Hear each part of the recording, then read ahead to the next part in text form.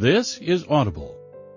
Recorded Books presents an unabridged recording of The Summer I Turned Pretty by Jenny Han, narrated by Jessica Almasi. I say, I can't believe you're really here. He sounds almost shy when he says, me neither. And then he hesitates. Are you still coming with me? I can't believe he even has to ask. I would go anywhere. Yes, I tell him. It feels like nothing else exists outside of that word. This moment. There's just us. Everything that happened this past summer, and every summer before it, has all led up to this. To now.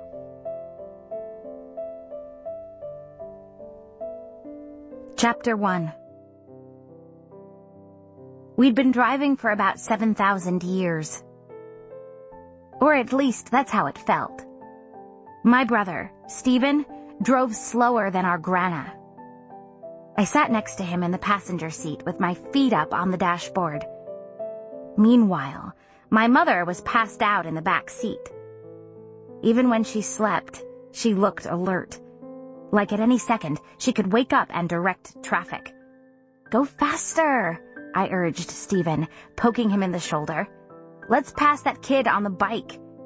Stephen shrugged me off. Never touch the driver, he said, and take your dirty feet off my dashboard.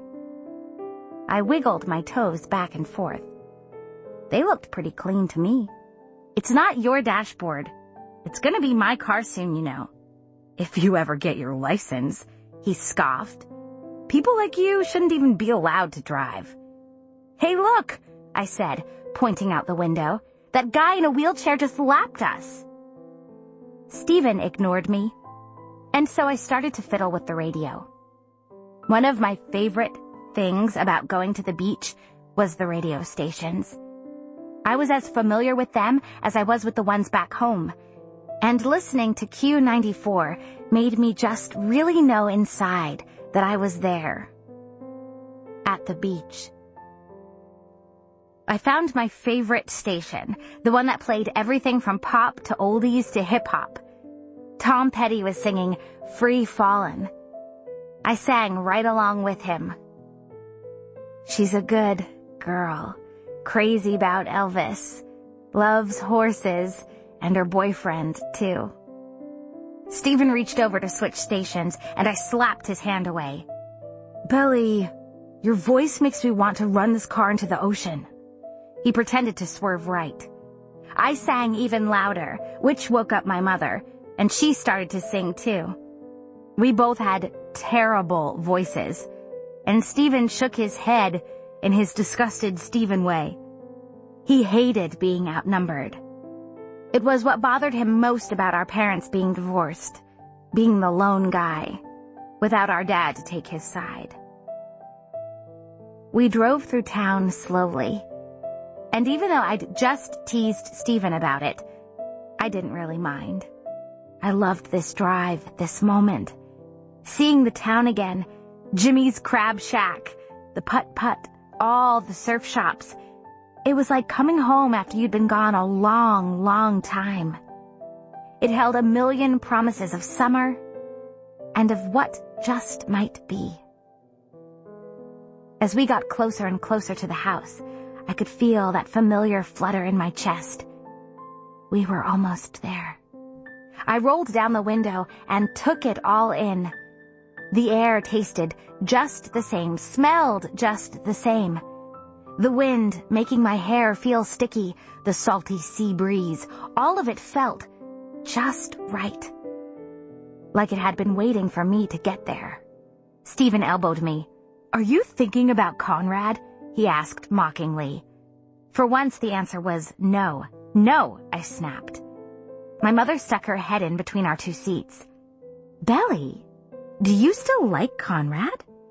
From the looks of things last summer, I thought there might be something between you and Jeremiah. What? You and Jeremiah?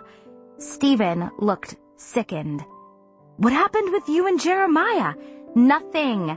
I told them both. I could feel the flush rising up from my chest. I wished I had a tan already to cover it up. Mom, just because two people are good friends, it doesn't mean there's anything going on. Please never bring that up again. My mother leaned back into the back seat. Done, she said. Her voice had that note of finality that I knew Stephen wouldn't be able to break through. Because he was Stephen, he tried anyway. What happened with you and Jeremiah? You can't say something like that and not explain. Get over it, I told him. Telling Stephen anything would only give him ammunition to make fun of me. And anyway, there was nothing to tell. There had never been anything to tell. Not really. Conrad and Jeremiah were Beck's boys. Beck was Susanna Fisher, formerly Susanna Beck. My mother was the only one who called her Beck. They'd known each other since they were 9. Blood sisters, they called each other, and they had the scars to prove it. Identical marks on their wrists that looked like hearts. Susanna told me that when I was born, she knew I was destined for one of her boys. She said it was fate. My mother, who didn't normally go in for that kind of thing, said it would be perfect, as long as I'd had at least a few loves before I settled down. Actually, she said lovers, but that word made me cringe. Susanna put her hands on my cheeks and said, Belly, you have my unequivocal blessing. I'd hate to lose my boys to anyone else. We'd been going to Susanna's beach house in Cousins Beach every summer since I was a baby, since before I was born even. For me, Cousins was less about the town and more about the house. The house was my world. We had our own stretch of beach all to ourselves. The summer house was made up of lots of things. The wraparound porch we used to run around on, jugs of sun tea, the swimming pool at night. But the boys most of all. I always wondered what the boys looked like in December. I tried to picture them in cranberry-colored scarves and turtleneck sweaters, rosy-cheeked, and standing beside a Christmas tree. But the image always seemed false. I did not know the winter Jeremiah or the winter Conrad, and I was jealous of everyone who did. I got flip-flops and sunburned noses and swim trunks and sand. But what about those New England girls who had snowball fights with them in the woods? The ones who snuggled up to them while they waited for the car to heat up. The ones they gave their coats to when it was chilly outside. Well, Jeremiah, maybe. Not Conrad. Conrad would never. It wasn't his style. Either way, it didn't seem fair.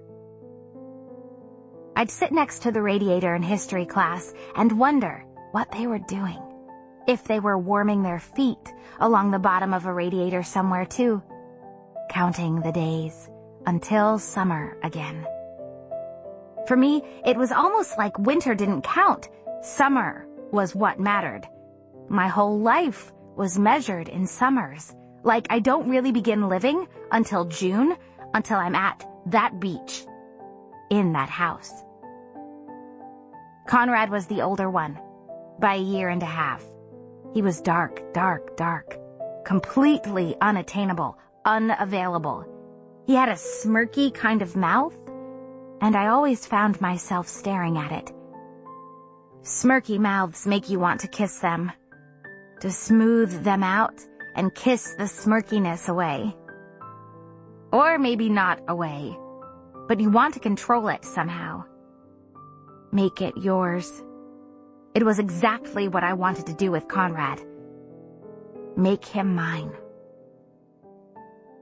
Jeremiah, though, he was my friend. He was nice to me. He was the kind of boy who still hugged his mother, still wanted to hold her hand, even when he was technically too old for it. He wasn't embarrassed either. Jeremiah Fisher was too busy having fun to ever be embarrassed. I bet Jeremiah was more popular than Conrad at school. I bet the girls liked him better. I bet that if it weren't for football, Conrad wouldn't be some big deal. He would just be quiet, moody Conrad, not a football god, and I liked that. I liked that Conrad preferred to be alone, playing his guitar, like he was above all the stupid high school stuff. I liked to think that if Conrad went to my school, he wouldn't play football. He'd be on the lit mag, and he'd notice someone like me. When we finally pulled up to the house, Jeremiah and Conrad were sitting out on the front porch. I leaned over Stephen and honked the horn twice, which in our summer language meant, "Come help with the bags, stat." Conrad was 18 now. He'd just had a birthday. He was taller than last summer, if you can believe it. His hair was cut short around his ears and was as dark as ever. Unlike Jeremiah's, whose hair had gotten longer, so he looked a little shaggy, but in a good way, like a 1970s tennis player. When he was younger, it was curly yellow, almost platinum in the summer. Jeremiah hated his curls. For a while, Conrad had him convinced that crusts made your hair curly, so Jeremiah had stopped eating sandwich crusts, and Conrad would polish them off. As Jeremiah got older, though, his hair was less and less curly and more wavy. I missed his curls. Susanna called him her little angel, and he used to look like one, with his rosy cheeks and yellow curls. He still had the rosy cheeks.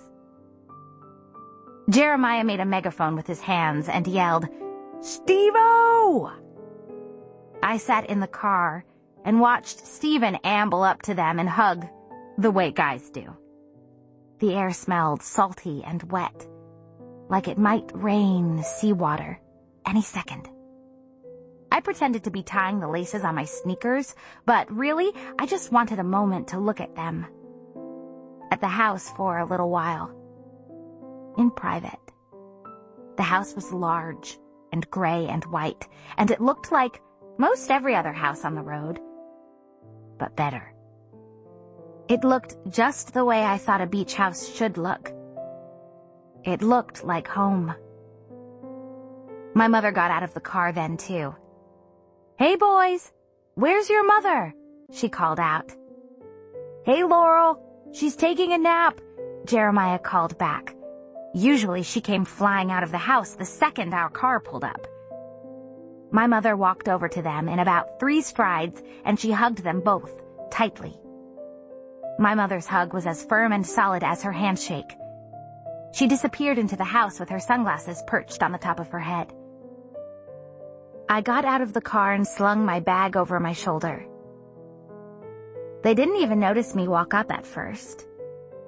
But then they did. They really did. Conrad gave me a quick glance over, the way boys do at the mall. He had never looked at me like that before in my whole life. Not once. I could feel my flush from the car return. Jeremiah, on the other hand, did a double take. He looked at me like he didn't even recognize me. All of this happened in the span of about 3 seconds, but it felt much, much longer. Conrad hugged me first, but a faraway kind of hug, careful not to get too close. He'd just gotten a haircut, and the skin around the nape of his neck looked pink and new, like a baby's. He smelled like the ocean. He smelled like Conrad. "I liked you better with glasses," he said, his lips close to my ear. That stung. I shoved him away and said, "Well, too bad. My contacts are here to stay." He smiled at me, and that smile, he just gets in. His smile did it every time. "I think you got a few new ones," he said, tapping me on the nose. He knew how self-conscious I was about my freckles, and he still teased me every time. Then Jeremiah grabbed me next, and he almost lifted me into the air.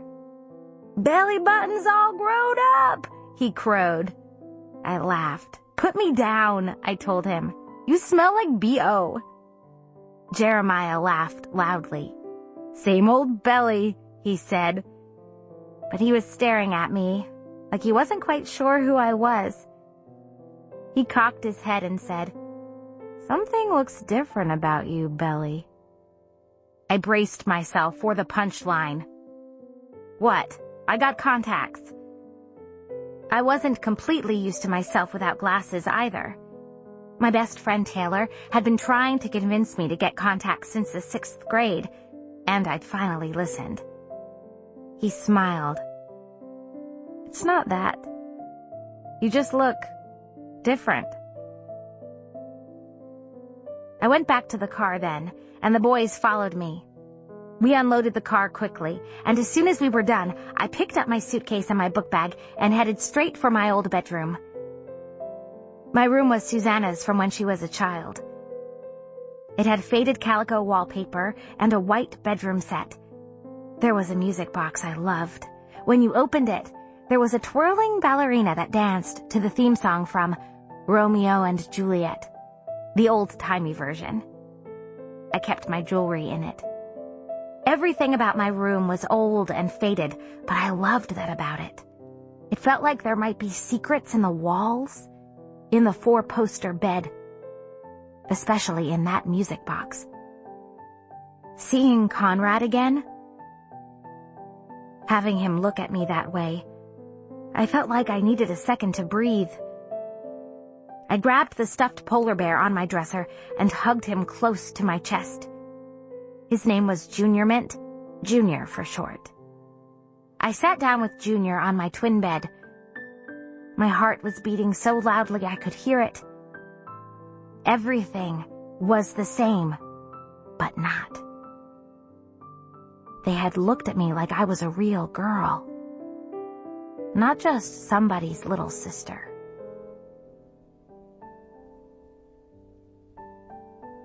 Chapter 2. Age 12.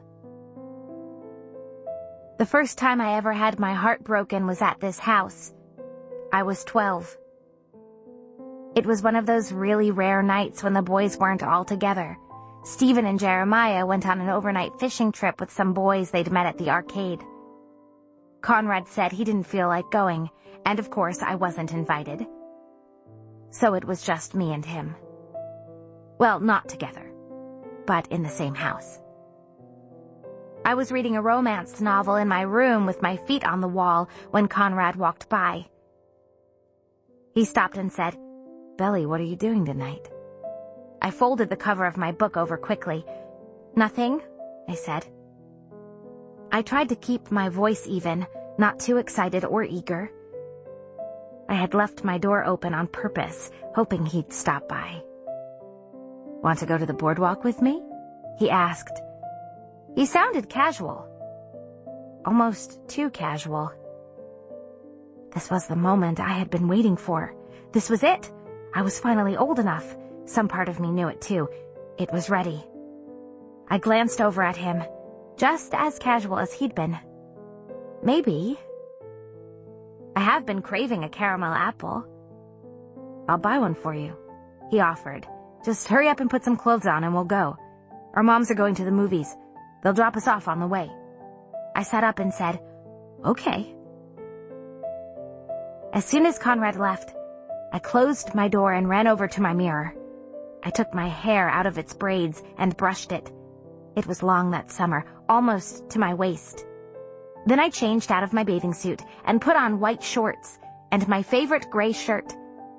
My dad said it matched my eyes. I smeared some strawberry frosting lip gloss on my lips and tucked the tube into my pocket for later, in case I needed to reapply. In the car, Susanna kept smiling at me in the rearview mirror. I gave her a look like, Quit, please. But I wanted to smile back. Conrad wasn't paying attention anyway. He was looking out the window the whole ride there. Have fun, kids, said Susanna, winking at me as I closed my door.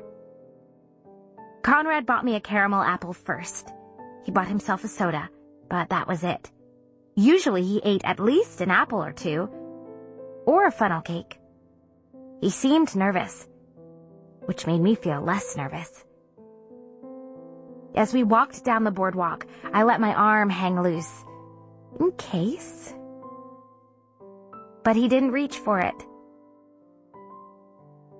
It was one of those perfect summer nights, the kind where there's a cool breeze and not one drop of rain. There would be rain tomorrow, but that night there were cool breezes, and that was it. I said, "Let's sit down so I can eat my apple." So we did. We sat on a bench that faced the beach. I bit into my apple carefully. I was worried I might get caramel all stuck in my teeth, and then how would he kiss me? He sipped his Coke noisily and then glanced down at his watch. "When you finish that, let's go to the ring toss." He wanted to win me a stuffed animal. I already knew which one I'd pick too, the polar bear with wire-framed glasses and a scarf. I'd had my eye on it all summer. I could already picture myself showing it off to Taylor. "Oh, that?"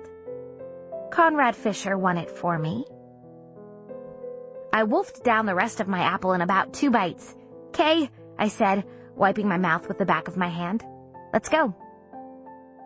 Conrad walked straight over to the ring toss, and I had to walk super quick to keep up. As usual, he wasn't talking much, so I talked even more to make up for it. "I think when we get back, my mom might finally get cable. Stephen and my dad and I have been trying to convince her for forever. She claims to be so against TV, but then she watches movies on A&E, like, the whole time we're here. It's so hypocritical," I said. And my voice trailed off when I saw that Conrad wasn't even listening. He was watching the girl who worked the ring toss.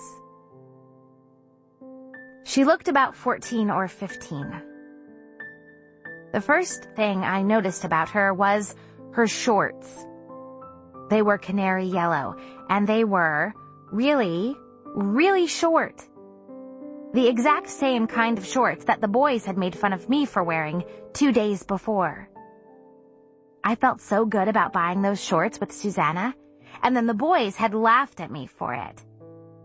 The shorts looked a whole lot better on her. Her legs were skinny and freckled, and so were her arms. Everything about her was skinny, even her lips. Her hair was long and wavy. It was red, but it was so light it was almost peach. I think it might have been the prettiest hair I'd ever seen. She'd had it pulled over to the side, and it was so long that she had to keep flicking it away as she handed people rings. Conrad had come to the boardwalk for her. He'd brought me because he hadn't wanted to come alone, and he hadn't wanted Stephen and Jeremiah to give him a hard time. That was it. That was the whole reason. I could see it all in the way he looked at her, the way he almost seemed to hold his breath. "Do you know her?" I asked. He looked startled, like he'd forgotten I was there. "Her? No, not really." I bit my lip. "Well, do you want to?" "Do I want to what?" Conrad was confused, which was annoying. "Do you want to know her?" I asked impatiently. "I guess." I grabbed him by his shirt sleeve and walked right up to the booth. The girls smiled at us, and I smiled back, but it was just for show. I was playing a part. "How many rings?" she asked. She had braces, but on her they looked interesting, like teeth jewelry, and not like orthodontics.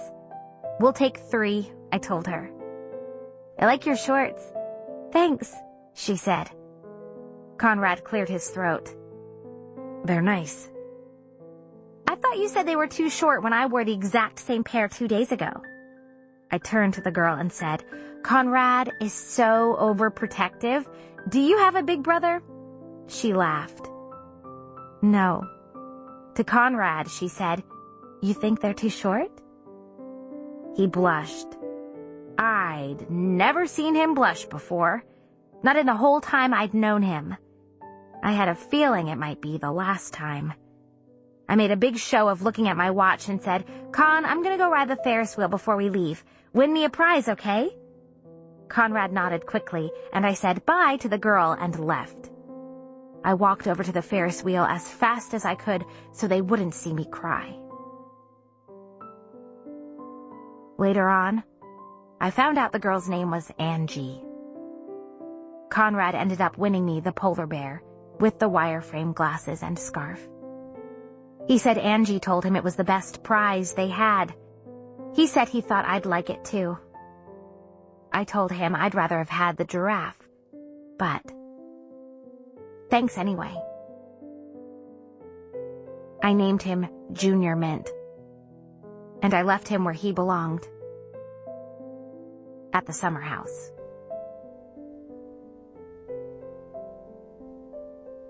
Chapter 3. After I unpacked, I went straight down to the pool, where I knew the boys would be. They were lying around on the deck chairs, their dirty bare feet hanging off the edges. As soon as Jeremiah saw me, he sprang up. "Ladies and gentlemen, men," he began dramatically, bowing like a circus ringmaster. "I do believe it is time for our first belly flop of the summer." I inched away from them uneasily. Too fast a movement, and it would be all over. They'd chase me then. "No way," I said. Then Conrad and Stephen stood up, circling me.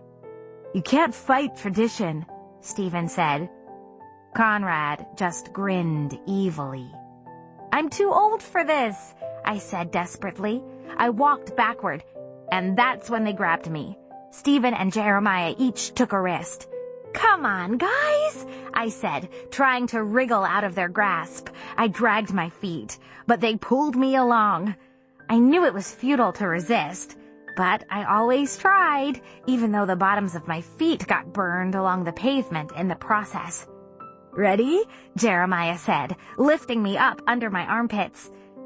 Conrad grabbed my feet, and then Stephen took my right arm while Jeremiah hung on to my left. They swung me back and forth like I was a sack of flour. "I hate you guys!" I yelled over their laughter. "1, Jeremiah began. 2, Stephen said. And 3, Conrad finished. Then they launched me into the pool, clothes and all.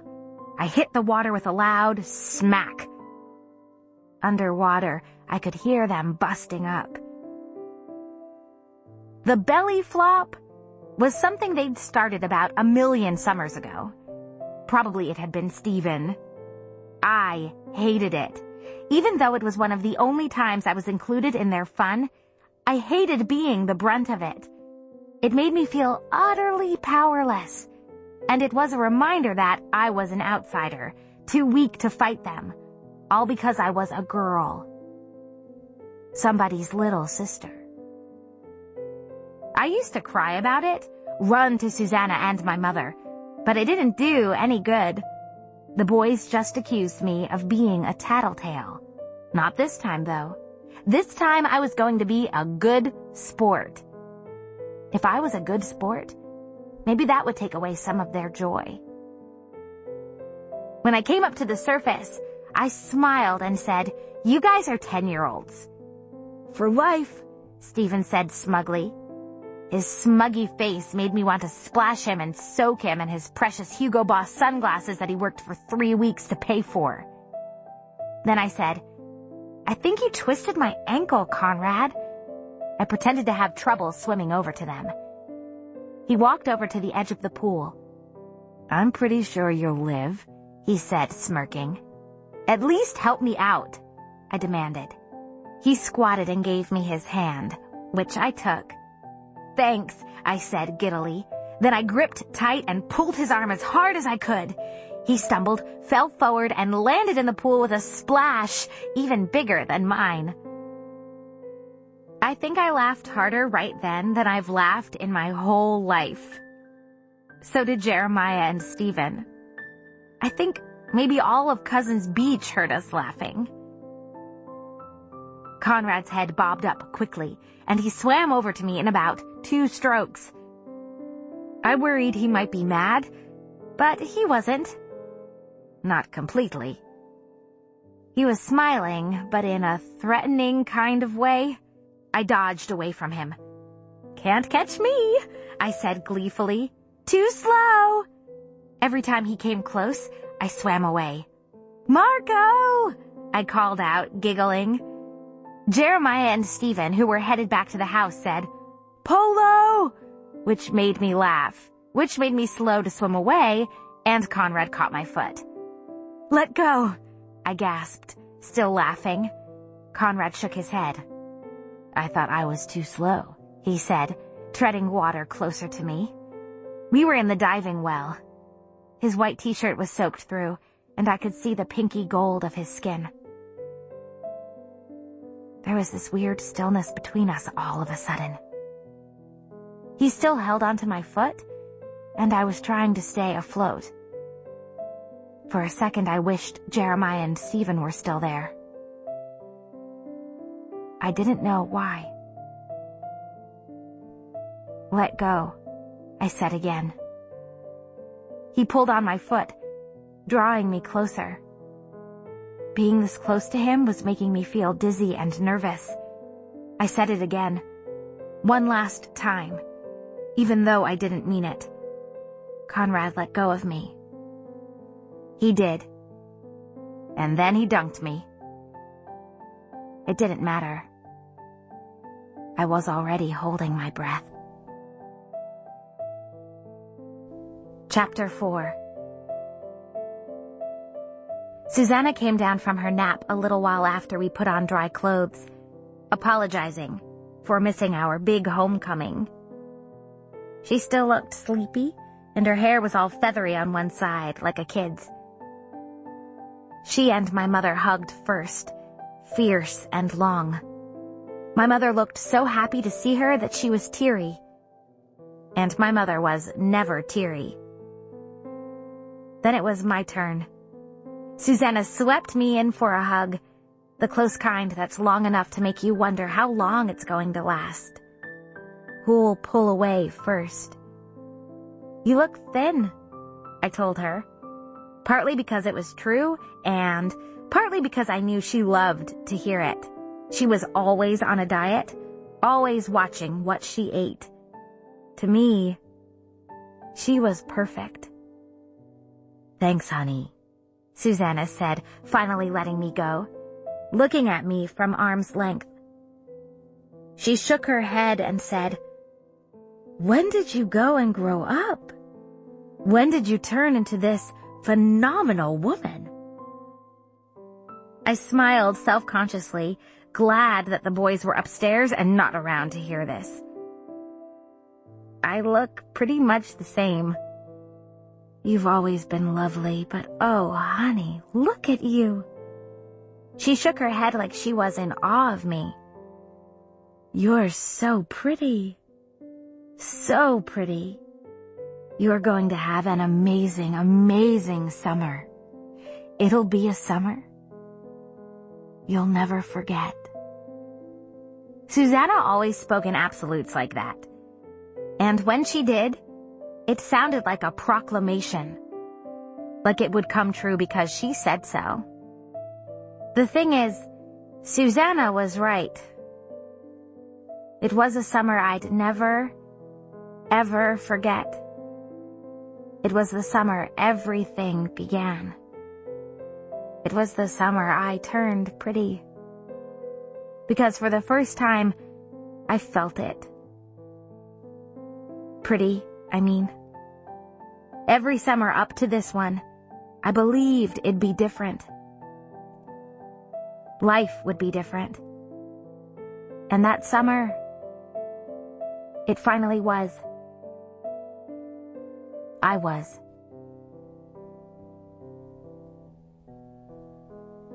Chapter 5. Dinner the first night was always the same. A big pot of spicy bouillabaisse that Susanna cooked up while she waited for us to arrive. Lots of shrimp and crab legs and squid. She knew I loved squid.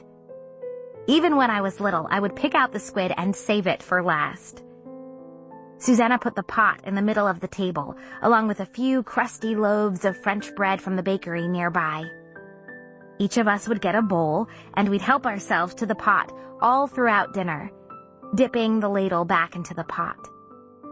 Susanna and my mother always had red wine, and us kids had grape Fanta. But on that night, there were wine glasses for everyone. I think we're all old enough to partake now. Don't you, Lore? Susanna said as we sat down. I don't know about that, my mother began, but then she stopped. Oh, all right. Fine. I'm being provincial, isn't that right, Beck? Susanna laughed and uncorked the bottle. You? Never, she said, pouring a little wine for each of us. It's a special night. It's the first night of summer. Conrad drank his wine in about 2 gulps. He drank it like he was used to drinking it. I guess a lot can happen over the course of a year. He said, It's not the first night of summer, Mom. Oh, yes it is. Summer doesn't start until our friends get here, Susanna said, reaching across the table and touching my hand. And Conrad's, too. He jerked away from her, almost by accident. Susanna didn't seem to notice, but I did. I always noticed Conrad. Jeremiah must have seen it too, because he changed the subject. Belly, check out my latest scar, he said, pulling up his shirt. I scored 3 field goals that night.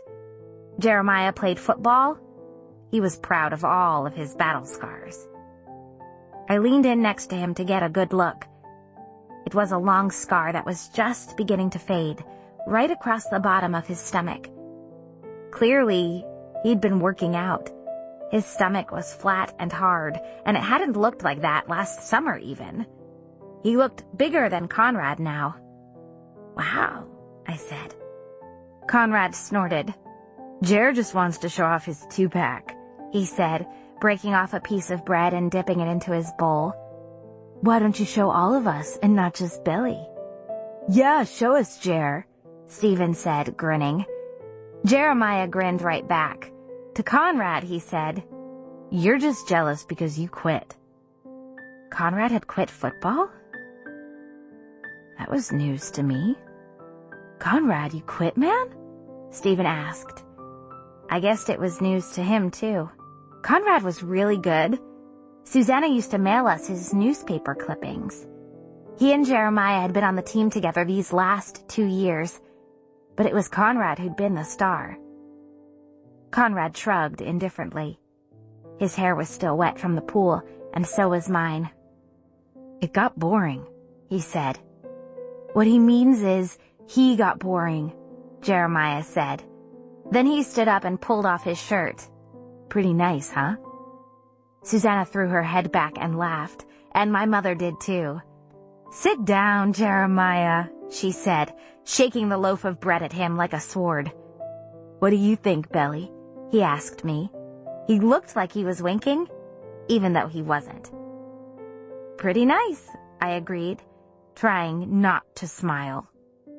Now it's Belly's turn to show off, Conrad said mockingly. Belly doesn't need to show off. We can all see how lovely she is just looking at her, Susanna said, sipping her wine and smiling at me.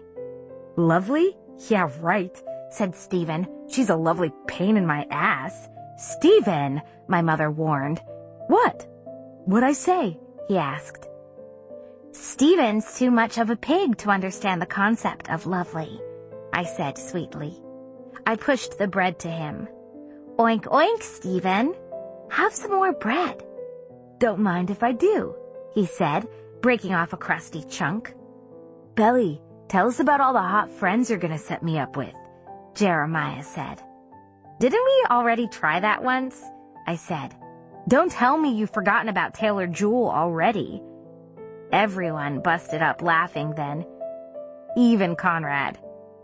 Jeremiah's cheeks turned pink, but he was laughing too, and shaking his head. You're not a nice girl, Belly, he said. There's plenty of cute girls at the country club, so don't worry about me. Worry about Con. He's the one missing out. The original plan was for both Jeremiah and Conrad to work at the country club as lifeguards. Conrad had done it the summer before. This summer, Jeremiah was old enough to do it with him, but Conrad changed his mind at the last minute and decided to bust tables at the fancy seafood buffet instead. We used to go there all the time.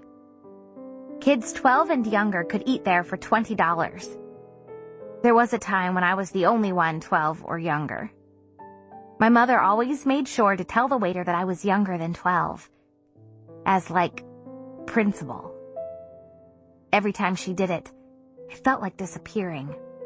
I wished I was invisible. It wasn't that the boys even made a big deal out of it, which they easily could have, but it was the feeling different, like an outsider, that I hated. I hated it being pointed out. I just wanted to be like them.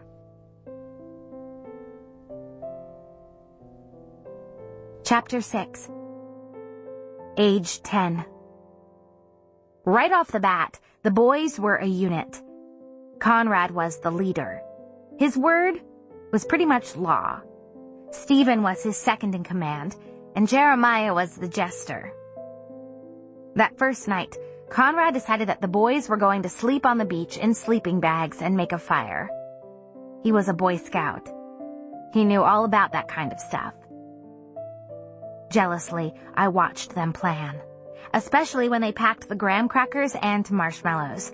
Don't take the whole box, I wanted to tell them. I didn't, though. It wasn't my place. It wasn't even my house. Stephen, make sure you bring the flashlight, Conrad directed. Stephen nodded quickly. I had never seen him follow orders before. He looked up to Conrad, who was 8 months older. It had always been that way. Everybody had somebody but me. I wished I was at home, making butterscotch sundaes with my dad and eating them on our living room floor. Jeremiah, don't forget the cards, Conrad added, rolling up a sleeping bag. Jeremiah saluted him and danced a little jig, which made me giggle. Sir, yes, sir. He turned to me on the couch and said, Conrad is bossy like our dad. Don't feel like you have to listen to him or anything. Jeremiah talking to me made me feel brave enough to say, Can I come too? Right away, Stephen said, No, guys only, right, Con? Conrad hesitated. Sorry, Belly, he said. And he really did look sorry for a second. 2 seconds, even. Then he went back to rolling his sleeping bag. I turned away from them and faced the TV. That's okay, I don't really care anyway. Ooh, watch out, Belly's gonna cry, Stephen said joyously. To Jeremiah and Conrad he said, When she doesn't get her way, she cries. Our dad always falls for it. Shut up, Stephen! I yelled. I was worried I really might cry. The last thing I needed was to be a crybaby our first night. Then they'd never take me along for real. Belly's gonna cry, Stephen said in a sing-song voice. Then he and Jeremiah started to dance a jig together. Leave her alone, Conrad said. Stephen stopped dancing. What? He said, confused. You guys are so immature, Conrad said, shaking his head. I watched them pick up their gear and get ready to leave. I was about to lose my chance to camp, to be a part of the gang. Quickly I said, "Stephen, if you don't let me go, I'll tell Mom." Stephen's face twisted. "No, you won't. Mom hates it when you tattletale." It was true. My mother hated it when I told on Stephen for things like this. She'd say he needed his own time, that I could go the next time around, that it would be more fun at the house with her and Beck anyway. I sank into the couch, arms crossed. I'd lost my chance. Now I just looked like a tattletale. A baby. On the way out, Jeremiah turned around and danced a quick jig for me, and I couldn't help it. I laughed. Over his shoulder, Conrad said, "Good night, Belly." And that was it. I was in love.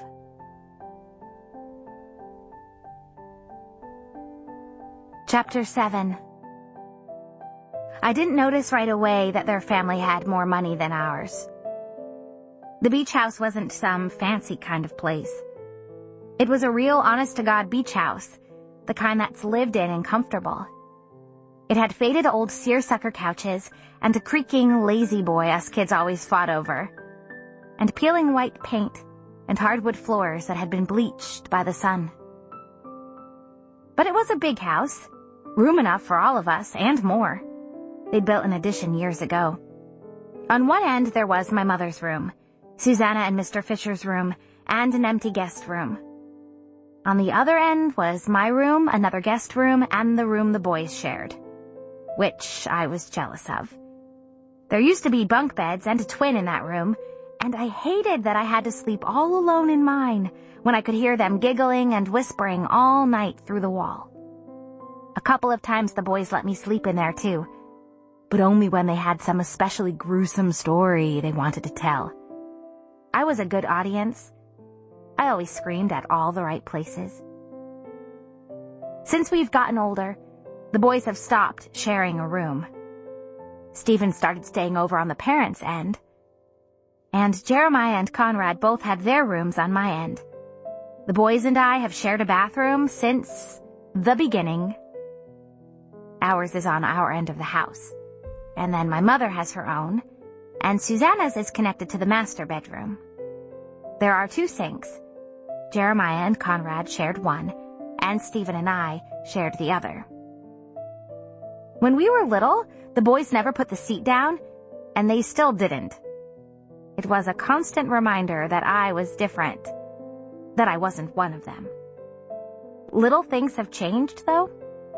It used to be that they left water all over the place, either from splash fights or from just being careless. Now that they shaved, they left their little chin hairs all over the sink. The counter was crowded with their different deodorants and shaving cream and cologne. They had more cologne than I had perfume. One pink French bottle my dad bought me for Christmas when I was 13. It smelled like vanilla and burnt sugar and lemon. I think his grad student girlfriend picked it out. He wasn't good at that sort of thing. Anyway, I didn't leave my perfume in the bathroom mixed in with all their stuff. I kept it on the dresser in my room, and I never wore it anyway. I didn't know why I even brought it with me.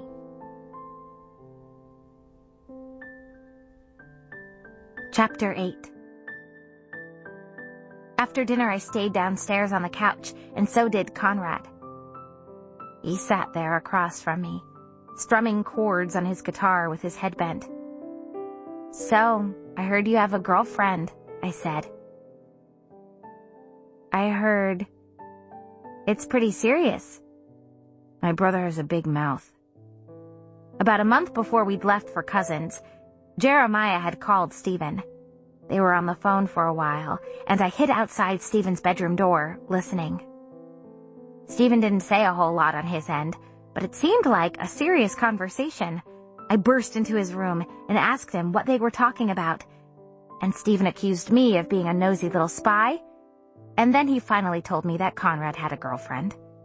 "So, what's she like?" I didn't look at him when I said this. I was afraid he'd be able to see how much I cared. Conrad cleared his throat. "We broke up," he said. I almost gasped. My heart did a little ping. "Your mom is right. You are a heartbreaker." I meant it to come out as a joke, but the words rang in my head and in the air like some kind of declaration. He flinched. "She dumped me," he said flatly. I couldn't imagine anyone breaking up with Conrad. I wondered what she was like. Suddenly, she was this compelling, actual person in my mind. "What was her name? What does it matter?" he said, his voice rough. Then, "Aubrey. Her name is Aubrey." "Why did she break up with you?" I couldn't help myself. I was too curious. Who was this girl? I pictured someone with pale, white blonde hair and turquoise eyes. Someone with perfect cuticles and oval-shaped nails. I'd always had to keep mine short for piano, and then after I quit, I still kept them short because I was used to them that way. Conrad put down the guitar and stared off into space moodily. "She said I changed." "And did you?" "I don't know. Everybody changes." "You did."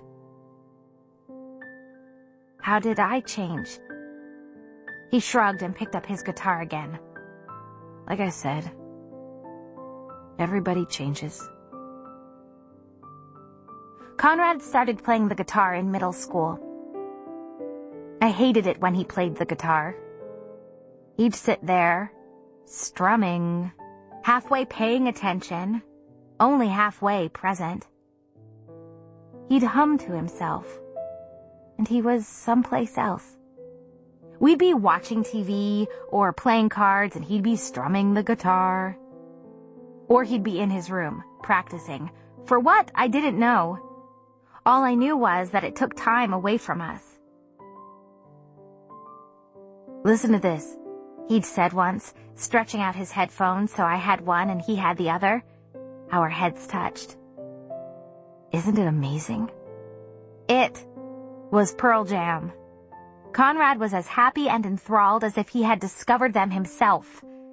I'd never heard of them, but at that moment, it was the best song I'd ever heard. I went out and bought 10 and listened to it on repeat. When I listened to track 5, Black, it was like I was there, in that moment all over again. After the summer was over, when I got back home, I went to the music store and bought the sheet music and learned to play it on the piano. I thought one day I could accompany Conrad and we could be, like, a band. Which was so stupid. The summer house didn't even have a piano. Susanna tried to get one for the summer house, so I could practice. But my mother wouldn't let her.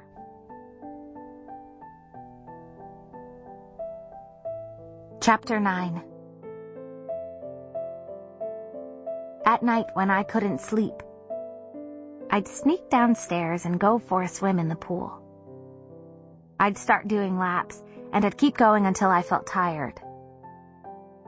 When I went to bed, my muscles felt nice and sore, but also shivery and relaxed. I loved bundling myself up after a swim in one of Susanna's cornflower blue bath sheets. I'd never even heard of bath sheets before Susanna.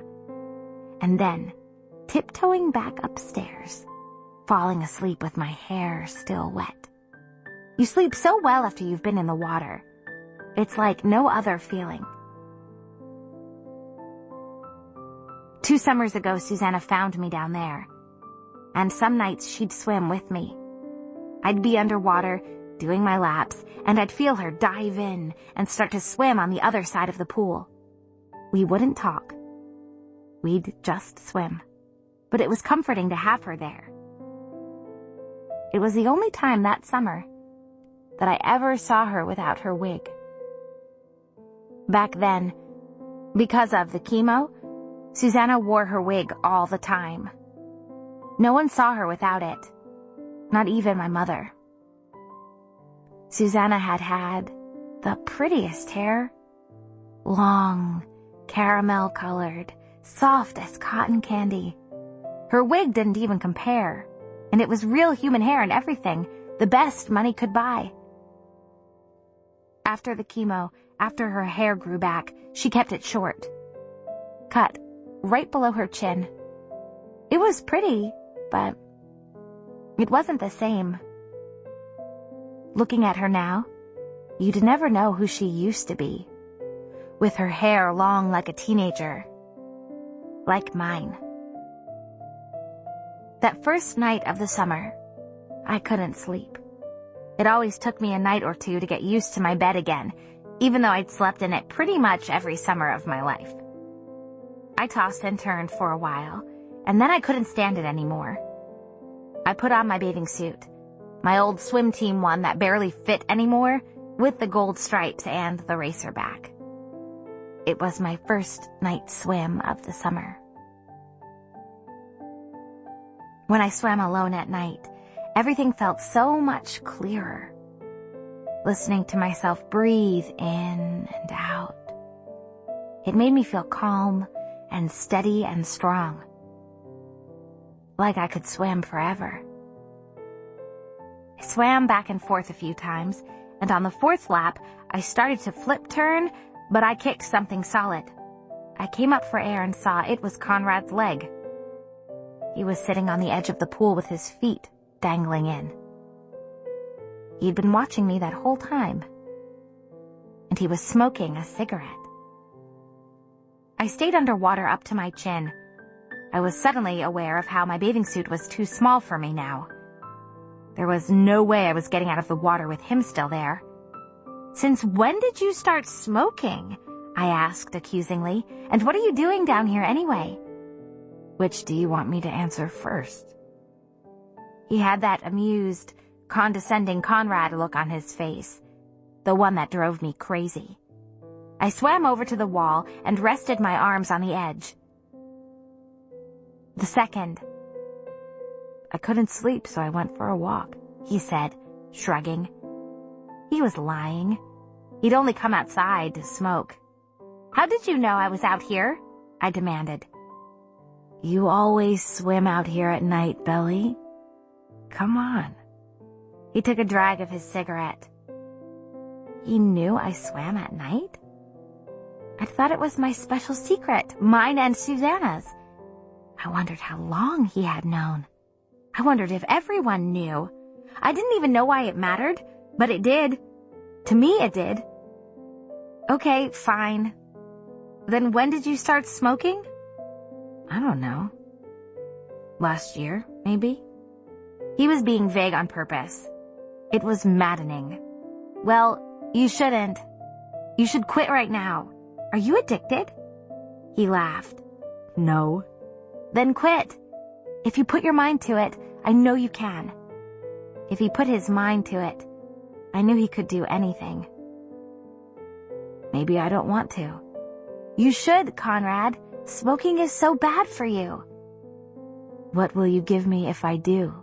he asked teasingly. He held the cigarette in the air, above his beer can. The air felt different all of a sudden. It felt charged, electric, like I had been zapped by a thunderbolt. I let go of the edge and started to tread water, away from him. It felt like forever before I spoke. "Nothing," I said. "You should quit for yourself." "You're right," he said. And the moment was over. He stood up and ground his cigarette out on the top of the can. "Good night, Belly. Don't stay out here too late. You never know what kind of monsters come out at night." Everything felt normal again. I splashed water at his legs as he walked away. "Screw you," I said to his back. A long time ago, Conrad and Jeremiah and Stephen convinced me that there was a child killer on the loose, the kind who liked chubby little girls with brown hair and grayish blue eyes. "Wait! Are you quitting or not?" I yelled. He didn't answer me. He just laughed. I could tell by the way his shoulders shook as he closed the gate. After he left, I fell back into the water and floated. I could feel my heart beating through my ears. It thudded, quick, quick, quick, like a metronome. Conrad was different. I'd sensed something even at dinner before he'd told me about Aubrey. He had changed. And yet, the way he affected me was still the same. It felt just exactly the same. It felt like I was at the top of the grizzly at King's Dominion, right about to go down the first hill.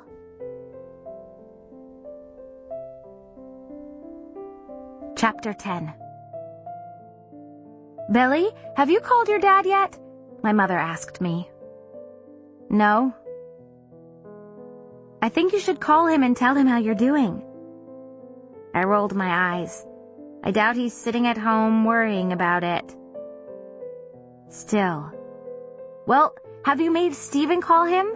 I countered. "No, I haven't," she said, her tone level. "Your dad and Stephen are about to spend 2 weeks together looking at colleges. You, on the other hand, won't get to see him until the end of summer." Why did she have to be so reasonable? Everything was that way with her. My mother was the only person I knew who could have a reasonable divorce. My mother got up and handed me the phone. "Call your father," she said, leaving the room. She always left the room when I called my father, like she was giving me privacy. As if there were some secrets I needed to tell my father that I couldn't tell him in front of her. I didn't call him. I put the phone back in its cradle. He should be the one calling me, not the other way around. He was the father. I was just the kid. And anyway, dads didn't belong in the summer house. Not my father and not Mr. Fisher. Sure, they'd come to visit, but it wasn't their place. They didn't belong to it. Not the way we all did. The mothers and us kids.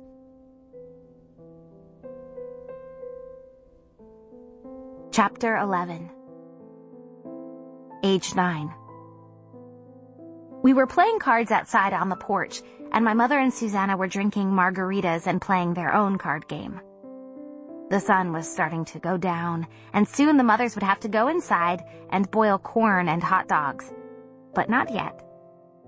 First, they played cards. "Laurel, why do you call my mom Beck when everyone else calls her Susanna?" Jeremiah wanted to know. He and my brother, Stephen, were a team, and they were losing. Card games bored Jeremiah, and he was always looking for something more interesting to do, to talk about. "Because her maiden name is Beck," my mother explained, grinding out a cigarette. They only smoked when they were together, so it was a special occasion. My mother said smoking with Susanna made her feel young again. I said it would shorten her lifespan by years, but she waved off my worries and called me a doomsdayer. "What's a maiden name?" Jeremiah asked. My brother tapped Jeremiah's hand of cards to get him back into the game, but Jeremiah ignored him. "It's a lady's name before she gets married, Dipwad," said Conrad. "Don't call him Dipwad, Conrad," Susanna said automatically, sorting through her hand. "But why does she have to change her name at all?" Jeremiah wondered. "She doesn't. I didn't. My name is Laurel Dunn, same as the day I was born." Nice, huh? My mother liked to feel superior to Susanna for not changing her name. After all, why should a woman have to change her name for a man? She shouldn't. "Laurel, please shut up," said Susanna, throwing a few cards down onto the table. "Gin." My mother sighed and threw her cards down too. "I don't want to play gin anymore. Let's play something else. Let's play Go Fish with these guys." "Sore loser," Susanna said. "Mom, we're not playing Go Fish. We're playing Hearts, and you can't play because you always try to cheat," I said. Conrad was my partner, and I was pretty sure we were going to win. I had picked him on purpose. Conrad was good at winning. He was the fastest swimmer, the best boogie boarder, and he always won at cards. Susanna clapped her hands together and laughed. "Lord, this girl is you all over again." My mother said, "No, Bellie's her father's daughter." And they exchanged this secret look that made me want to say, What? But I knew my mother would never say. She was a secret keeper, always had been. And I guessed I did look like my father. I had his eyes that turned up at the corners, a little girl version of his nose, his chin that jutted out. All I had of my mother was her hands. Then the moment was over, and Susanna smiled at me and said, "You're absolutely right, Belly. Your mother does cheat. She's always cheated at heart. Cheaters never prosper, children." Susanna was always calling us children, but the thing was, I didn't even mind. Normally I would.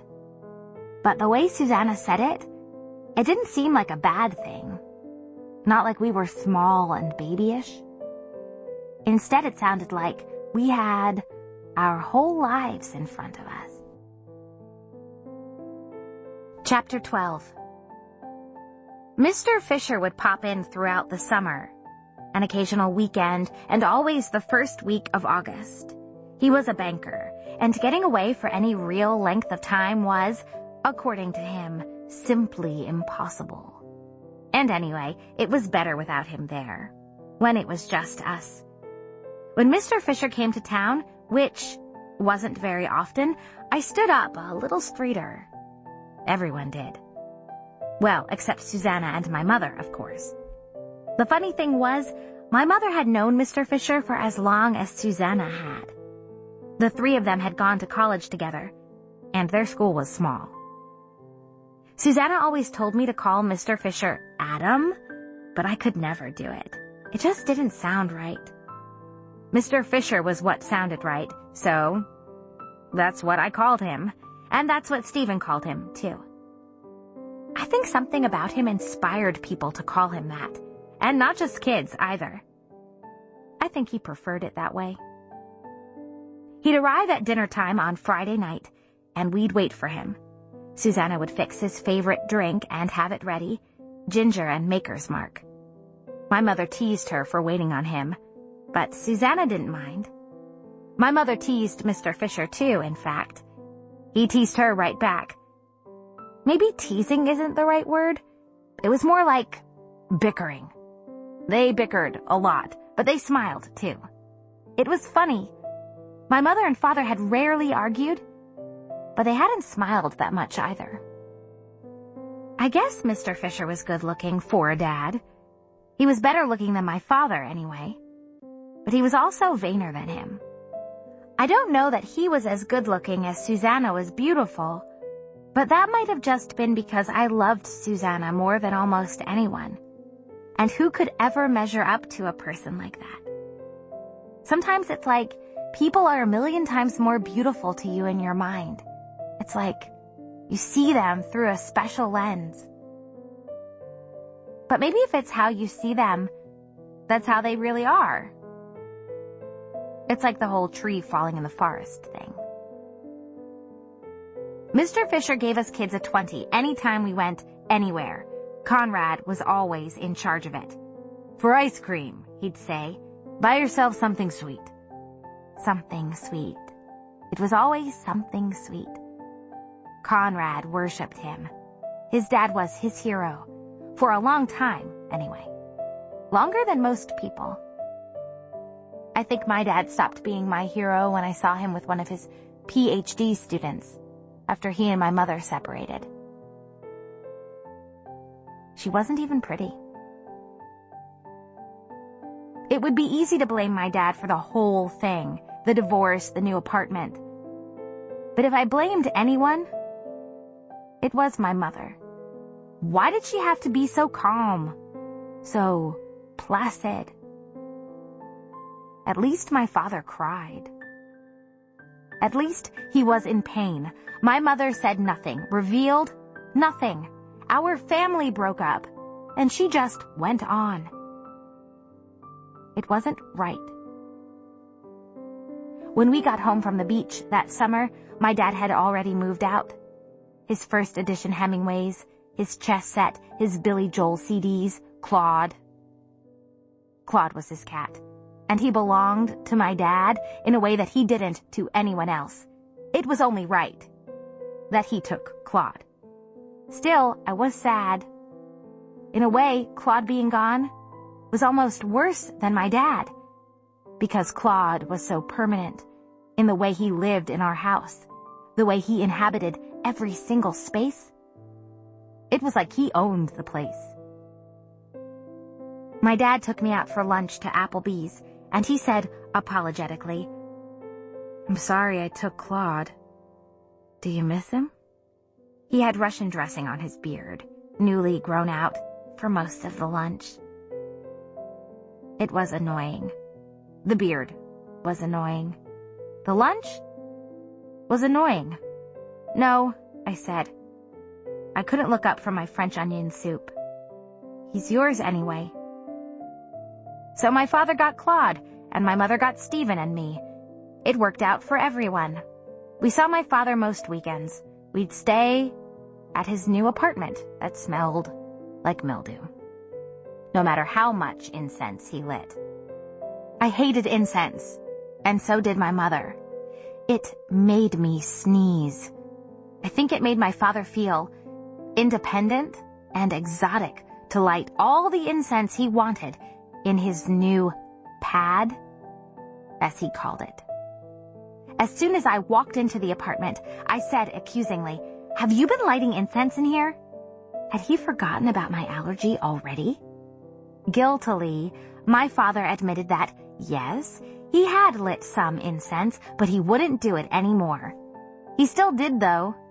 He did it when I wasn't there, out the window, but I could still smell the stuff. It was a 2-bedroom apartment. He slept in the master bedroom, and I slept in the other one, in a little twin bed with pink sheets.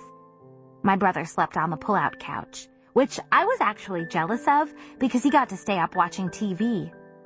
All my room had was a bed and a white dresser set that I barely even used. Only one drawer had clothes in it. The rest were empty. There was a bookshelf, too, with books my father had bought for me.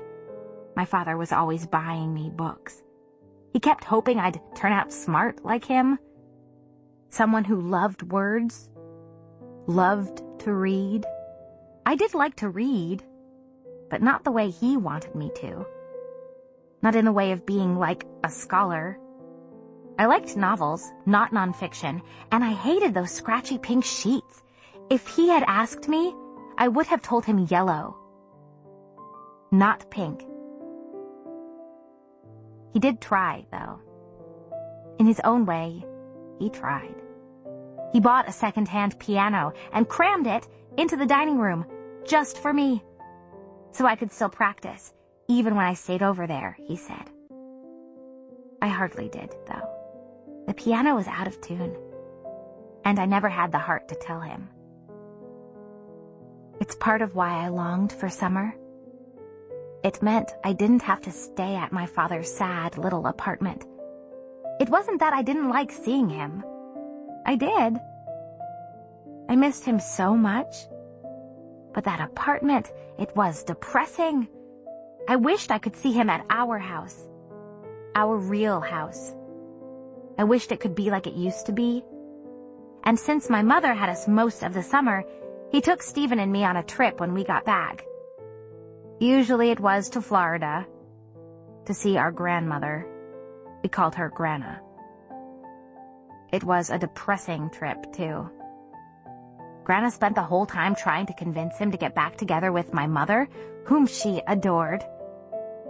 "Have you talked with Laurel lately?" she'd ask, even way long after the divorce. I hated hearing her nag him about it.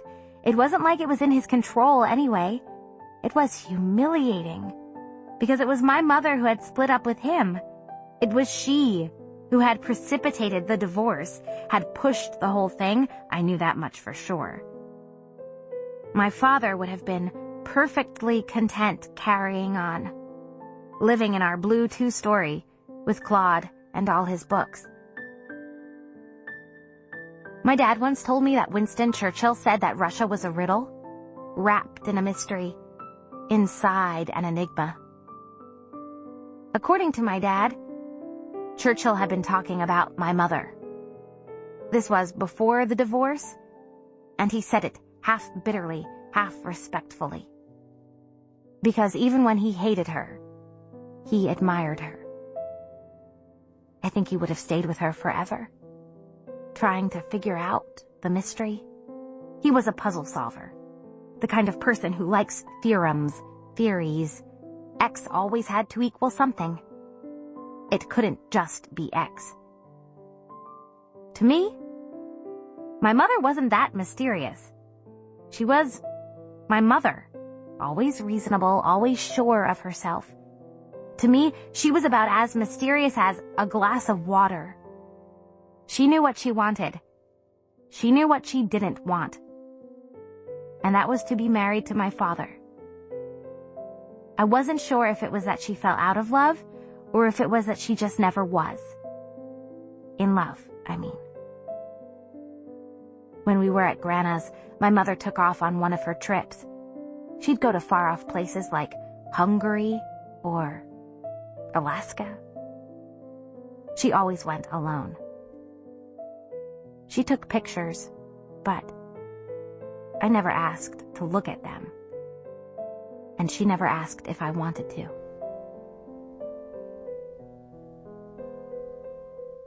Chapter 13.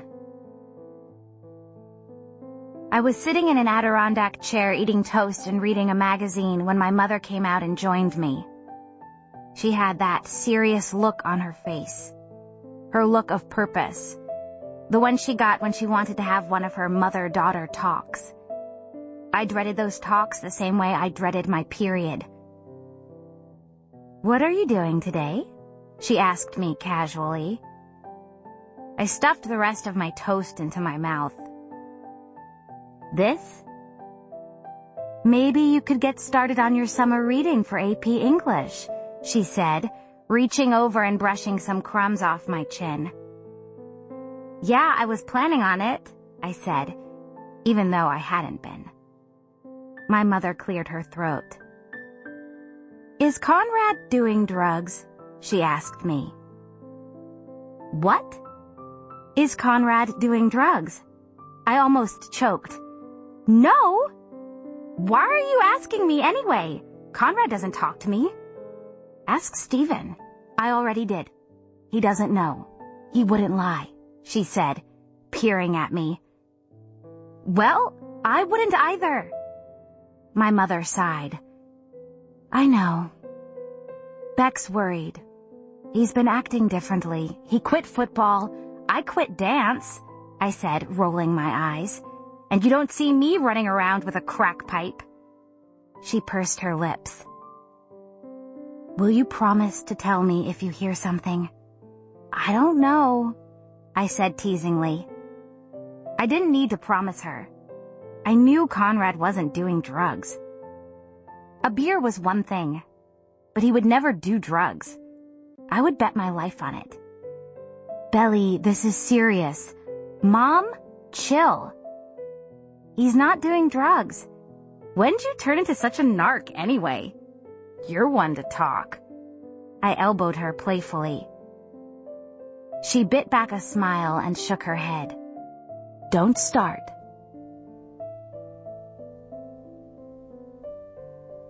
Chapter 14. Age 13.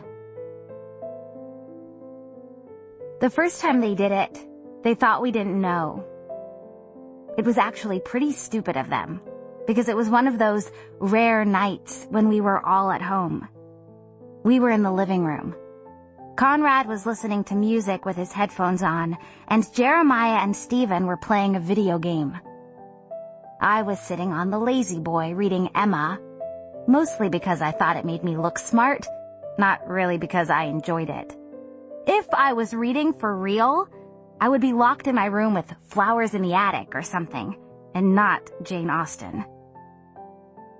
I think Stephen smelled it first. He looked around, sniffed like a dog, and then said, "Do you guys smell that?" "I told you not to eat all those baked beans, Stephen," Jeremiah said, his eyes focused on the TV screen. I snickered. But it wasn't gas. I smelled it too. It was pot. "It's pot!" I said loudly. I wanted to be the one who said it first, to prove how sophisticated and knowledgeable I was. "No way," said Jeremiah. Conrad took off his headphones and said, "Belly's right. It's pot."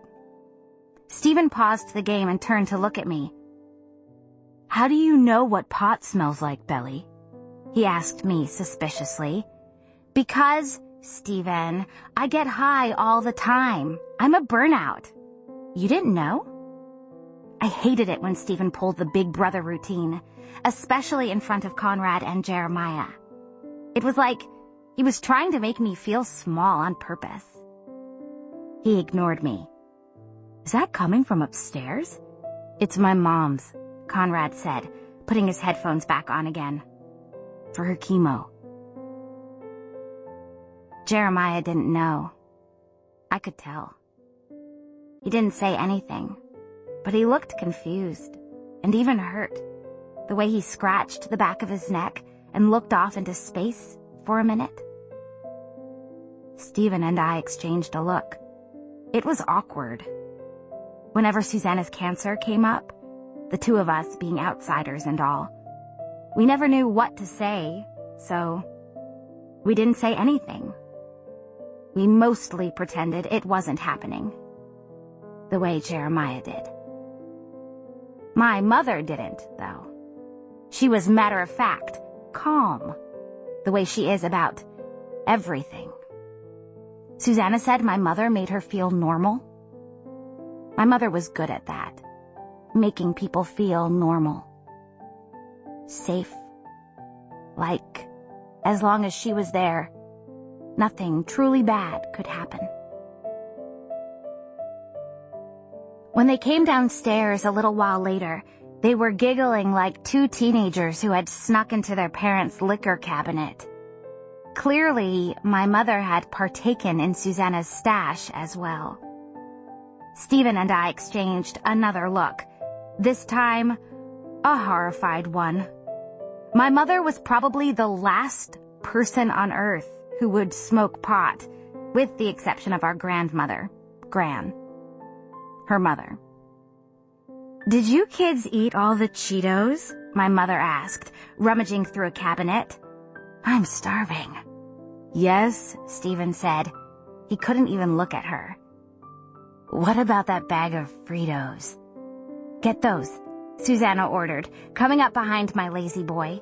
She touched my hair lightly, which I loved. Susanna was much more affectionate than my mother in those kinds of ways, and she was always calling me the daughter she never had. She loved sharing me with my mother, and my mother didn't mind. Neither did I. "How are you liking Emma so far?" she asked me. Susanna had a way of focusing on you that made you feel like the most interesting person in the room. I opened my mouth to lie and tell her how great I thought it was, but before I could, Conrad said very loudly, "She hasn't turned a page in over an hour." He was still wearing his headphones. I glared at him, but inside I was thrilled that he had noticed. For once, he had been watching me. But of course he'd noticed. Conrad noticed everything. Conrad would notice if the neighbor's dog had more crust in its right eye than its left, or if the pizza delivery guy was driving a different car. It wasn't really a compliment to be noticed by Conrad. It was a matter of fact. You'll love it once it gets going, Susanna assured me, sweeping my bangs across my forehead.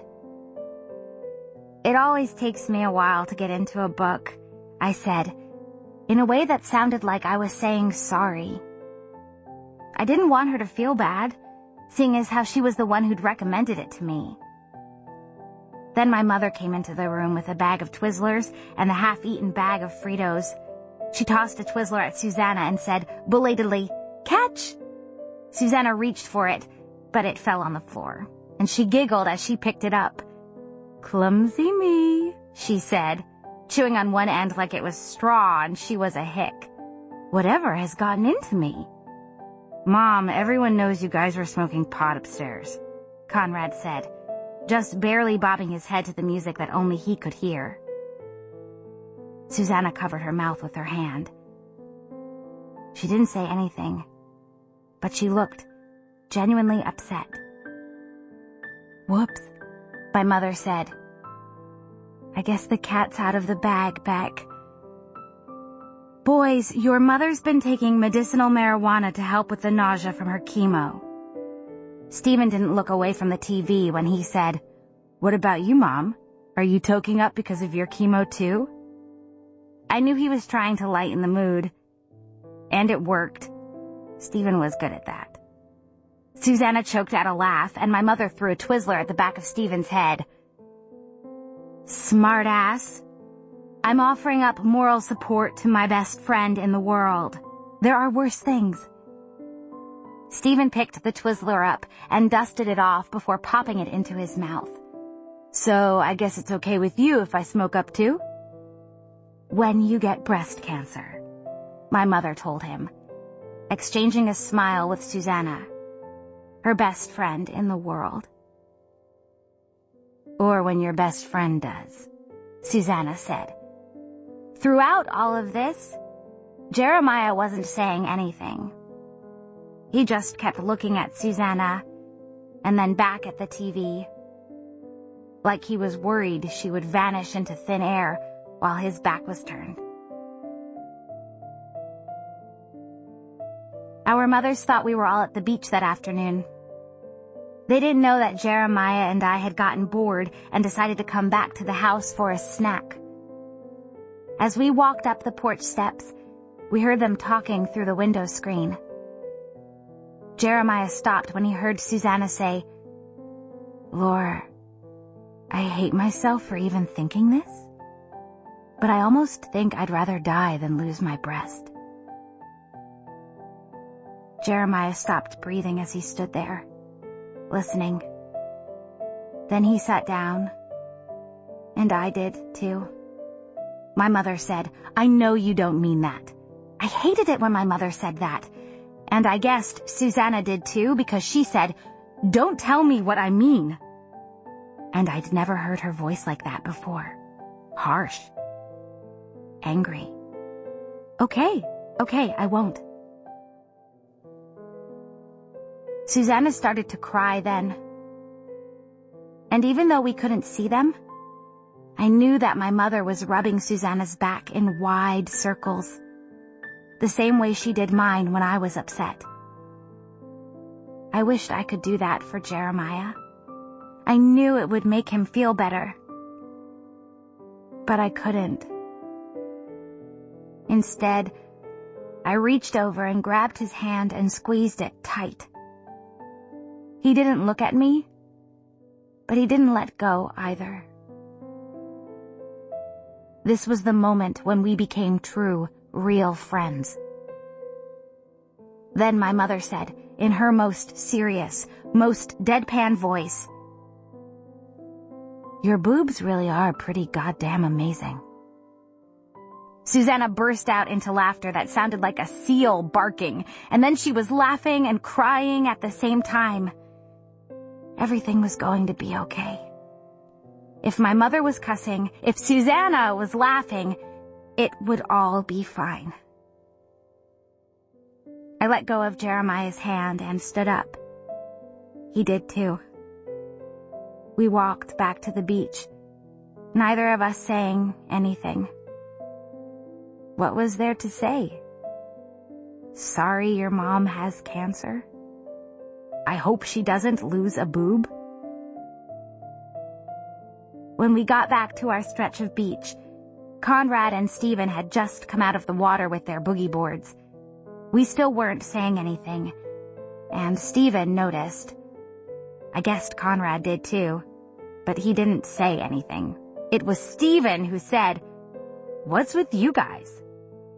"Nothing," I said, pulling my knees to my chest. "Did you guys just have your first kiss or something?" he said, shaking water off his trunks and onto my knees. "Shut up," I told him. I was tempted to pants him just to change the subject. The summer before, the boys had gone through an obsession with pantsing one another in public. I had never participated, but at that moment I really wanted to. "Aw, I knew it," he said, jabbing me in the shoulder. I shrugged him off and told him to shut up again. He started to sing, "Summer lovin' had me a blast. Summer lovin' happened so fast." "Stephen, quit being dumb," I said, turning to shake my head and roll my eyes with Jeremiah.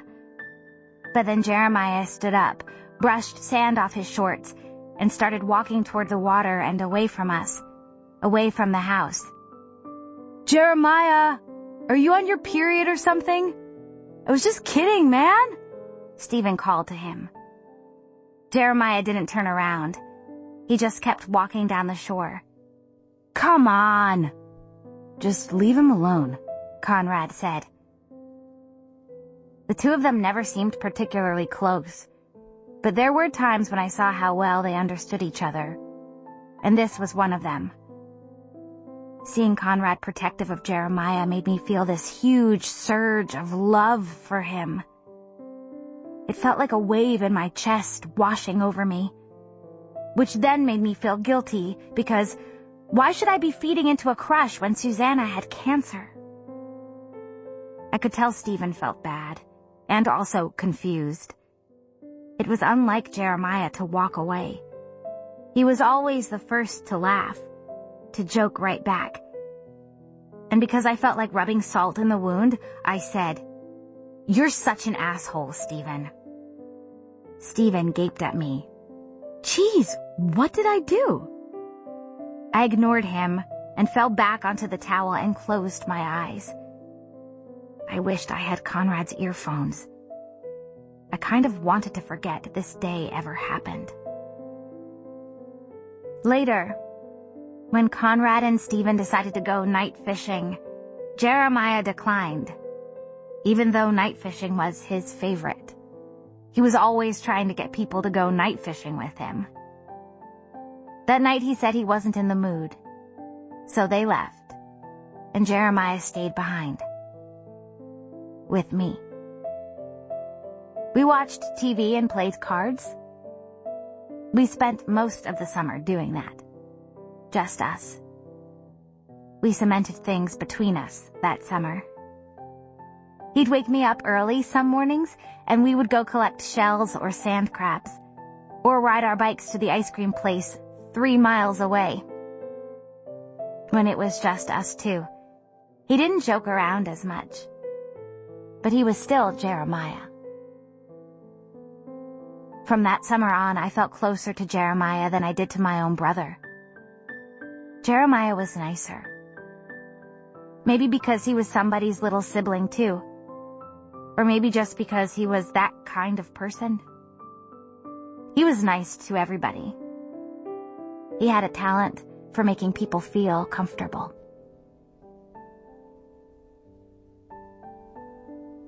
Chapter 15. It had been raining for 3 days. By 4 o'clock the third day, Jeremiah was stir-crazy. He wasn't the kind of person to stay inside. He was always moving, always on his way somewhere new. He said he couldn't take it anymore and asked who wanted to go to the movies. There was only one movie theater in Cousins besides the drive-in, and it was in a mall. Conrad was in his room, and when Jeremiah went up and asked him to come, he said no. He'd been spending an awful lot of time alone. In his room. And I could tell it hurt Stephen's feelings. He'd be leaving soon for a college road trip with our dad, and Conrad didn't seem to care. When Conrad wasn't at work, he was too busy strumming his guitar and listening to music. So it was just Jeremiah, Stephen, and me.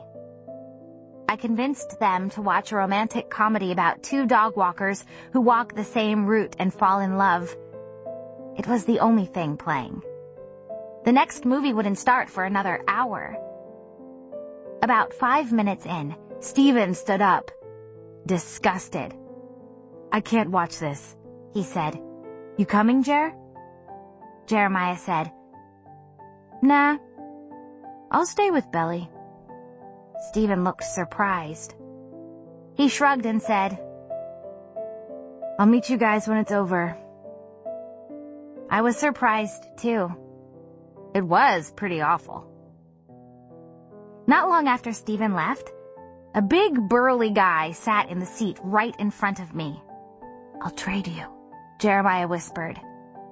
I thought about doing the fake, "that's okay" thing, but decided against it. This was Jeremiah, after all. I didn't have to be polite. So instead I said thanks and we traded. To see the screen, Jeremiah had to keep craning his neck to the right and lean toward me. His hair smelled like Asian pears, this expensive shampoo Susanna used. It was funny.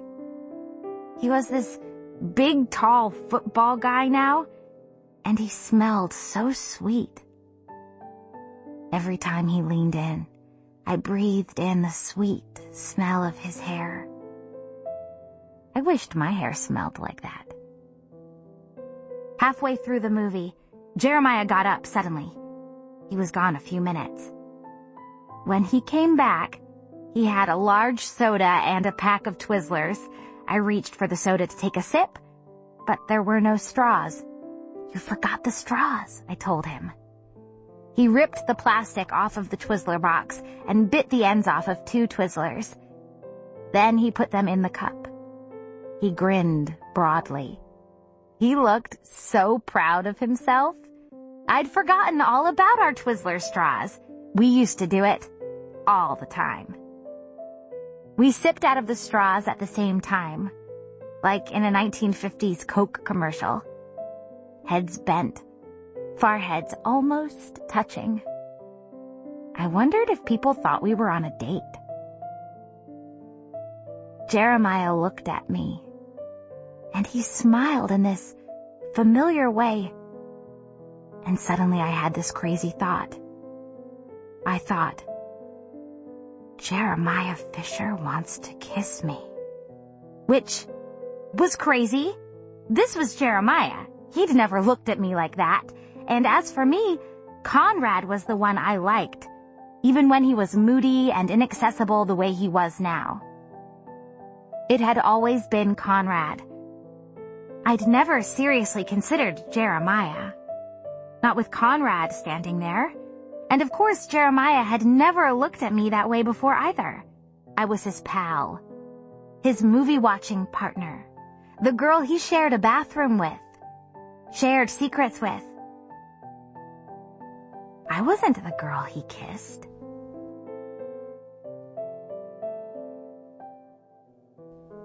Chapter 16. Age 14. I knew bringing Taylor was a mistake. I knew it, and I did it anyway. Taylor Jewel. My best friend. The boys in our grade called her Jewel, which she pretended to hate, but secretly loved. Taylor used to say that every time I came back from the summer house, she had to win me over again. She had to make me want to be there, in my real life, with school and school boys and school friends. She'd try to pair me up with the cutest friend of the guy she was obsessed with at the time. I'd go along with it, and maybe we'd go to the movies or to the Waffle House, but I'd never really be there. Not completely. Those boys didn't compare to Conrad or Jeremiah. So what was the point? Taylor was always the pretty one. The one the boys looked at for that extra beat. I was the funny one. The one who made the boys laugh. I thought that by bringing her, I'd be proving that I was a pretty one too. See, I'm like her. We are the same. But we weren't. And everybody knew it. I thought that bringing Taylor would guarantee me an invitation to the boys' late-night walks on the boardwalk and their nights on the beach in sleeping bags. I thought it would open up my whole social world that summer, that I would finally be in the thick of things. I was right about that part, at least. Taylor had been begging me to bring her for forever. I'd resisted her, saying it'd be too crowded. But she was very persuasive. It was my own fault. I'd bragged about the boys too much. And deep down, I did want her there. She was my best friend, after all. She hated that we didn't share everything, every moment, every experience. When she joined the Spanish club, she insisted I join too, even though I didn't take Spanish. For when we go to Cabo after graduation, she said. I wanted to go to the Galapagos Islands for graduation. That was my dream. I wanted to see a blue-footed booby. My dad said he'd take me too. I didn't tell Taylor though. She wouldn't like it. My mother and I picked Taylor up at the airport. She walked off the plane in a pair of short shorts and a tank top I'd never seen before. Hugging her, I tried not to sound jealous when I said, "When'd you get that?" My mom took me shopping for beach stuff right before I left, she said, handing me one of her duffel bags. Cute, right? Yeah, cute. Her bag was heavy. I wondered if she'd forgotten she was only staying a week. She feels bad she and Daddy are getting a divorce, so she's buying me all kinds of stuff. Taylor continued, rolling her eyes. We even got mani-pedis together. Look! Taylor lifted up her right hand. Her nails were painted a raspberry color, and they were long and square. Are those real? Yeah. Duh. I don't wear fake belly. But I thought you had to keep your nails short for violin. Oh, that. Mommy finally let me quit violin. Divorce guilt, she said knowingly. You know how it is. Taylor was the only girl I knew our age who still called her mother Mommy. She was the only one who could get away with it, too. The boys came to attention right away. Right away they looked at her, checked out her smallish B-cups and her blonde hair. It's a miracle bra, I wanted to tell them. That's half a bottle of Sun-In. Her hair isn't usually that yellow. Not that they would have cared either way. My brother, on the other hand, barely looked up from the TV. Taylor irritated him. Always had. I wondered if he'd already warned Conrad and Jeremiah about her. Hi, Stephen, she said in a sing-song voice. Hey, he mumbled. Taylor looked at me and crossed her eyes. Grump, she mouthed, emphasis on the P. I laughed. Taylor, this is Conrad and Jeremiah. Stephen, you know. I was curious about who she'd pick. Who she'd think was cuter, funnier, better. Hey, she said, sizing them up. And right away I could tell Conrad was the one. And I was glad, because I knew that Conrad would never, ever go for her. Hey, they said. Then Conrad turned back to the TV, just like I knew he would. Jeremiah treated her to one of his lopsided smiles and said, So, you're Belly's friend, huh? We thought you didn't have any friends." I waited for him to grin at me to show he was just joking, but he didn't even look my way. "Shut up, Jeremiah," I said, and he grinned at me then, but it was a quick cursory one, and he went right back to looking at Taylor. "Belly has tons of friends," Taylor informed him in her breezy way. "Do I look like someone who would hang with a loser?" "Yes," my brother said from the couch. His head popped up. "You do." Taylor glared at him. "Go back to jacking off, Stephen." She turned to me and said, "Why don't you show me our room?" "Yes, why don't you do that, Belly? Why don't you go be Tay-Tay's slave?" Stephen said. Then he lay back down again. I ignored him. Come on, Taylor. As soon as we got to my room, Taylor flung herself onto the bed by the window. My bed. The one I always slept in. "Oh my God, he is so cute." "Which one?" I said, even though I knew. "The dark one, of course. I love my men dark." Inwardly, I rolled my eyes. Men? Taylor had only ever gone out with 2 boys, neither of them anything close to being men. "I doubt it will happen," I told her. "Conrad doesn't care about girls." I knew that wasn't true. He did care about girls. He'd cared enough about that girl, Angie, from last summer to go to second with her, hadn't he? Taylor's brown eyes gleamed. "I love a challenge. Didn't I win class president last year and class secretary the year before that?" "Of course I remember." "I was your campaign manager, but Conrad's different. I hesitated, searching for just the right word to scare Taylor off. Almost like disturbed.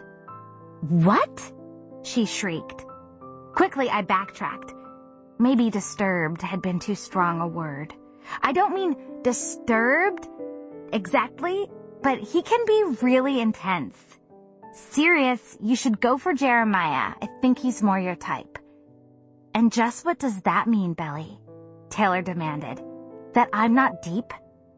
"Well," she was about as deep as an inflatable kiddie pool. "Don't answer that." Taylor opened up her duffel bag and started pulling things out. "Jeremiah is cute, but Conrad's the one I want.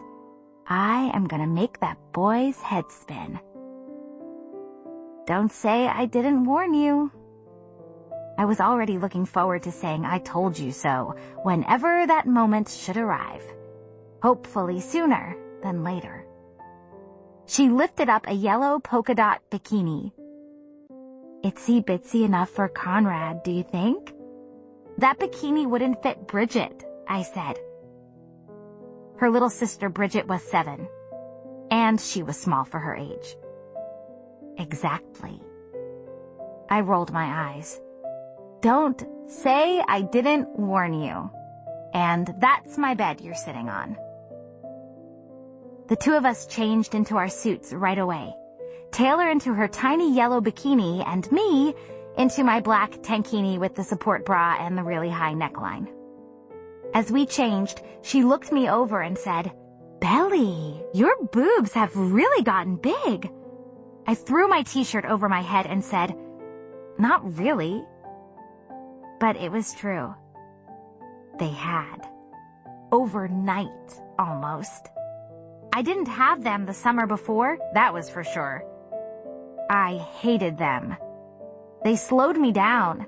I couldn't run fast anymore. It was too embarrassing. It was why I wore baggy t-shirts and one-pieces.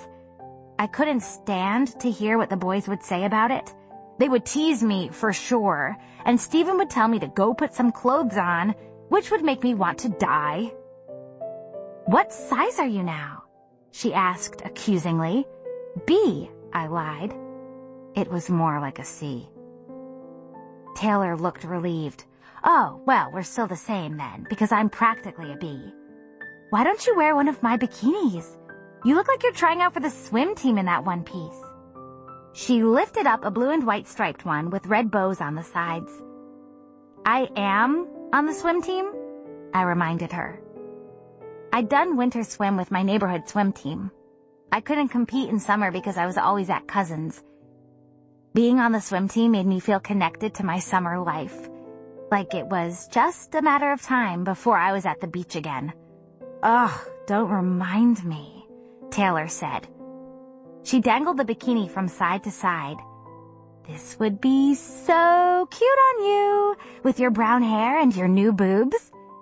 I made a face and pushed the bikini away. Part of me did want to show off and wow them with how much I had grown, how I was a real girl now. But the other, more sane part knew it would be a death wish. Stephen would throw a towel over my head, and I would feel 10 years old again, instead of 13. But why? I like to do laps in the pool, I said, which was true. I did. She shrugged. Okay, but don't blame me when the guys don't talk to you. I shrugged right back at her. I don't care if they talk to me or not. I don't think of them that way. Yeah, right? You've been, obsessed with Conrad for as long as I've known you. You wouldn't even talk to any of the guys at school last year. Taylor, that was a really long time ago. They're like brothers to me. Just like Stephen, I said, pulling on a pair of gym shorts. Talk to them all you want.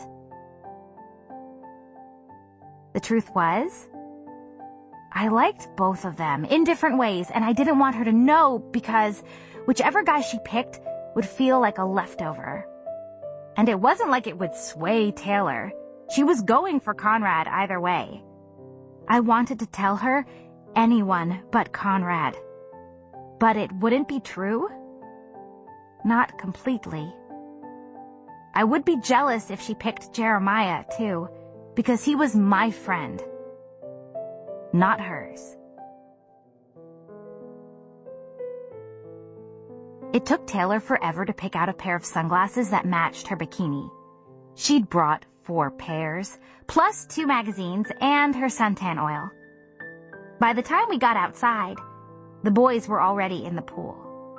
I threw my clothes off right away, ready to jump in, but Taylor hesitated, her polo towel tight around her shoulders.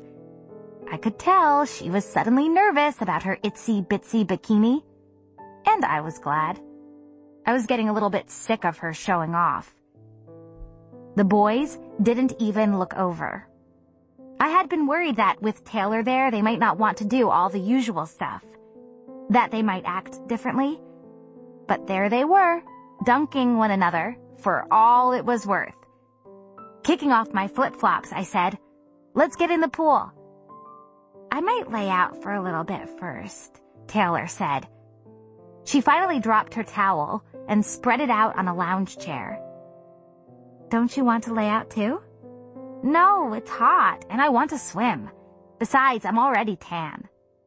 And I was. I was turning the color of dark toffee. I looked like a whole different person in the summer, which might have been the best part of it. Taylor, on the other hand, was pasty and bright, like biscuit dough. I had a feeling she'd catch up with me fast, though. She was good at that. I took off my glasses and set them on top of my clothes. Then I walked over to the deep end and jumped right in. The water felt like a shock to the system, in the best way possible. When I came up for air, I treaded water over to the boys. "Let's play Marco Polo," I said. Stephen, who was busy trying to dunk Conrad, stopped and said, "Marco Polo's boring." "Let's play chicken," Jeremiah suggested. "What's that?" I said. "It's when 2 teams of people climb up on each other's shoulders and you try to push the other person down," my brother explained. "It's fun, I swear," Jeremiah assured me. Then he called over to Taylor. "Tyler, you want to play chicken with us? Or are you too chicken?" Taylor looked up from her magazine. I couldn't see her eyes because of her sunglasses, but I knew she was annoyed. "It's Taylor, not Tyler, Jeremy," And no, I don't want to play. Stephen and Conrad exchanged a look. I knew what they were thinking. Come on, Taylor, it'll be fun, I said, rolling my eyes. Don't be a chicken. She made a big show of sighing, and then she put her magazine down and stood up, smoothing down her bikini in the back. Do I have to take my sunglasses off? Jeremiah grinned at her. Not if you're on my team. You won't be falling off. Taylor took them off anyway, and I realized then that the teams were uneven, and someone would have to sit out. I'll watch, I offered, even though I wanted to play. That's okay. I won't play, Conrad said. We'll play 2 rounds, said Stephen. Conrad shrugged. That's all right. He swam over to the side of the pool. I call Taylor, Jeremiah announced. No fair, she's lighter, Stephen argued. Then he looked over and saw the expression on my face. It's just that you're taller than her is all. I didn't want to play anymore. Why don't I just sit out then? I'd hate to break your back, Stephen. Jeremiah said, Aw, I'll take you, Belly. We'll take those guys down. I think you're probably a lot tougher than little Taylor.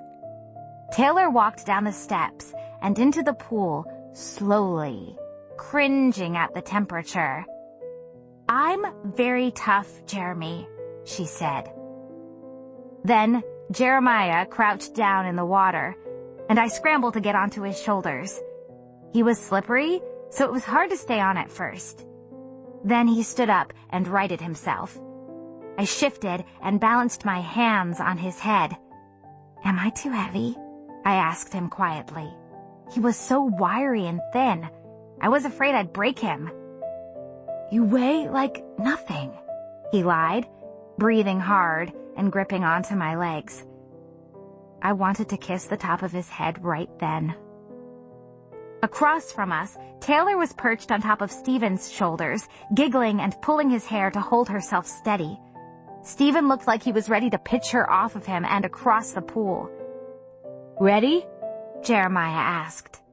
In a low voice, he said to me, The trick is to just keep steady. Stephen nodded, and we waddled over to the middle of the pool. Conrad, who was treading over by the side, said, Ready, set, go! Taylor and I stretched our arms out to each other, pushing and shoving. She couldn't stop giggling, and when I gave her one strong push, she said, Oh, shit! And they both fell backward. Jeremiah and I burst out laughing and high-fived each other. When they resurfaced, Stephen glared at Taylor and said, I told you to hold on tight. She splashed him right in the face and said, I was! Her eyeliner was smudged and her mascara was starting to run. She still looked pretty, though. Jeremiah said, Belly? I said, I was starting to get pretty comfortable up there. So high. Watch out! Then he lurched forward and I was flying into the water, and so was he.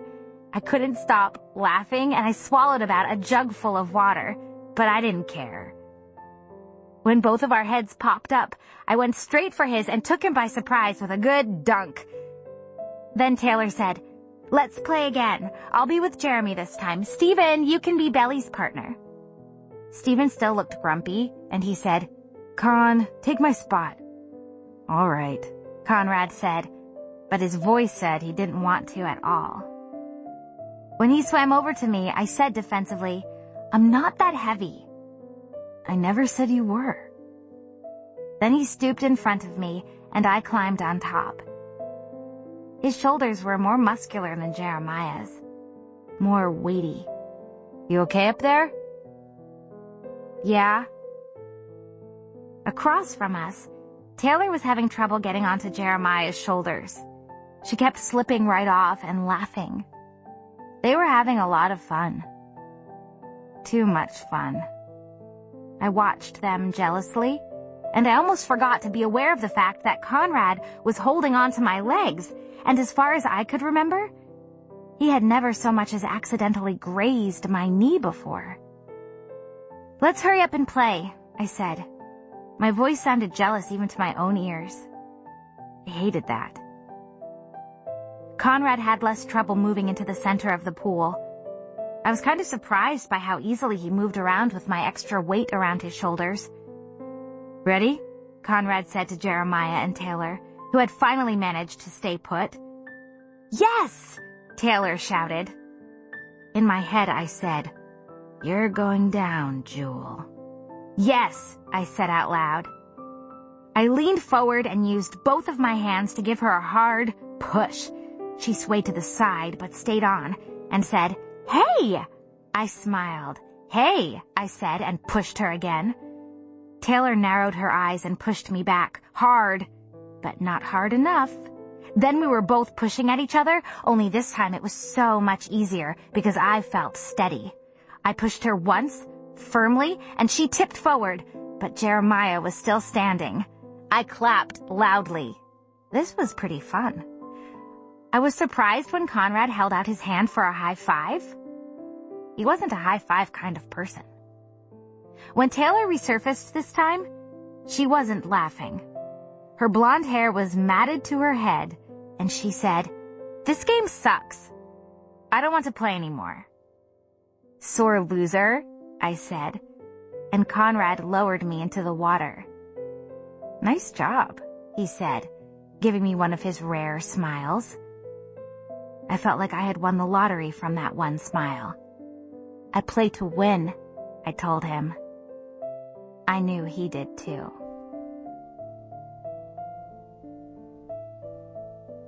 Chapter 17. A few days after we shared Twizzlers at the movies, Jeremiah announced, "I'm gonna teach Belly how to drive stick shift today." "Do you mean it?" I said eagerly. It was a clear day, the first all week, a perfect day for driving. It was Jeremiah's day off, and I couldn't believe he was willing to spend it teaching me how to drive stick. I'd been begging him since last year to teach me. Stephen had tried and had given up after our third lesson. Stephen shook his head and took a swig of orange juice from the carton on the table. "Do you want to die, man? Because Belly will kill you both, not to mention your clutch. Don't do it. I'm telling you this as your friend." "Shut up, Stephen," I yelled, kicking him under the table. "Just 'cause you're a terrible teacher."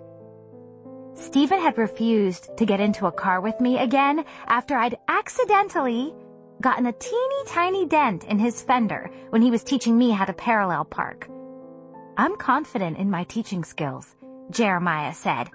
"By the time I'm finished with her, she'll be better than you." Stephen snorted. "Good luck." Then he frowned. "How long are you going to be gone?" "I thought we were going to the driving range." "You could come with us," I offered. Stephen ignored me and said to Jeremiah, "You need to practice your swing, dude." I glanced at Jeremiah, who looked at me and hesitated. "I'll be back by lunch. We can go after," he said. Stephen rolled his eyes. "Fine." I could tell he was annoyed and a little hurt, which made me feel both smug and sorry for him. He wasn't used to being left out of things the way I was. We went out to practice on the road that led down to the other side of the beach. It was quiet. There was no one else out on the road. Just us. We listened to Jeremiah's old Nevermind CD from 1,000,000 years ago. "It's hot when a girl can drive stick," Jeremiah explained above Kurt Cobain. "It shows she's confident. She knows what she's doing." I put the car into first gear and eased my foot off the clutch. I thought boys liked it when girls were helpless. They like that too, but I just happen to prefer smart, confident girls. Bull. You liked Taylor, and she's not like that. He groaned and stuck his arm out the window. "Do you have to bring that up again?" "I'm just saying, she wasn't that smart and confident." "Maybe not, but she definitely knew what she was doing," he said before exploding into laughter. I hit him on the arm, hard. "You're so gross," I said. "And you're also a liar. I know for a fact that you guys didn't even get to second." He stopped laughing. Okay, fine. We didn't. But she was a good kisser. She tasted like Skittles. Taylor loved Skittles. She was always popping them into her mouth like vitamins, like they were good for her. I wondered how I'd stacked up against Taylor, if he thought I'd been a good kisser too. I sneaked a peek at him, and he must have seen it on my face because he laughed and said, "But you were the best, Bells." I punched him on the arm, and even then he didn't stop laughing. He just laughed harder. "Don't take your foot off the clutch," he said, gasping with laughter. I was kind of surprised he even remembered. I mean, it had been memorable for me, but it had been my first kiss, and it had been Jeremiah. But the fact that he remembered, that sort of made his laughing okay. "You were my first kiss," I said. I felt like I could say anything to him at that moment. It felt like how it used to be with us before we grew up and things got complicated. It felt easy and friendly and normal. He looked away, embarrassed. "Yeah, I know." "How did you know?" I demanded. Had I been that awful at kissing that he'd suspected? How humiliating. Taylor told me. Afterward. What? I can't believe she did that! That Judas! I almost stopped the car. Actually, I could believe it. But it still felt like a betrayal. "It's no big deal." But his cheeks were patchy and pink. "I mean, the first time I kissed a girl was a joke. She kept telling me I was doing it wrong." "Who? Who was your first kiss?" "You don't know her. It doesn't matter." "Come on," I wheedled. "Tell me." We stalled out then, and Jeremiah said, "Just put your foot on the clutch and put it in neutral. Not until you tell me." "Fine." "It was Christy Turnduck," he said, ducking his head. "You kissed Turducken?" Now I was laughing. I did so know Christy Turnduck. She used to be a Cousins Beach regular just like us, only she lived there year-round. "She had a big crush on me," Jeremiah said, shrugging his shoulders. "Did you tell Con and Stephen?" "Hell no! I didn't tell them I kissed Turducken," he said. "And you better not either. Pinky promise." I offered him my pinky, and we shook on it. Christy Turnduck. She did kiss nice. She taught me everything I know. I wonder whatever happened to her. I wondered if Turducken had been a better kisser than me, too. She must have been. If she had taught Jeremiah. We stalled out again. "This sucks. I quit." "There's no quitting in driving," Jeremiah ordered. "Come on." I sighed and started the car up again. 2 hours later, I had it. Sort of. I still stalled out, but I was getting somewhere. I was driving. Jeremiah said I was a natural. By the time we got back to the house, it was after 4 and Stephen had left. I guessed he'd gotten tired of waiting and had gone to the driving range by himself. My mother and Susanna were watching old movies in Susanna's room. It was dark, and they had the curtains drawn. I stood outside their door a minute, listening to them laugh. I felt left out. I envied their relationship. They were exactly like co-pilots, in perfect balance. I didn't have that kind of friendship, the forever kind of friendship that will last your whole life through, no matter what. I walked into the room, and Susanna said, "Belly, come watch movies with us." I crawled into bed in between the two of them.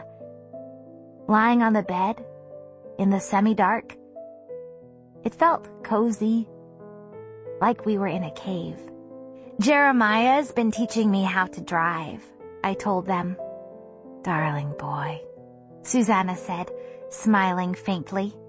Brave, too, my mother said. She tweaked my nose. I snuggled under the comforter. He was pretty great. It had been nice of him to take me out driving when no one else would. Just because I banged up the car a few times, it didn't mean that I wasn't going to end up being an excellent driver, like everyone else. Thanks to him, I could drive stick now. I was going to be one of those confident girls, the kind who knows what she's doing. When I got my license, I would drive up to Susanna's house and take Jeremiah for a drive. To thank him.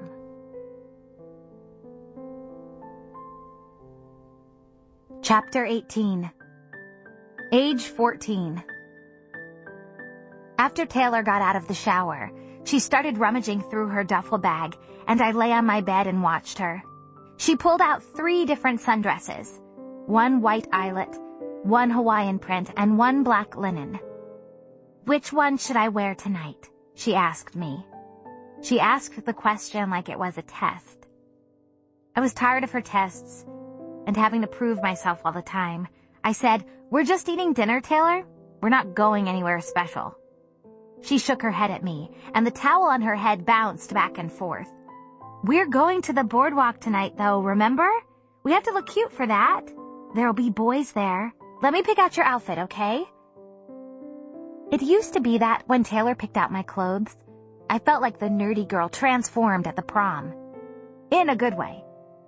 Now it felt like I was her clueless mom who didn't know how to dress right. I hadn't brought any dresses with me. In fact, I never had. I never even thought to. I only had 2 dresses at home. One my grandmother bought me for Easter, and one I had to buy for 8th grade graduation. Nothing seemed to fit me right lately. Things were either too long in the crotch or too tight in the waist. I had never thought much about dresses, but looking at hers, all laid out on the bed like that, I was jealous. "I'm not getting dressed up for the boardwalk," I told her. "Let me just see what you have," she said, walking over to my closet. "Taylor, I said no. This is what I'm wearing." I gestured at my cutoff shorts and cousin's beach t-shirt. Taylor made a face, but she backed away from my closet and went back to her 3 sundresses. "Fine. Have it your way, Grumpy. Now, which one should I wear?" I sighed. "The black one," I said, closing my eyes. "Now hurry up and put some clothes on." Dinner that night was scallops and asparagus. When my mother cooked, it was always some sort of seafood with lemon and olive oil and a vegetable. Every time. Susanna only cooked every once in a while. So besides the first night, which was always bouillabaisse, you never knew what you were going to get. She might spend the whole afternoon puttering around the kitchen, making something I'd never had before, like Moroccan chicken with figs. She'd pull out her spiral-bound Junior League cookbook that had buttery pages and notes in the margins. The one my mother made fun of. Or she might make American cheese omelets with ketchup and toast. Us kids were supposedly in charge of 1 night a week, too. And that usually meant hamburgers or frozen pizza. But most nights, we ate whatever we wanted, whenever we felt like eating. I loved that about the summer house. At home, we had dinner every night at 6:30, like clockwork. Here, it was like everything just kind of relaxed. Even my mother. Taylor leaned forward and said, "Laurel, what's the craziest thing you and Susanna did when you were our age?" Taylor talked to people like she was at a slumber party, always. Adults, boys, the cafeteria lady, everyone. My mother and Susanna looked at each other and smiled. They knew, but they weren't telling. My mother wiped her mouth with her napkin and said, "We snuck onto the golf course one night and planted daisies." I knew that wasn't the truth, but Stephen and Jeremiah laughed. Stephen said in his annoying, know-it-all kind of way, "You guys were boring even when you were teenagers." I think it's really sweet," Taylor said, squirting a glob of ketchup onto her plate. Taylor ate everything with ketchup. Eggs, pizza, pasta, everything. Conrad, who I thought hadn't even been listening, said, "You guys are lying. That wasn't the craziest thing you ever did." Susanna put her hands up like, "I surrender." "Mothers get to have secrets too," she said. "I don't ask you boys about your secrets now, do I?" "Yes, you do," said Jeremiah. He pointed his fork at her. "You ask all the time. If I had a journal, you would read it." "No, I wouldn't," she protested. My mother said, "Yes, you would." Susanna glared at my mother. "I would never." Then she looked at Conrad and Jeremiah sitting next to each other. "Fine, I might. But only Conrad's. He's so good at keeping everything locked inside. I never know what he's thinking. But not you, Jeremiah. You, my baby boy, wear your heart right here." She reached over and touched his sweatshirt sleeve. "No, I don't," he protested, stabbing a scallop on his plate. "I have secrets." That's when Taylor said, "Sure you do, Jeremy," in this really sickeningly flirtatious way. He grinned at her, which made me want to choke on my asparagus. That's when I said, "Taylor and I are going to the boardwalk tonight. Will one of you guys drop us off?" Before my mother or Susanna could answer, Jeremiah said, "Ooh, the boardwalk. I think we should go to the boardwalk too." Turning to Conrad and Stephen, he added, "Right, guys?" Normally, I would have been thrilled that any of them wanted to go somewhere I was going, but not this time. I knew it wasn't for me. I looked at Taylor, who was suddenly busy cutting up her scallops into tiny, bite-sized pieces.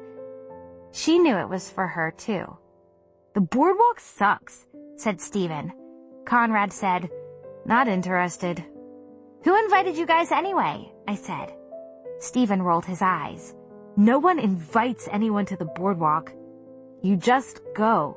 It's a free country." "Is it a free country?" My mother mused. "I want you to really think about that statement, Stephen.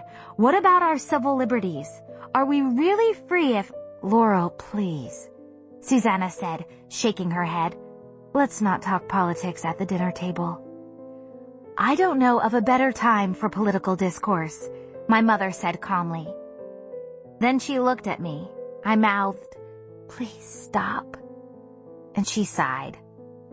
It was better to stop her right away before she really got going. "Okay, fine. Fine. No more politics. I'm going to the bookstore downtown. I'll drop you guys off on the way." "Thanks, Mom," I said. "It'll be just Taylor and me." Jeremiah ignored me and turned to Stephen and Conrad. "Come on, guys," he said. "It'll be amazing." Taylor had been calling everything amazing all day. "Fine, but I'm going to the arcade," said Stephen. "Con?" Jeremiah looked at Conrad, who shook his head. "Come on, Con," Taylor said, poking at him with her fork. "Come with us." He shook his head, and Taylor made a face. "Fine. We'll be sure to have lots of fun without you." Jeremiah said, "Don't worry about him. He's gonna have lots of fun here, reading the Encyclopedia Britannica." Conrad ignored this, but Taylor giggled and tucked her hair behind her ears, which is when I knew that she liked Jeremiah now. Then Susanna said, "Don't leave without some money for ice cream." I could tell she was happy we were all hanging out, except for Conrad, who seemed to prefer hanging out by himself this summer. Nothing made Susanna happier than thinking up activities for us kids to do. I think that she would have made a really good camp director. In the car, we waited for my mother and the boys to come out, and I whispered, "I thought you liked Conrad." Taylor rolled her eyes. "Blah, he's boring. I think I'll like Jeremy instead. His name is Jeremiah," I said sourly. "I know that." Then she looked at me, and her eyes widened. Why? Do you like him now? No! She let out an impatient breath of air. Billy, you've got to pick one. You can't have them both. I know that, I snapped. And for your information, I don't want either of them. It's not like they look at me like that anyway. They look at me like Stephen does. Like a little sister. Taylor tugged at my t-shirt collar. Well, maybe if you showed a little cleave. I shrugged her hand away. I'm not showing any cleave, and I told you I don't like either of them. Not anymore. So you don't care that I'm going after Jeremy? She asked. I could tell the only reason she was asking was so she could absolve herself of any future guilt. Not that she would even feel guilty. So I said, if I told you I cared, would you stop? She thought for, like, a second. Probably. If you really, really cared. But then I would just go after Conrad. I'm here to have fun, Billy. I sighed. At least she was honest. I wanted to say, I thought you were here to have fun with me. But I didn't. Go after him, I told her. I don't care. Taylor wiggled her eyebrows at me, her old trademark move. Yay! It is so on. Wait. I grabbed her wrist. Promise me you'll be nice to him. Of course I'll be nice. I'm always nice. She patted me on the shoulder. You're such a worrier, Belly. I told you I just want to have fun. That's when my mother and the boys came out. And for the first time there was no fight over shotgun. Jeremiah gave it over to Stephen easily. When we got to the boardwalk, Stephen headed straight for the arcade and spent the whole night there. Jeremiah walked around with us, and he even rode the carousel, even though I knew he thought it was lame. He got all stretched out on the sleigh and pretended to take a nap while Taylor and I bounced up and down on horses, mine a blonde palomino and hers a black stallion. Black Beauty was still her favorite book, although she'd never admit it. Then Taylor made him win her a stuffed Tweety bird with the quarter toss. Jeremiah was a pro at the quarter toss. The Tweety bird was huge, almost as tall as she was. He carried it for her. I should never have gone along. I could have predicted the whole night, right down to how invisible I'd feel. All the time I wished I was at home, listening to Conrad play the guitar through my bedroom wall, or watching Woody Allen movies with Susanna and my mother. And I didn't even like Woody Allen. I wondered if this was how the rest of the week was going to be. I'd forgotten that about Taylor. The way she got when she wanted something? Driven, single-minded, and determined as all get out. She'd just arrived, and already she'd forgotten about me. Chapter 19. We'd only just gotten there, and it was already time for Stephen to go. He and our dad were going on their college road trip, and instead of coming back to cousins after, he was going home. Supposedly to start studying for the SATs, but more likely to hang out with his new girlfriend. I went to his room to watch him pack up. He hadn't brought much, just a duffel bag. I was suddenly sad to see him leave. Without Stephen, everything would be off balance. He was the buffer, the real-life reminder that nothing really changes, that everything can stay the same. Because Stephen never changed. He was just obnoxious, insufferable Stephen, my big brother, the bane of my existence. He was like our old flannel blanket that smelled like wet dog. Smelly, comforting, a part of the infrastructure that made up my world. And with him there, everything would still be the same, 3 against 1, boys against girls. I wish you weren't leaving, I said, tucking my knees into my chest. I'll see you in a month, he reminded me. A month and a half, I corrected him sullenly. You're missing my birthday, you know. I'll give you your present when I see you at home. Not the same. I knew I was being a baby, but I couldn't help it. Will you at least send me a postcard? Stephen zipped up his duffel bag. I doubt I'll have time. I'll send you a text, though. Will you bring me back a Princeton sweatshirt? I couldn't wait to wear a college sweatshirt. They were like a badge that said you were mature, practically college age, if not already. I wished I had a whole drawer full of them. If I remember, he said. I'll remind you, I said. I'll text you. Okay. It'll be your birthday present. Deal. I fell back onto his bed and pushed my feet up against his wall. He hated it when I did that. I'll probably miss you. A little bit. You'll be too busy drooling over Conrad to notice I'm gone, Stephen said. I stuck my tongue out at him.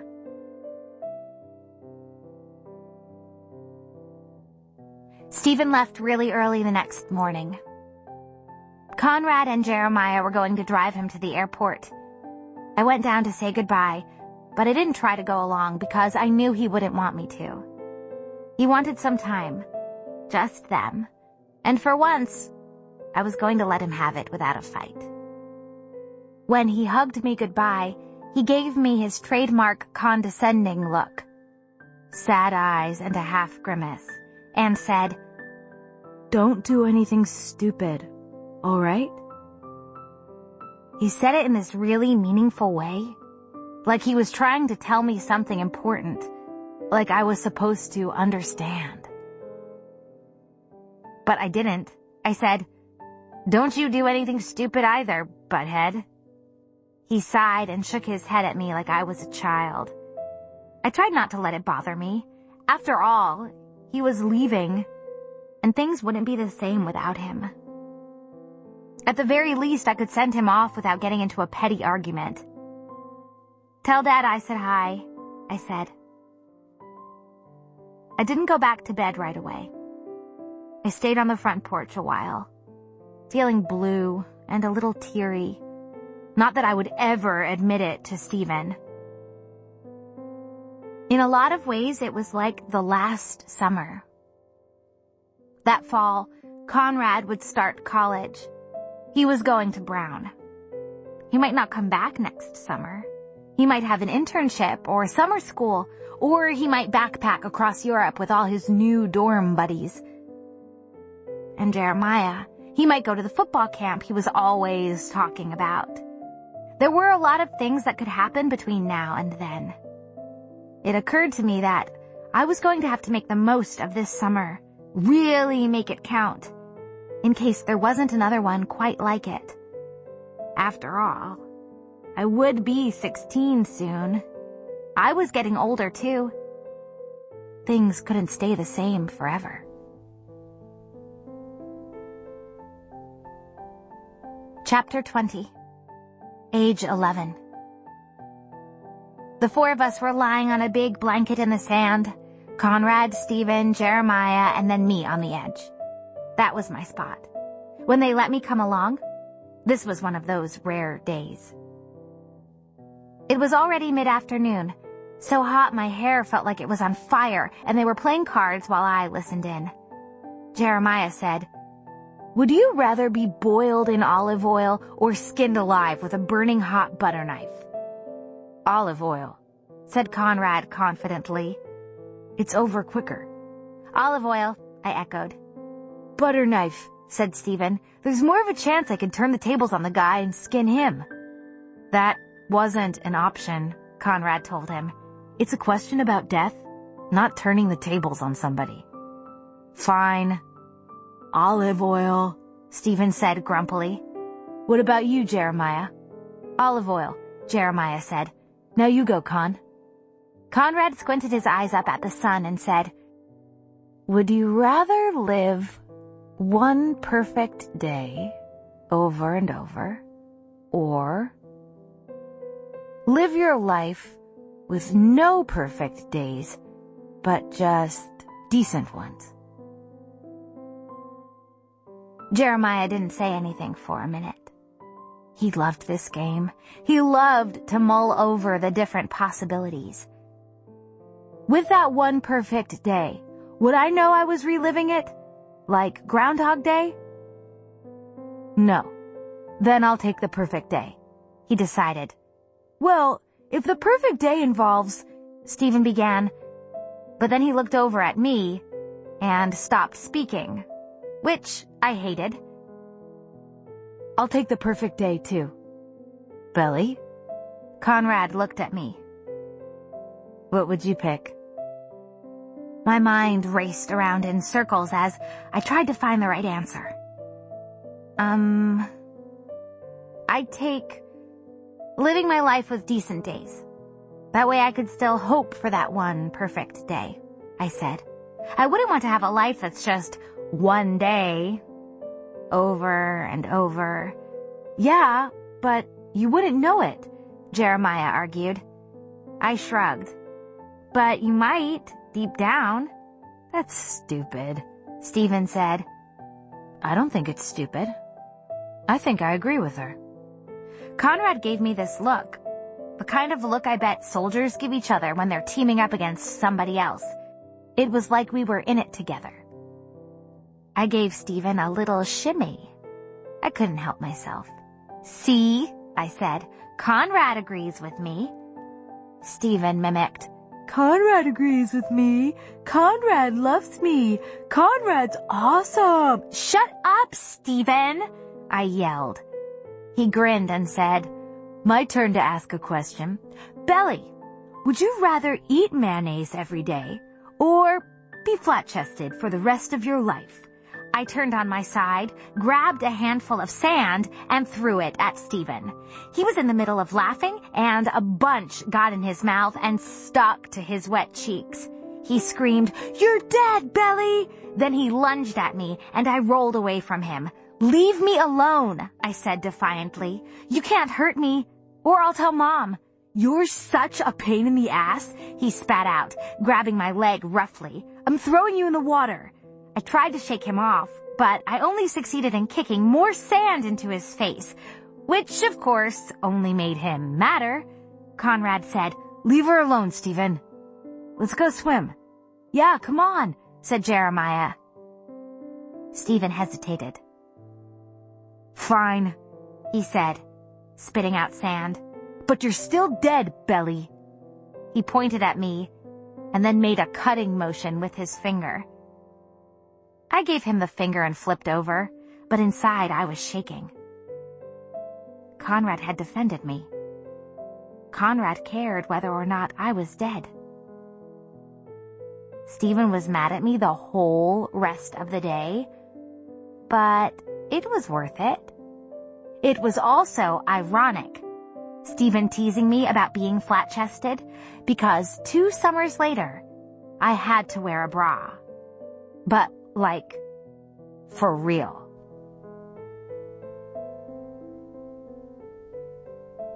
Chapter 21. The night Stephen left, I headed down to the pool for one of my midnight swims, and Conrad and Jeremiah and this neighbor guy, Clay Bertolette, were sitting on the lounge chairs drinking beer. Clay lived way down the street, and he'd been coming to Cousins Beach for almost as long as we had. He was a year older than Conrad. No one had even liked him much. He was just a person to hang out with, I guess. Right away I stiffened and held my beach towel closer to my chest. I wondered if I should turn back. Clay had always made me nervous. I didn't have to swim that night. I could do it the next night. But no, I had as much right to be out there as they did. More, even. I walked over to them, pretend confident. Hey guys, I said. I didn't let go of my towel. It felt funny to be standing there in a towel and a bikini when they were all wearing clothes. Clay looked up at me, his eyes narrow. Hey, Belly. Long time no see. He patted the lounge chair. Sit down. I hated when people said, long time no see. It was such a dumb way to say hello, but I sat down anyway. He leaned in and gave me a hug. He smelled like beer and Polo Sport. So, how've you been? He asked. Before I could answer, Conrad said, She's fine, and now it's time for bed. Good night, Belly. I tried not to sound like a 5-year-old when I said, I'm not going to sleep yet. I'm swimming. You should head back up, Jeremiah said, putting his beer down. Your mom will kill you for drinking. Hello, I'm not drinking, I reminded him. Clay offered me his Corona. Here, he said, winking. He seemed drunk. I hesitated, and Conrad snapped irritably. Don't give her that. She's a kid, for God's sake. I glared at him. Quit acting like Stephen. For a second or two, I considered taking Clay's beer. It would be my first. But then I'd only be doing it to spite Conrad, and I wasn't going to let him control what I did. No thanks, I told him. Conrad nodded imperceptibly. Now go back to bed like a good girl. It felt just like when he and Stephen and Jeremiah used to leave me out of things on purpose. I could feel my cheeks burning as I said, I'm only 2 years younger than you. 2 1/4, he corrected automatically. Clay laughed, and I could smell his yeasty breath. Shit, my girlfriend was 15. Then he looked at me. Ex-girlfriend. I smiled weakly. Inside, I was shrinking away from him and his breath. But the way Conrad was watching us, well, I liked it. I liked taking his friend away from him, even if it was just for 5 minutes. Isn't that, like, illegal? I asked Clay. He laughed again. You're cute, Belly. I could feel myself blush. So, why did you break up? I asked. Like I didn't already know. They broke up because Clay's a jerk? That was why. Clay had always been a jerk. He used to try to feed the seagulls Alka-Seltzer because he heard it made their stomachs blow up. Clay scratched the back of his neck. I don't know. She had to go to horse camp or something. Long-distance relationships are BS. But it would just be for the summer, I protested. It's dumb to break up over a summer. I'd nursed a crush on Conrad for whole school years. I could survive for months, years, on a crush. It was like food. It could sustain me.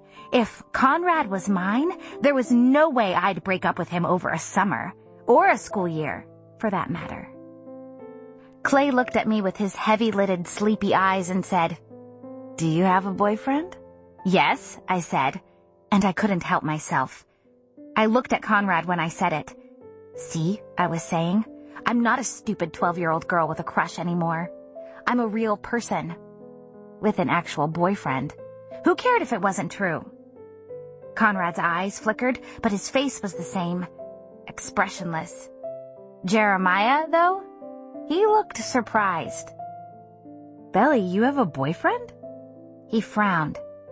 You never mentioned him. It's not that serious.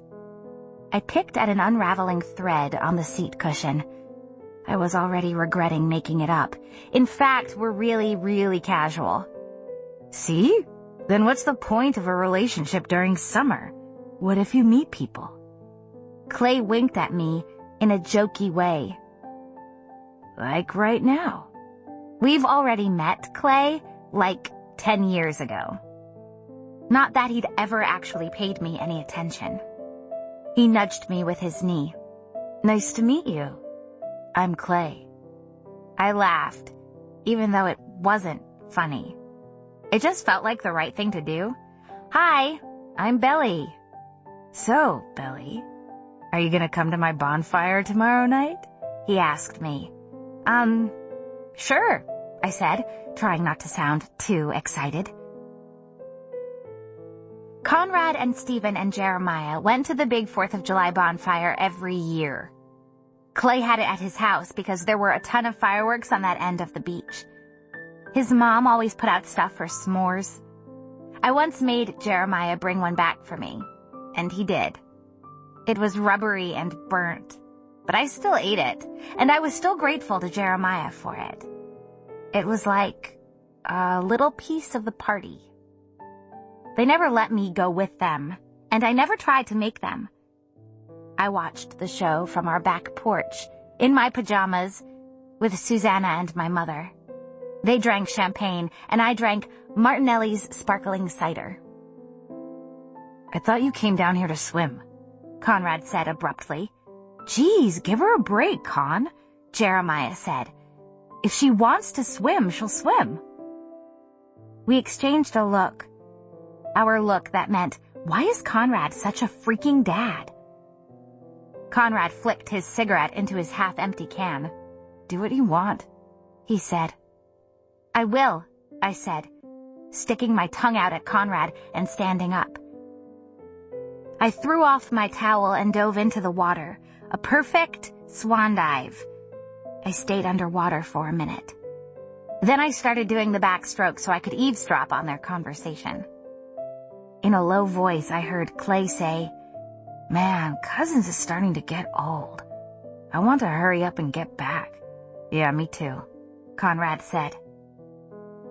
So Conrad was ready to leave. Even though a little part of me knew that already, it still hurt. I wanted to say, then leave already. If you don't want to be here, don't be here, just leave. But I wasn't going to let Conrad bother me. Not when things were finally looking up. At last, I was invited to Clay Bertolet's 4th of July bonfire. I was one of the big kids now. Life was good. Or it was getting there, anyway. I thought about what I was going to wear all day. Since I'd never been, I had no idea what to wear. Probably it would get cold, but who wanted to bundle up at a bonfire? Not for my first one. I also didn't want Conrad and Jeremiah to give me a hard time if I was too dressed up. I figured shorts, a tank top, and no shoes were the safe way to go. When we got there, I saw that I had chosen wrong. The other girls were wearing sundresses and little skirts and Uggs. If I'd had girlfriends at Cousins, I might have known that. You didn't tell me that girls got dressed up? I hissed at Jeremiah. You look fine. Don't be dumb, he said, walking straight over to the keg. There was a keg. There were no graham crackers or marshmallows anywhere I could see. I'd actually never seen a keg before in real life, just in movies. I started to follow him, but Conrad grabbed my arm. Don't drink tonight, he warned. My mom will kill me if I let you drink. I shook him off. You're not letting me do anything. Come on, please. We'll see, I said, walking away from him and toward the fire. I wasn't sure if I even wanted to drink. Even though I'd seen Clay drinking the night before, I'd still been expecting s'mores. Going to the bonfire was nice in theory, but actually being there was something else. Jeremiah was chatting up some girl in a red, white, and blue bikini top and a jean skirt, and Conrad was talking to Clay and some other guys I didn't recognize. I thought after the way Clay had been flirty last night, he might at least come over to say hi. But he didn't. He had his hand on some girl's back. I stood by the fire alone and pretended to warm my hands even though they weren't cold. That's when I saw him.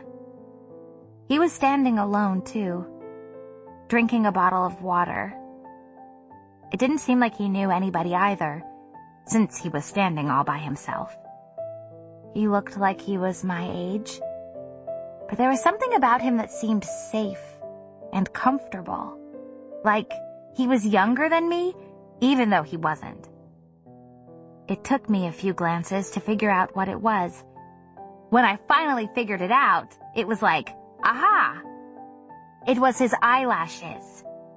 They were so long they practically hit his cheekbones.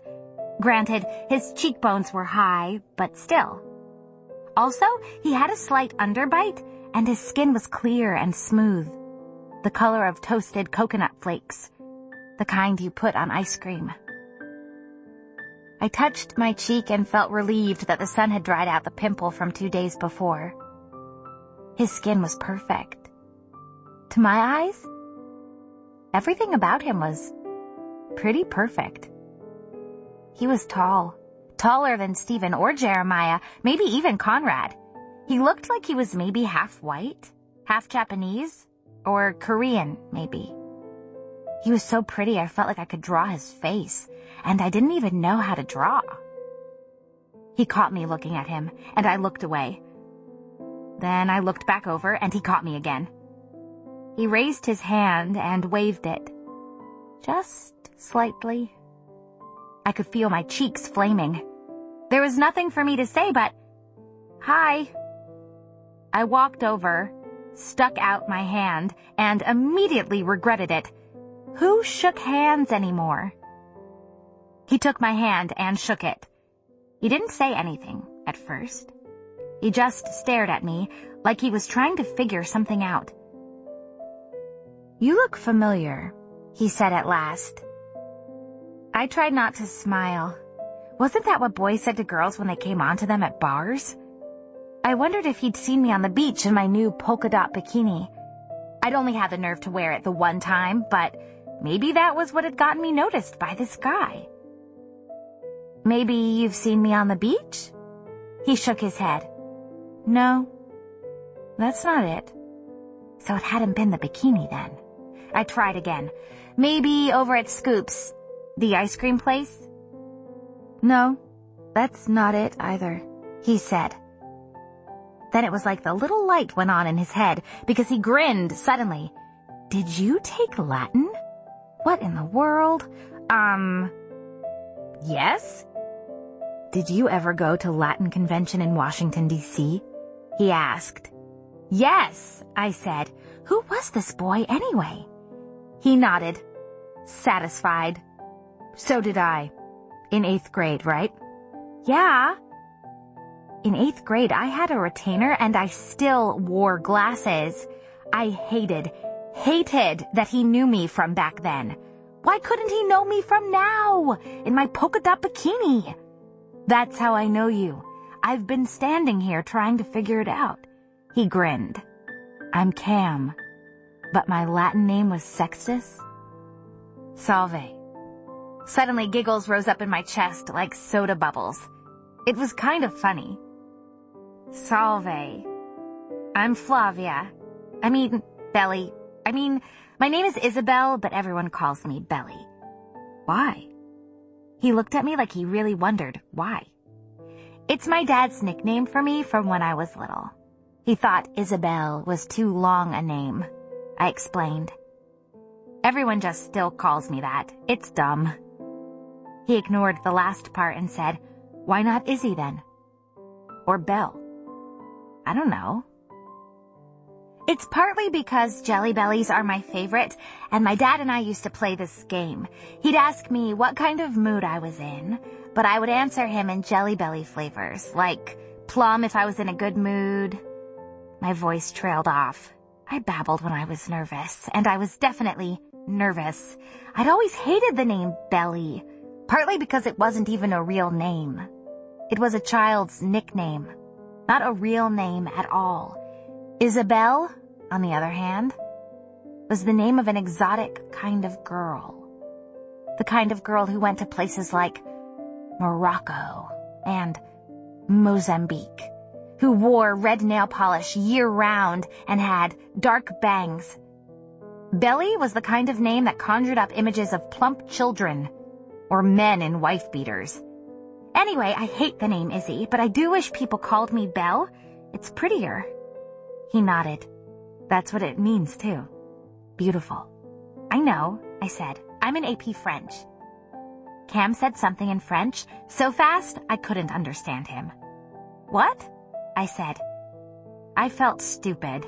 It's embarrassing to speak French when it's not in a classroom.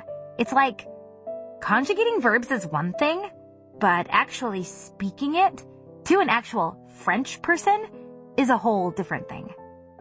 My grandmother's French, he said. I grew up speaking it. Oh, now I felt stupid for bragging about being in AP French.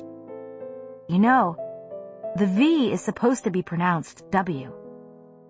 what? In Flavia, it's supposed to be pronounced Fla-wia. Of course I know that, I snapped. I took second prize in oration. But Flavia sounds dumb. I took first prize, he said, trying not to sound smug.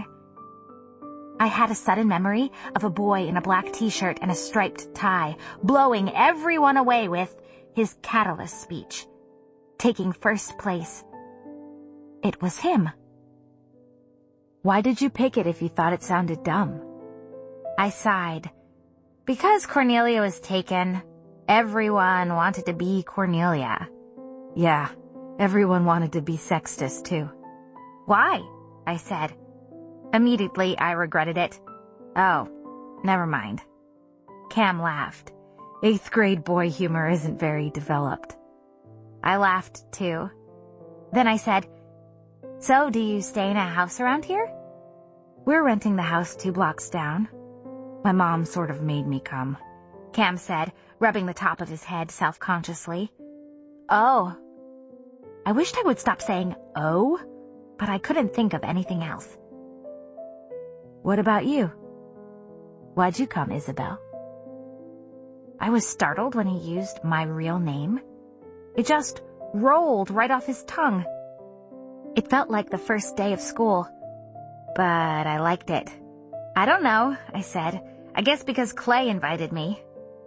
Everything that came out of my mouth sounded so generic. For some reason, I wanted to impress this boy. I wanted him to like me. I could feel him judging me, judging the dumb things I said.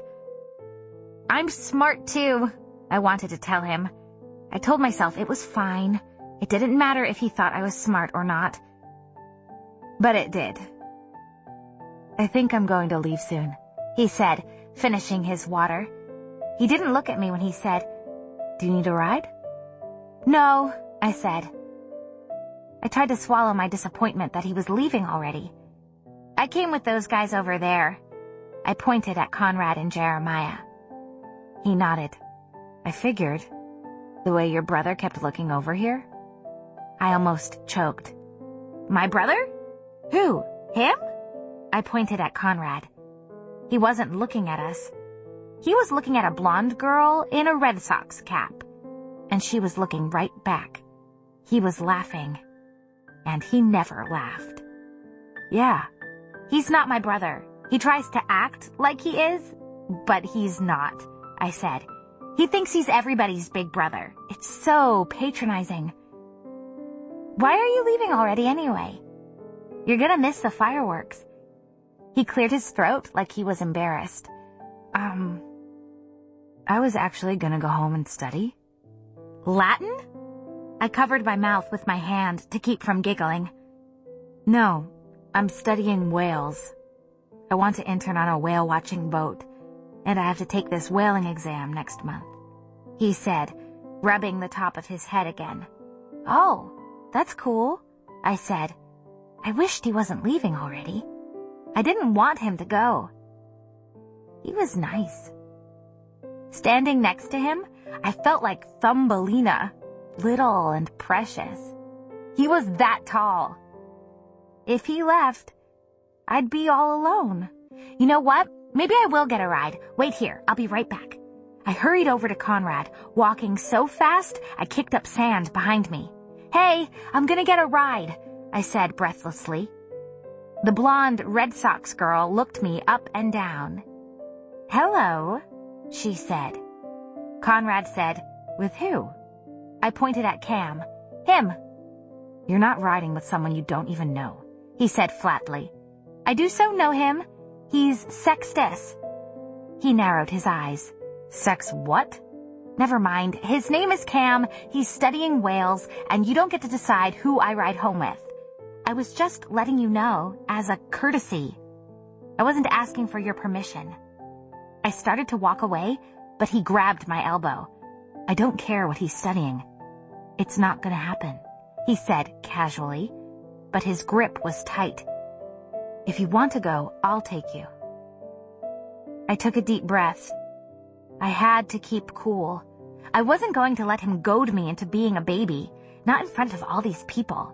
"No thanks," I said, trying to walk away again. But he didn't let go. "I thought you already had a boyfriend." His tone was mocking, and I knew he'd seen through my lie the night before.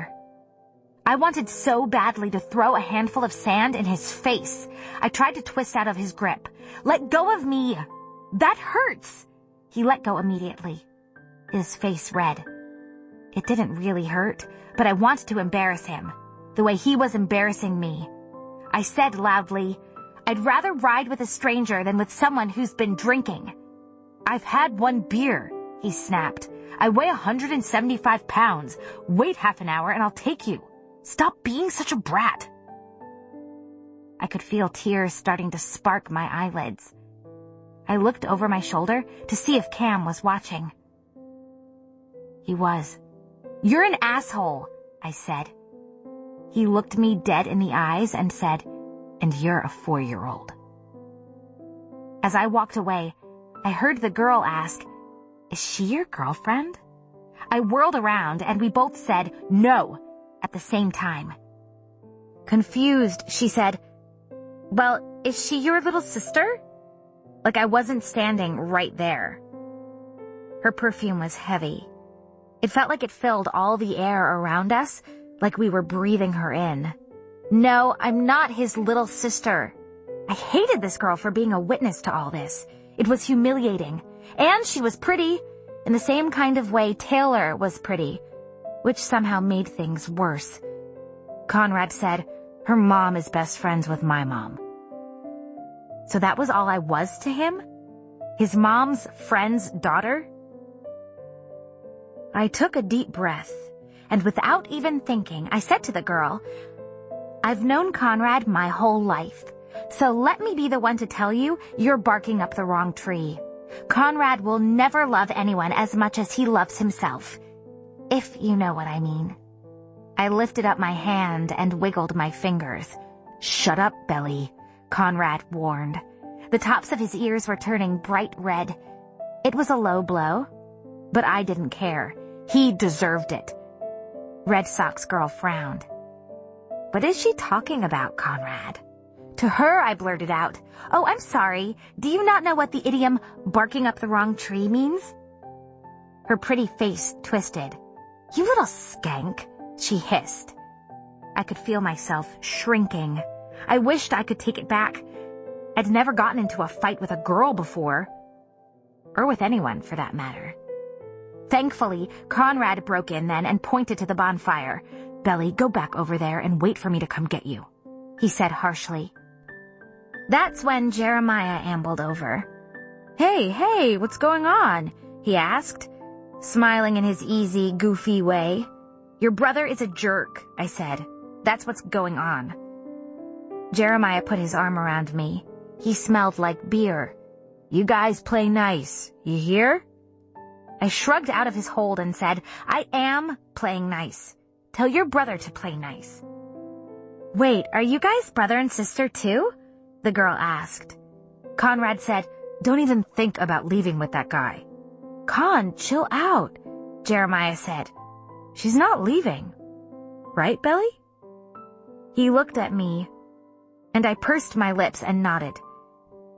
Then I gave Conrad the dirtiest look I could muster, and I shot one at the girl, too, when I was far enough away that she wouldn't be able to reach out and grab me by the hair.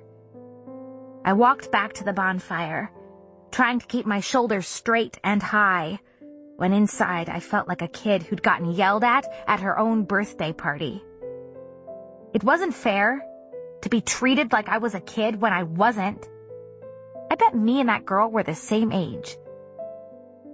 Cam said, "What was that all about?"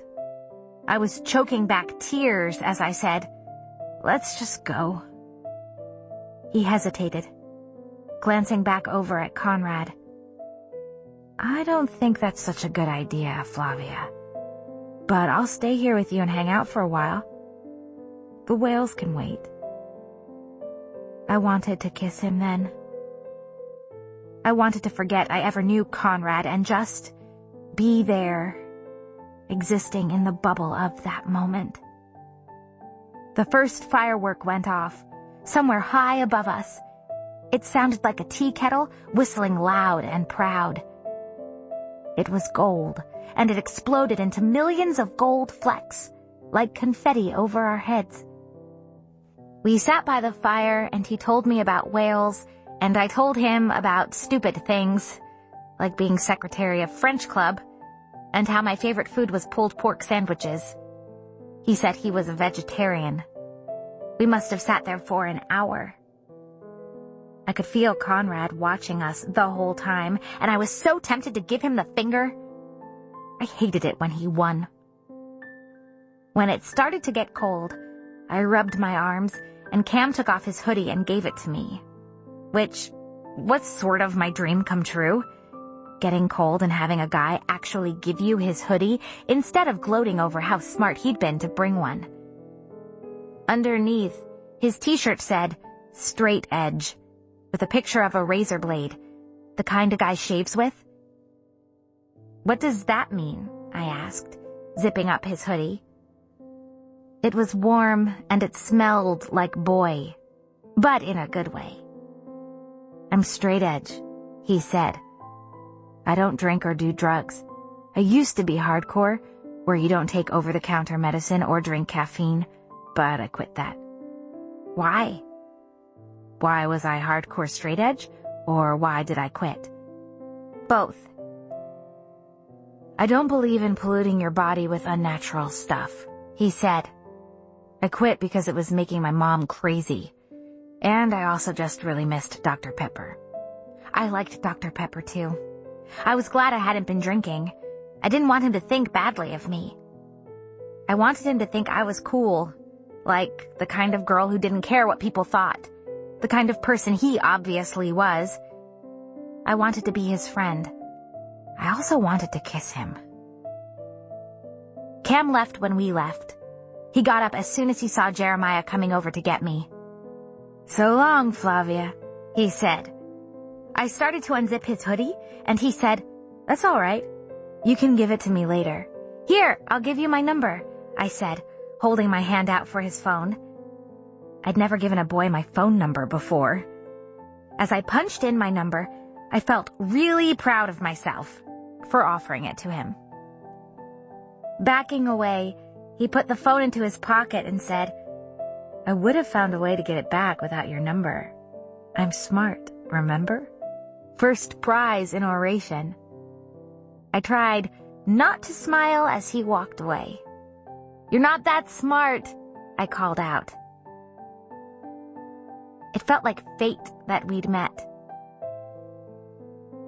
It felt like the most romantic thing that had ever happened to me. And it was. I watched Conrad say goodbye to Red Sox girl. She gave him a hug, and he hugged her back, but not really. I was glad I had ruined his night, if only a little bit.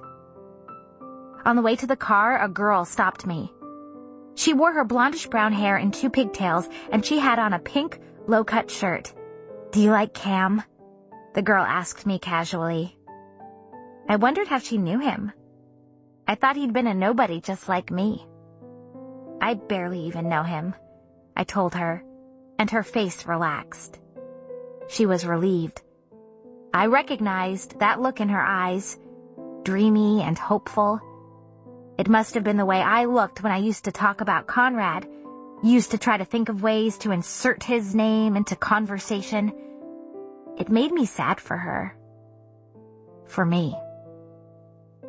"I saw the way Nicole talked to you," she said abruptly. "Don't worry about her. She sucks as a person." "Red Sox girl?" "Yeah, she kind of does suck at being a person," I agreed. Then I waved goodbye to her as Jeremiah and Conrad and I made our way to the car. Conrad drove. He was completely sober, and I knew he had been all along. He checked out Cam's hoodie, but he didn't say anything. We didn't speak to each other once. Jeremiah and I both sat in the back seat, and he tried to joke around, but nobody laughed. I was too busy thinking, remembering everything that had happened that night. I thought to myself, that might have been the best night of my life. In my yearbook the year before, Sean Kirkpatrick wrote that I had eyes so clear he could see right into my soul. Sean was a drama geek, but so what? It still made me feel good. Taylor snickered when I showed it to her.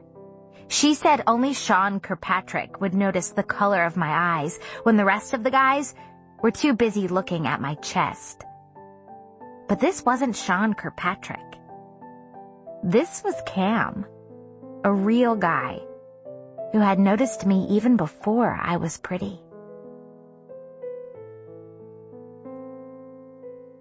I was brushing my teeth in the upstairs bathroom when Jeremiah came in, shutting the door behind him. Reaching for his toothbrush, he said, "What's going on with you and Con? Why are you guys so mad at each other?" He hopped up onto the sink. Jeremiah hated it when people fought. It was part of why he always played the clown. He took it upon himself to bring levity to any situation. It was sweet, but also kind of annoying. Through a mouthful of toothpaste, I said, because he's a self-righteous neo-maxi-zoom dweeby? We both laughed at that. It was one of our little inside jokes, a line from the Breakfast Club that we spent repeating to each other the summer I was 8 and he was 9. He cleared his throat. "Seriously, though, don't be so hard on him. He's going through some stuff." This was news to me. What stuff? I demanded. Jeremiah hesitated. "It's not up to me to tell you." "Come on. We tell each other everything, Jer. No secrets, remember?" He smiled. "I remember, but I still can't tell you. It's not my secret." Frowning, I turned the faucet on and said, "You always take his side." "I'm not taking his side. I'm just telling his side. Same thing." He reached out and turned the corners of my mouth up. It was one of his oldest tricks. No matter what, it made me smile. "No pouting, Bells. Remember?" No pouting was a rule Conrad and Stephen had made up one summer. I think I was 8 or 9. The thing was, it only applied to me. They even put a sign up on my bedroom door. I tore it down, of course, and I ran and told Susanna and my mother. That night, I got seconds on dessert. I remember. Anytime I acted the slightest bit sad or unhappy, one of the boys would start yelling, "No pouting! No pouting!" And okay, maybe I did pout a lot. But it was the only way I could ever get my way. In some ways, it was even harder being the only girl back then. In some ways, not.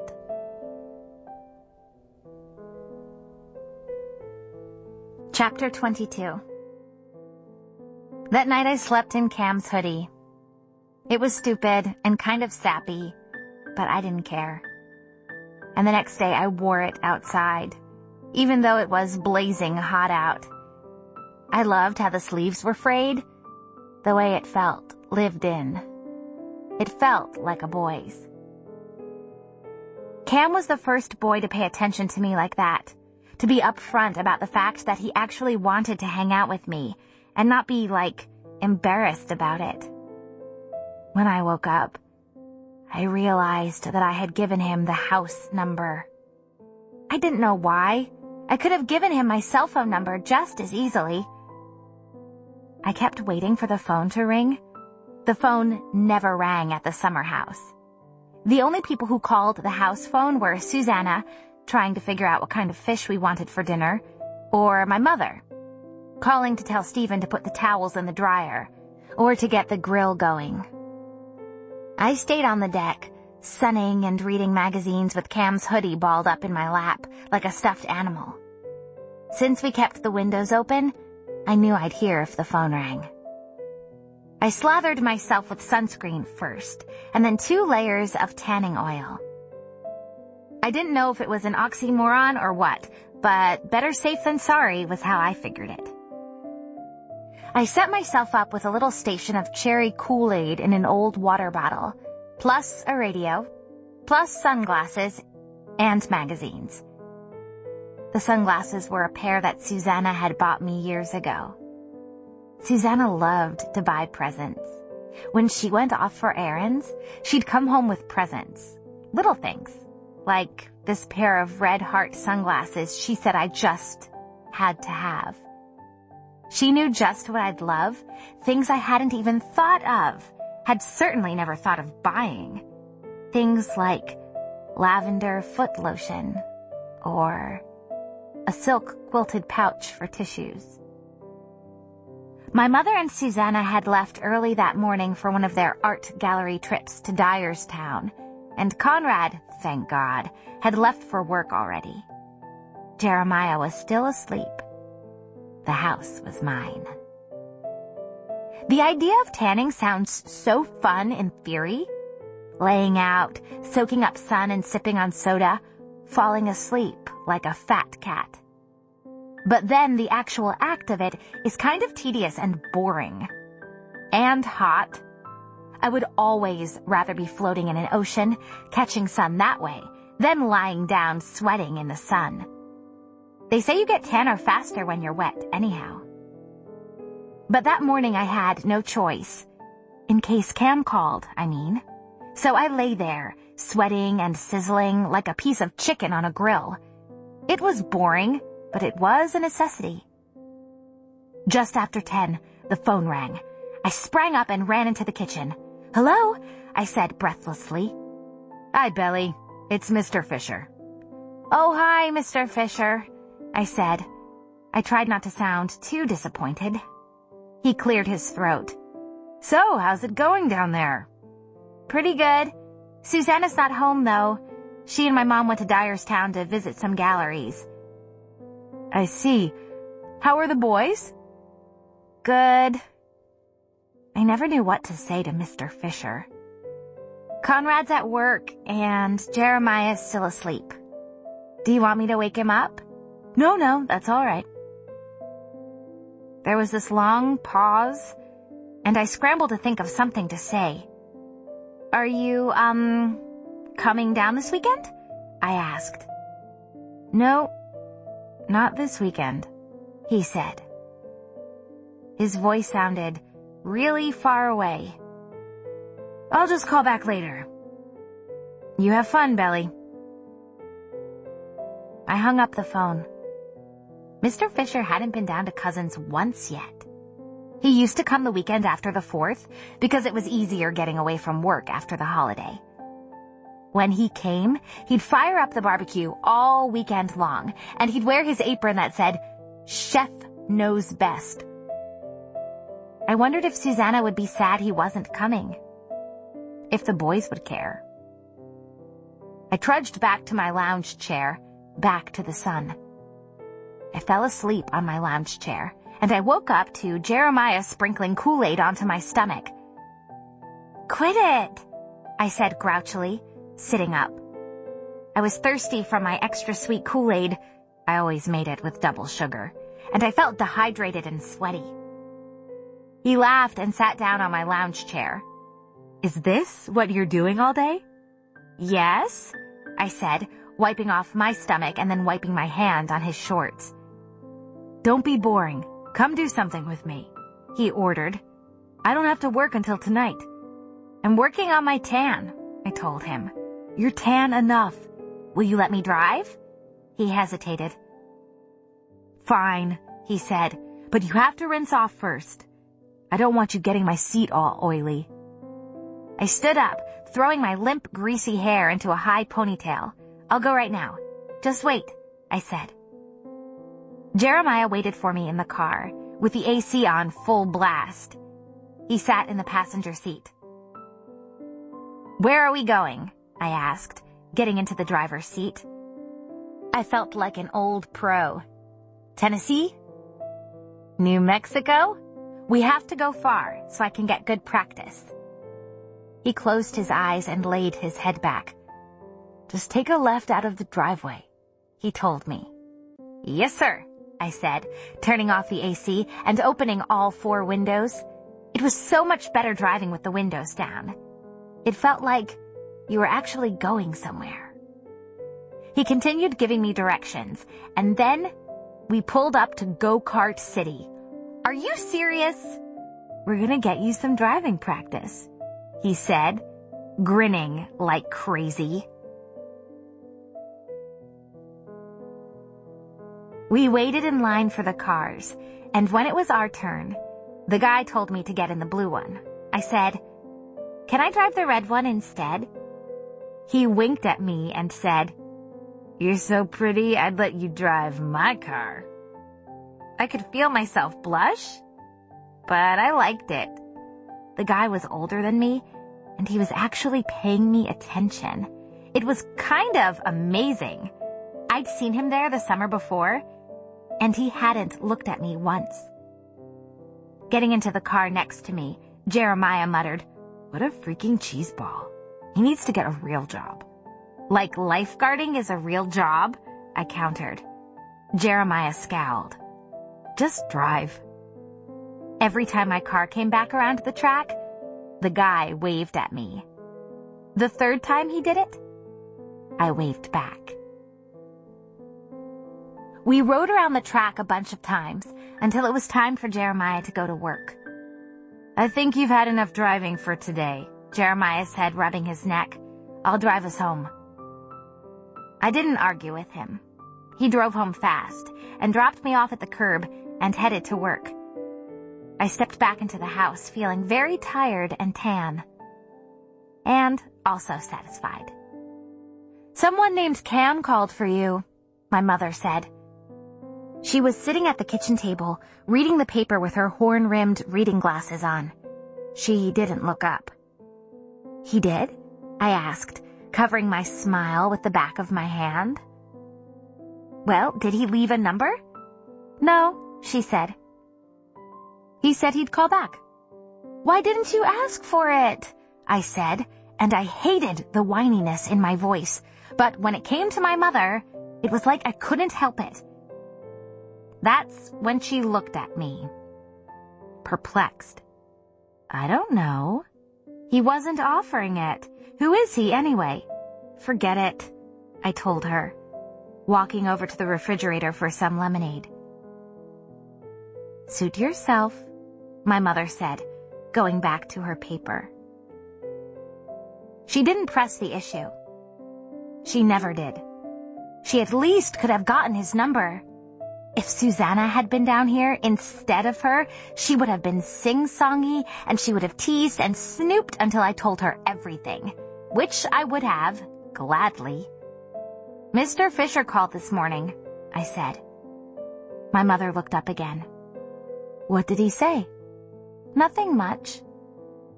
Just that he can't come this weekend." She pursed her lips, but she didn't say anything. "Where's Susanna?" I asked. "Is she in her room?" "Yes, but she doesn't feel well.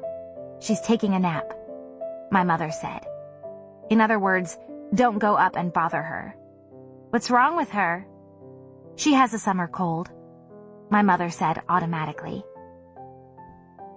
My mother was a terrible liar. Susanna had been spending a lot of time in her room, and there was a sadness to her that hadn't been there before. I knew something was up. I just wasn't completely sure what.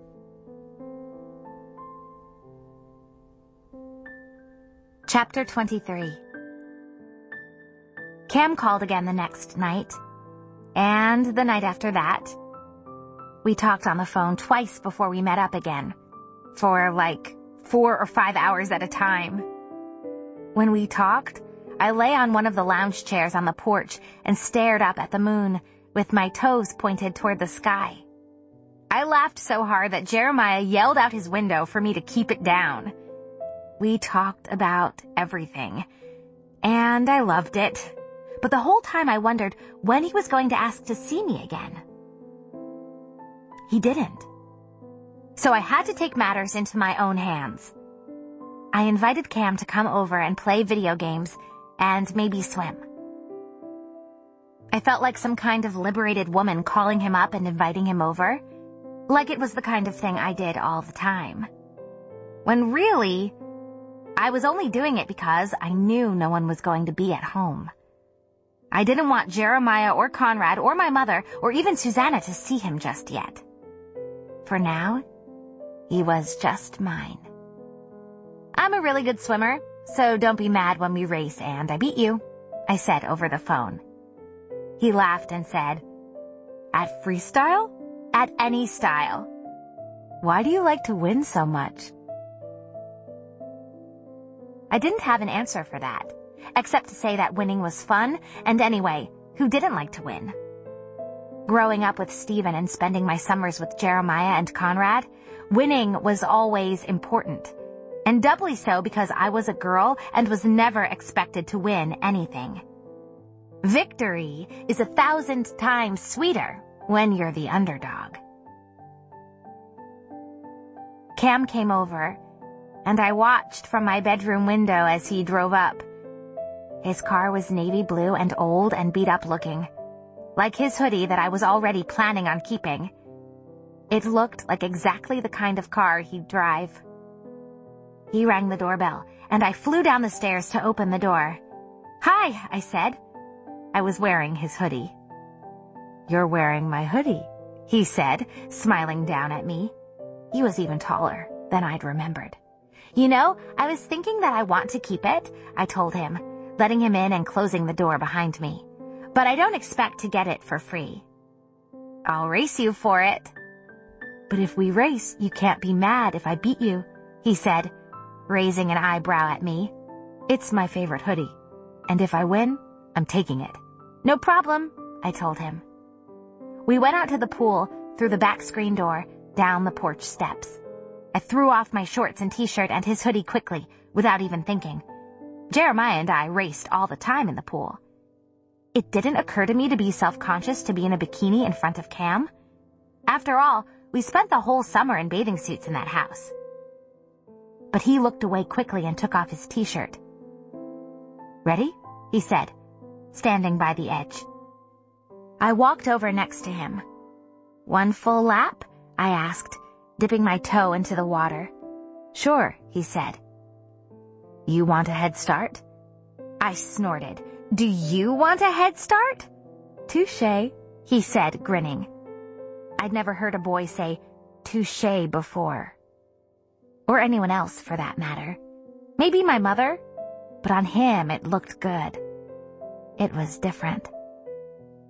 I won the first race easily. "You let me win," I accused. "No, I didn't," he said, but I knew it wasn't true. In all the summers and all of the races, no boy, not Conrad or Jeremiah or certainly not Stephen, had ever let me win. "You better give it your all this time," I warned, "or I'm keeping the hoodie." "Best 2 out of 3, Cam said, wiping the hair out of his eyes. He won the next heat, and I won the last one. I wasn't fully convinced that he didn't just let me win. After all, he was so tall and long, his one stroke was worth 2 of mine. But I wanted to keep the hoodie, so I didn't challenge the win. After all, a win was a win.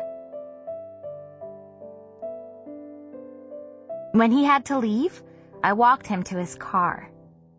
He didn't get in right away. There was this long pause, the first we'd had, if you can believe it.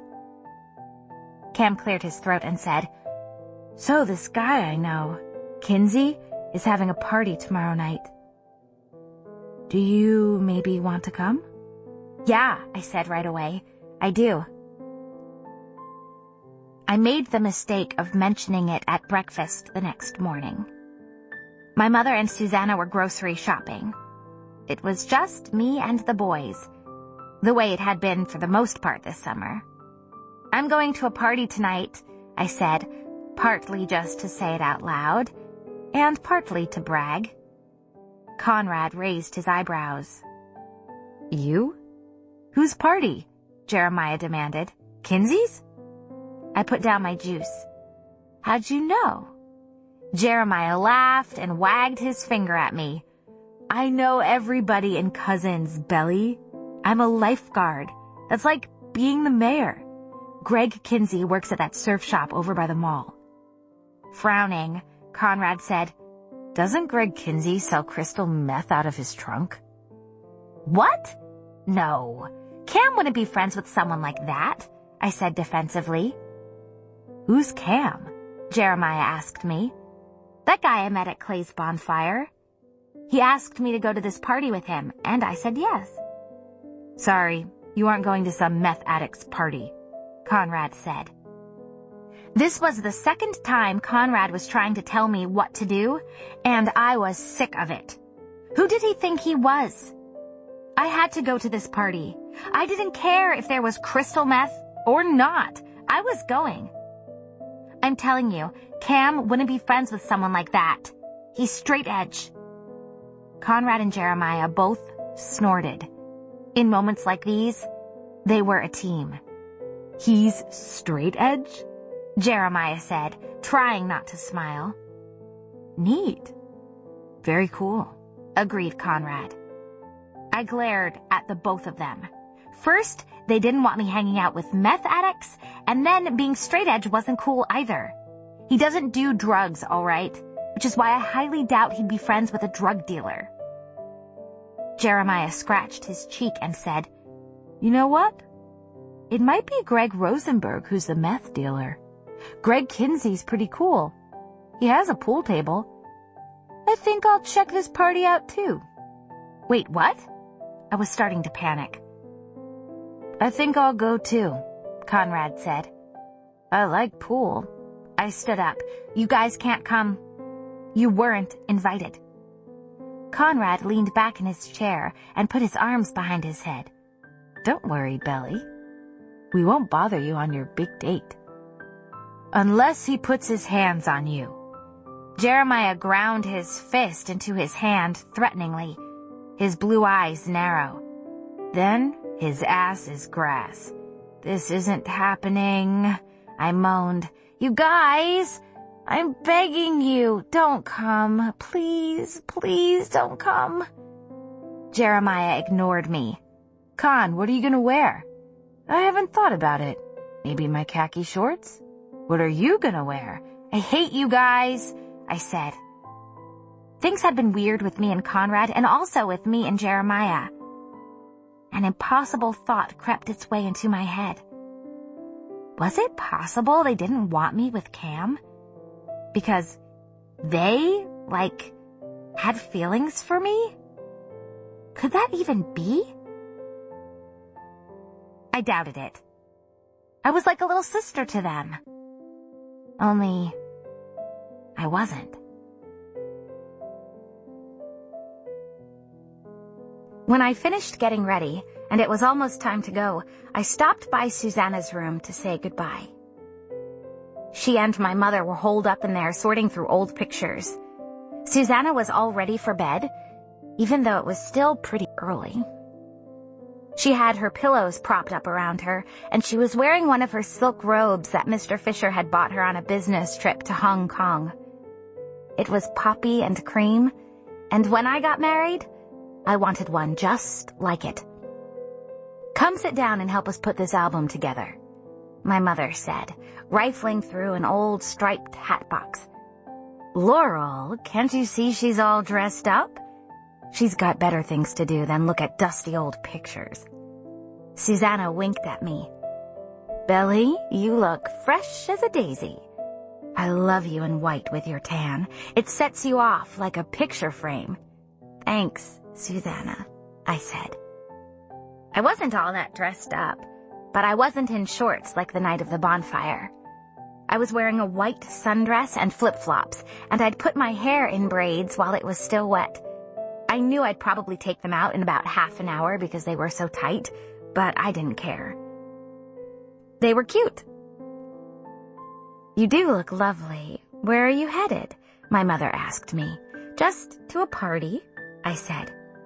My mother frowned and said, "Are Conrad and Jeremiah going to this party too?" "They're not my bodyguards," I said, rolling my eyes. "I didn't say they were," my mother said. Susanna waved me off and said, "Have fun, Belly."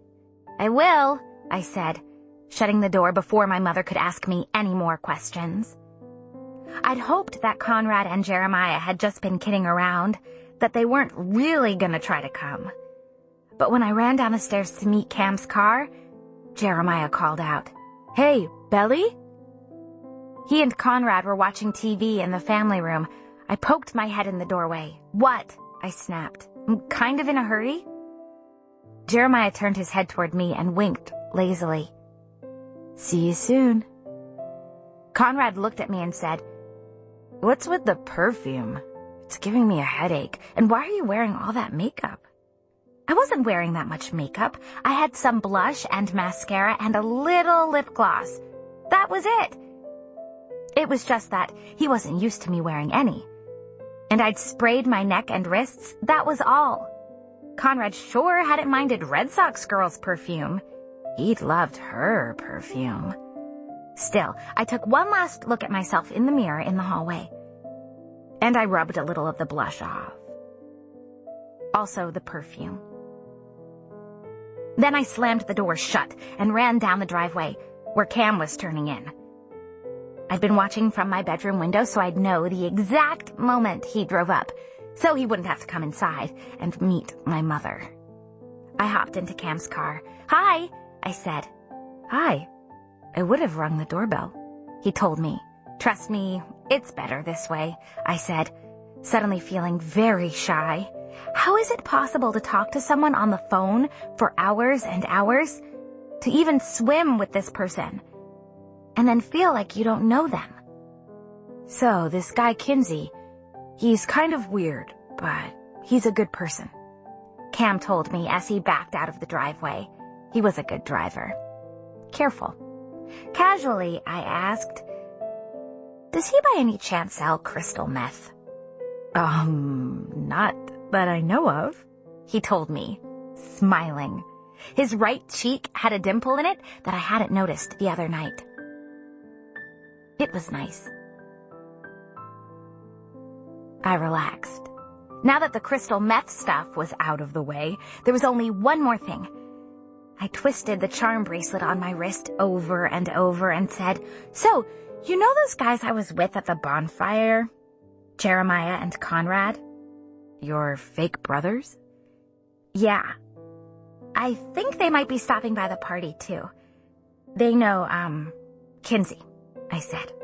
"Oh, really?" he said. "Cool. Maybe they'll see that I'm not some kind of creep." "They don't think you're a creep," I told him. "Well, they kind of do. But they'd think any guy I talk to is a creep, so it's nothing personal." "They must really care about you a lot to be so protective," he said. Did they? Not really. Well, Jeremiah does, but Conrad is all about duty. Or, he used to be anyway. He should have been one of those samurais. I glanced over at him. "I'm sorry, is this boring?" "No, keep talking," Cam said. "How do you know about samurais?" Tucking my legs under my butt, I said, "Miss Baskerville's Global Studies class in 9th grade. We did a whole unit on Japan and Bushido. I was like obsessed with the idea of seppuku." "My dad's half Japanese," he said. "My grandmother lives there, so we go out and visit her once a year." Wow! I'd never been to Japan, or anywhere in Asia for that matter. My mother's travels hadn't taken her there yet either, though I knew she wanted to go. "Do you speak Japanese?" "A little," he said, rubbing the top of his head. "I get by okay." I whistled. My whistle was something I was proud of. My brother Stephen had taught me. "So, you speak English, French, and Japanese. That's pretty amazing. You're like some kind of genius, huh?" I teased. I speak Latin, too, he reminded me, grinning. Latin's not spoken, it's a dead language, I said, just to be contrary. It's not dead. It's in every Western language. He sounded like my 7th grade Latin teacher, Mr. Coney. When we pulled up to this guy Kinsey's house, I kind of didn't want to get out of the car. I loved the feeling of talking and having somebody really listen to what I had to say. It was like a high or something. In this weird way, I felt powerful. We parked in the cul-de-sac. There were a ton of cars. Some were halfway on the lawn. Cam walked quickly. His legs were so long that I had to hurry to keep up. So, how do you know this guy? I asked him. He's my supplier. He laughed at the expression on my face. You're really gullible, Flavia. His parents have a boat. I've seen him down at the marina. He's a nice guy. We walked right in without knocking. The music was so loud I could hear it from the driveway. It was karaoke music. There was a girl singing Like a Virgin at the top of her lungs and rolling around on the ground, her mic getting twisted up in her jeans. There were 10 or so people in the living room drinking beer and passing around a songbook. Sing Livin' on a Prayer next, some guy urged the girl on the floor. A couple of guys I didn't recognize were checking me out. I could feel their eyes on me, and I wondered if I really had worn too much makeup. It was a new thing to have guys looking at me, much less asking me on dates. It felt equal parts amazing and scary. I spotted the girl from the bonfire, the one who liked Cam. She looked at us, and then she looked away, sneaking glances every once in a while. I felt bad for her. I knew how that felt. I also recognized our neighbor Jill, who spent weekends at Cousins. She waved at me, and it occurred to me that I'd never seen her outside of the neighborhood, our front yards. She was sitting next to the guy from the video store, the one who worked on Tuesdays and wore his name tag upside down. I'd never seen the lower half of his body before. He was always standing behind the counter. And then there was the waitress Katie from Jimmy's Crab Shack without her red and white striped uniform. These were people I'd been seeing every summer for my whole life. So this is where they'd been all this time. Out. At parties. While I'd been left out, locked away in the summer house like Rapunzel, watching old movies with my mother and Susanna. Cam seemed to know everybody. He said hi, shoulder-bumping guys and hugging girls. He introduced me. He called me his friend Flavia. Meet my friend Flavia, he said. This is Kinsey. This is his house. Hi, Kinsey, I said. Kinsey was sprawled out on the couch, and he wasn't wearing a shirt. He had a scrawny bird chest. He didn't look like a meth dealer. He looked like a paper boy. He took a gulp of beer and said, My name's not really Kinsey. It's Greg. Everybody just calls me Kinsey. My name's not really Flavia. It's Belly. Only Cam calls me Flavia. Kinsey nodded like that actually made sense. You guys want something to drink? There's a cooler in the kitchen. Cam said, Do you want something to drink? I wasn't sure if I should say yes or not. On the one hand, yeah, I kind of did. I never drank. It would be like an experience. Further proof that this summer was special. Important. On the other hand, would he be grossed out by me if I did? Would he judge me for it? I didn't know what the straight-edge rules were. I decided against it. The last thing I needed was to smell like Clay had the other night. I'll have a Coke, I told him. Cam nodded, and I could tell he approved. We headed over to the kitchen. As we walked, I heard little snatches of conversation. I heard Kelly got a DUI, and that's why she isn't here this summer. I heard she got kicked out of school. I wondered who Kelly was. I wondered if I'd recognize her if I saw her. It was all Stephen and Jeremiah and Conrad's fault. They never took me anywhere. That was why I didn't know anybody. All of the chairs in the kitchen had purses and jackets on them, so Cam moved over some empty beer bottles and made an empty space on the counter. I hopped up and sat on it. "Do you know all these people?" I asked Cam. "Not really," he said. "I just wanted you to think I was cool." "I already do," I said, and I blushed almost immediately. He laughed, like I had made a joke, which made me feel better. He opened up the cooler and pulled out a Coke. He opened it and handed it to me. Cam said, "Just because I'm straight edge doesn't mean you can't drink. I mean, I'll judge you for it, but you can still drink if you want to." That was a joke, by the way. "I know," I said, "but I'm good with this Coke," which was true. I took a long sip of my Coke and burped. "Excuse me," I said, unraveling one of my braids. They were already too tight and my head felt sore. "You burp like baby burps," he said. "It's kind of gross, but also kind of cute." I unraveled the other braid and hit him on the shoulder. In my head, I heard Conrad go, "Ooh, you're hitting him now. Way to flirt, Belly, way to flirt." Even when he wasn't there, he was there. And then, he really was. Out of nowhere, I heard Jeremiah's signature yodel on the karaoke machine. I bit my lip. "They're here," I said. "You want to go out and say hi?" "Not really," I said, but I hopped down from the counter. We went back to the living room, and Jeremiah was center stage, falsetto and singing some song I'd never heard of. The girls were laughing and watching him, all googly-eyed. And Conrad. He was on the couch with a beer in his hand. Red Sox girl was perched on the armrest next to him, leaning in close and letting her hair fall on his face like a curtain that encased the two of them. I wondered if they'd picked her up, if he'd let her sit shotgun. "He's a good singer," Cam said. Then he looked where I was looking and said, "Are he and Nicole together?" "Who knows?" I said. "Who cares?" Jeremiah spotted me then, as he bowed at the end of his song. "Belly, this next song goes out to you." He pointed at Cam. "What's your name?" Cam cleared his throat. Cameron. Jeremiah said right into the mic, "Your name is Cameron? Damn, that sucks, dude."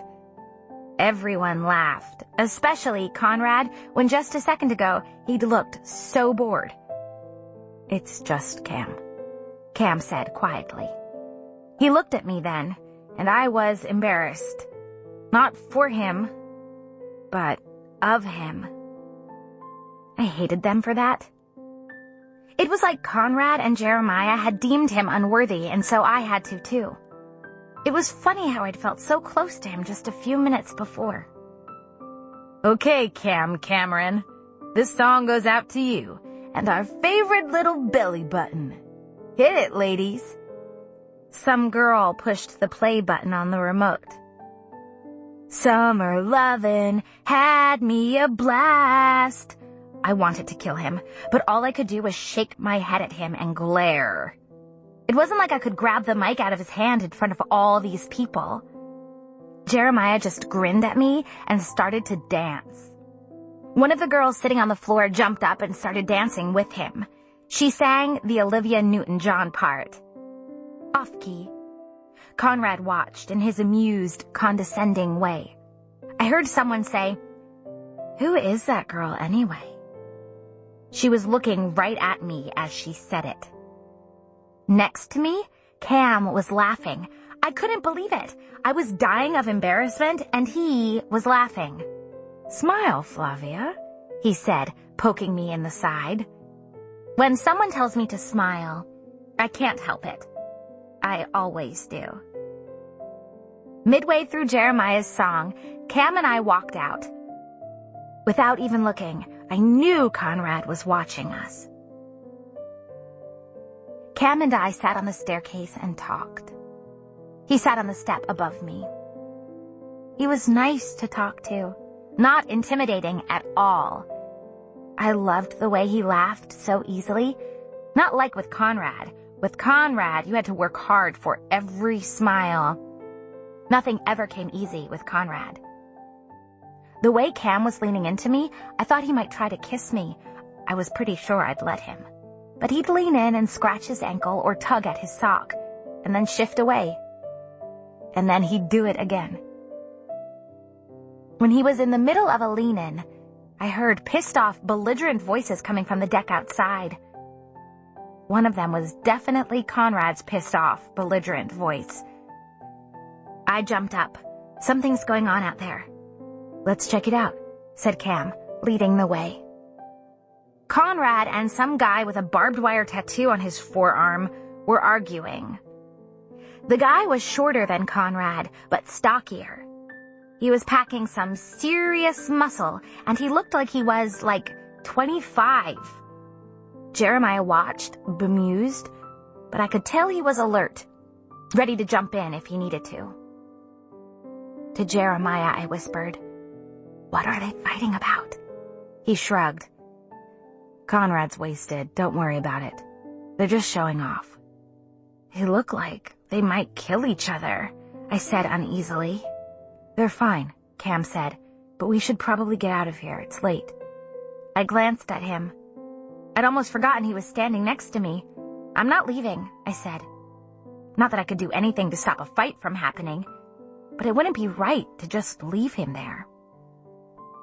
Conrad stepped up close to the tattoo guy, who shoved him away easily, and Conrad laughed. I could feel an actual fight brewing, like a thunderstorm, just like the way the water got really still before the sky broke open. "Are you gonna do something?" I hissed. "He's a big boy," Jeremiah said, his eyes close on Conrad. "He'll be fine." But he didn't believe it, and neither did I. Conrad didn't seem fine at all. He didn't seem like the Conrad Fisher I knew, all wild and out of control. What if he got himself hurt? What then? I had to help. I just had to. I started walking over to them, and I waved off Jeremiah when he tried to stop me. When I got there, I realized I had no idea what to say. I had never tried to break up a fight before. Hi, I said, standing between the two of them. "We have to leave." Conrad pushed me out of the way. "Get the hell out of here, Belly." "Who is this? Your baby sister?" The guy looked me up and down. "No, I'm Belly," I told him. Only I was nervous and I stuttered when I said my name. "Belly." The guy busted out laughing and I grabbed Conrad's arm. "We're gonna leave now," I said. I realized how drunk he was when he swayed a little as he tried to swat me off. "Don't leave. Things are just getting fun. See, I'm about to kick this guy's ass." I'd never seen him like this before. His intensity scared me. I wondered where Red Sox girl had gone. I kind of wished she was here to handle Conrad and not me. I didn't know what I was supposed to do. The guy laughed, but I could tell he wanted a fight just about as much as I did.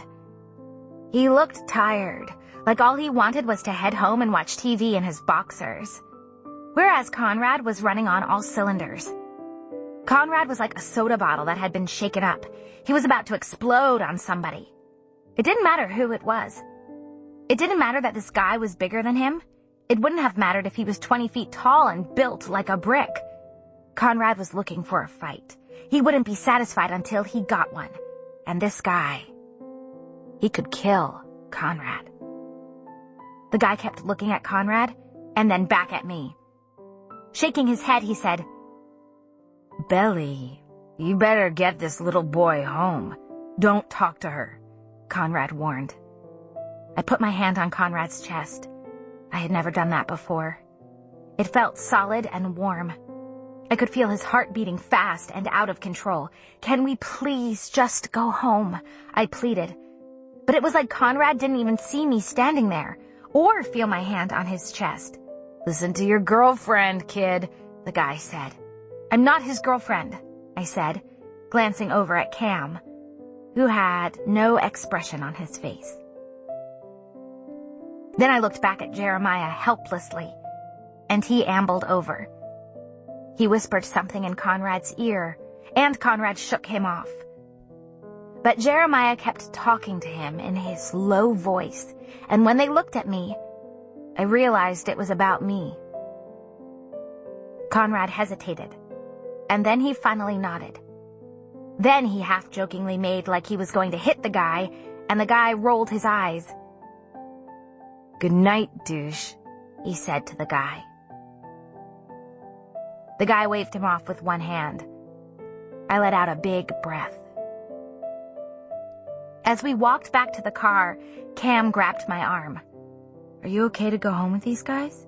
he asked me. Conrad whirled around and said, "Who is this guy?" I shook my head at Cam and said, "I'll be fine. Don't worry, I'll call you."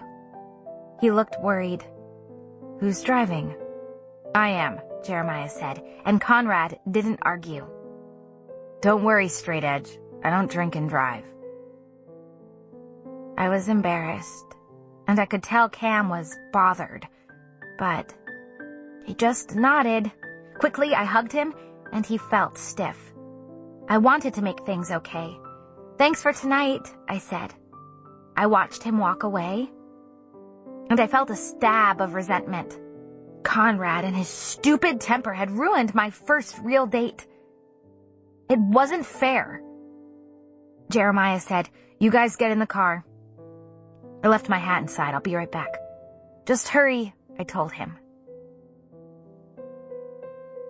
Conrad and I got in the car silently. It felt eerily quiet, and even though it was only just past 1, it felt like it was 4 in the morning and the whole world had gone to sleep. He lay down in the back seat, all of his energy from before gone. I sat in the front seat with my bare feet on the dashboard, leaning back far in the seat. Neither of us spoke. It had been frightening back there. I didn't recognize him. The way he'd acted, I suddenly felt very tired. My hair was hanging low, and from the back seat, all of a sudden, I felt Conrad touching it, running his fingers through the bottom. I think I stopped breathing. We were sitting in perfect silence, and Conrad Fisher was playing with my hair. "Your hair is like a little kid's, the way it's always so messy," he said softly. His voice made me shiver. It was like the sound of water when it pulls off the sand. I didn't say anything. I didn't even look at him. I didn't want to scare him off. It was like the time I had a really high fever and everything felt gauzy and dizzy and unreal. It felt just like that. All I knew was I didn't want him to stop. But he finally did. I watched him in the visor mirror. He closed his eyes and sighed. I did too. "Billy," he began. Just as suddenly, everything in me was alert. The sleepy feeling was gone. Every part of my body was awake now. I was holding my breath, waiting for what he would say. I didn't answer him. I didn't want to break the spell. That's when Jeremiah came back, opened the door, slammed it shut. This moment between us, fragile and tenuous, snapped in half. It was over. It would do no good to wonder what he was going to say. Moments, when lost, can't be found again. They're just gone. Jeremiah looked at me funny. I could tell he knew that he'd walked in on something. I shrugged at him, and he turned away and started the car. I reached over to the radio and turned it on, loud. The whole way home, there was this strange tension. Everyone keeping quiet, Conrad passed out in the back seat, Jeremiah and me not looking at each other in the front seat. Until we pulled up the driveway, when Jeremiah said to Conrad, in what was a harsh tone for him, "Don't let Mom see you like this. which was when I remembered, that Conrad really had been drunk, that he couldn't really have been responsible for anything he'd said or done that night. He probably wouldn't remember it tomorrow. It would be like it had never happened. As soon as we got inside, I ran up to my room. I wanted to forget what had happened in the car and only remember the way Cam had looked at me on the stairs with his arm touching my shoulder.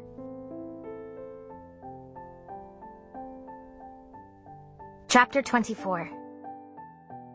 The next day, nothing. It wasn't that he ignored me, because that would have been something. Some kind of proof that it had happened, that something had changed. But no. He treated me the same way, like I was still little Belly, the girl with the messy flyaway ponytail and the bony knees, running after them on the beach. I should have known better. The thing was, whether he was pushing me away or pulling me toward him, I was still going in the same direction, toward Conrad. Cam didn't call me for a few days. Not that I blamed him. I didn't call him either. Although I thought about it, I just didn't know what to say. When he finally called, he didn't bring up the party. He asked me to go to the drive-in. I said yes, right away. I worried, though. Did going to the drive-in mean we were going to have to make out? Like, crazy make out? Steamed windows and seats all the way back? Because that was what people did at the drive-in. There were the families, and then there were the hot and heavy couples toward the back of the lot. I'd never been part of a couple before. I'd gone as a family, with Susanna and my mother and everyone, and I'd gone with the boys, but never as a couple. Like, on a date. Once, Jeremiah and Stephen and I went and spied on Conrad on one of his dates. Susanna let Jeremiah drive us, even though he only had a permit.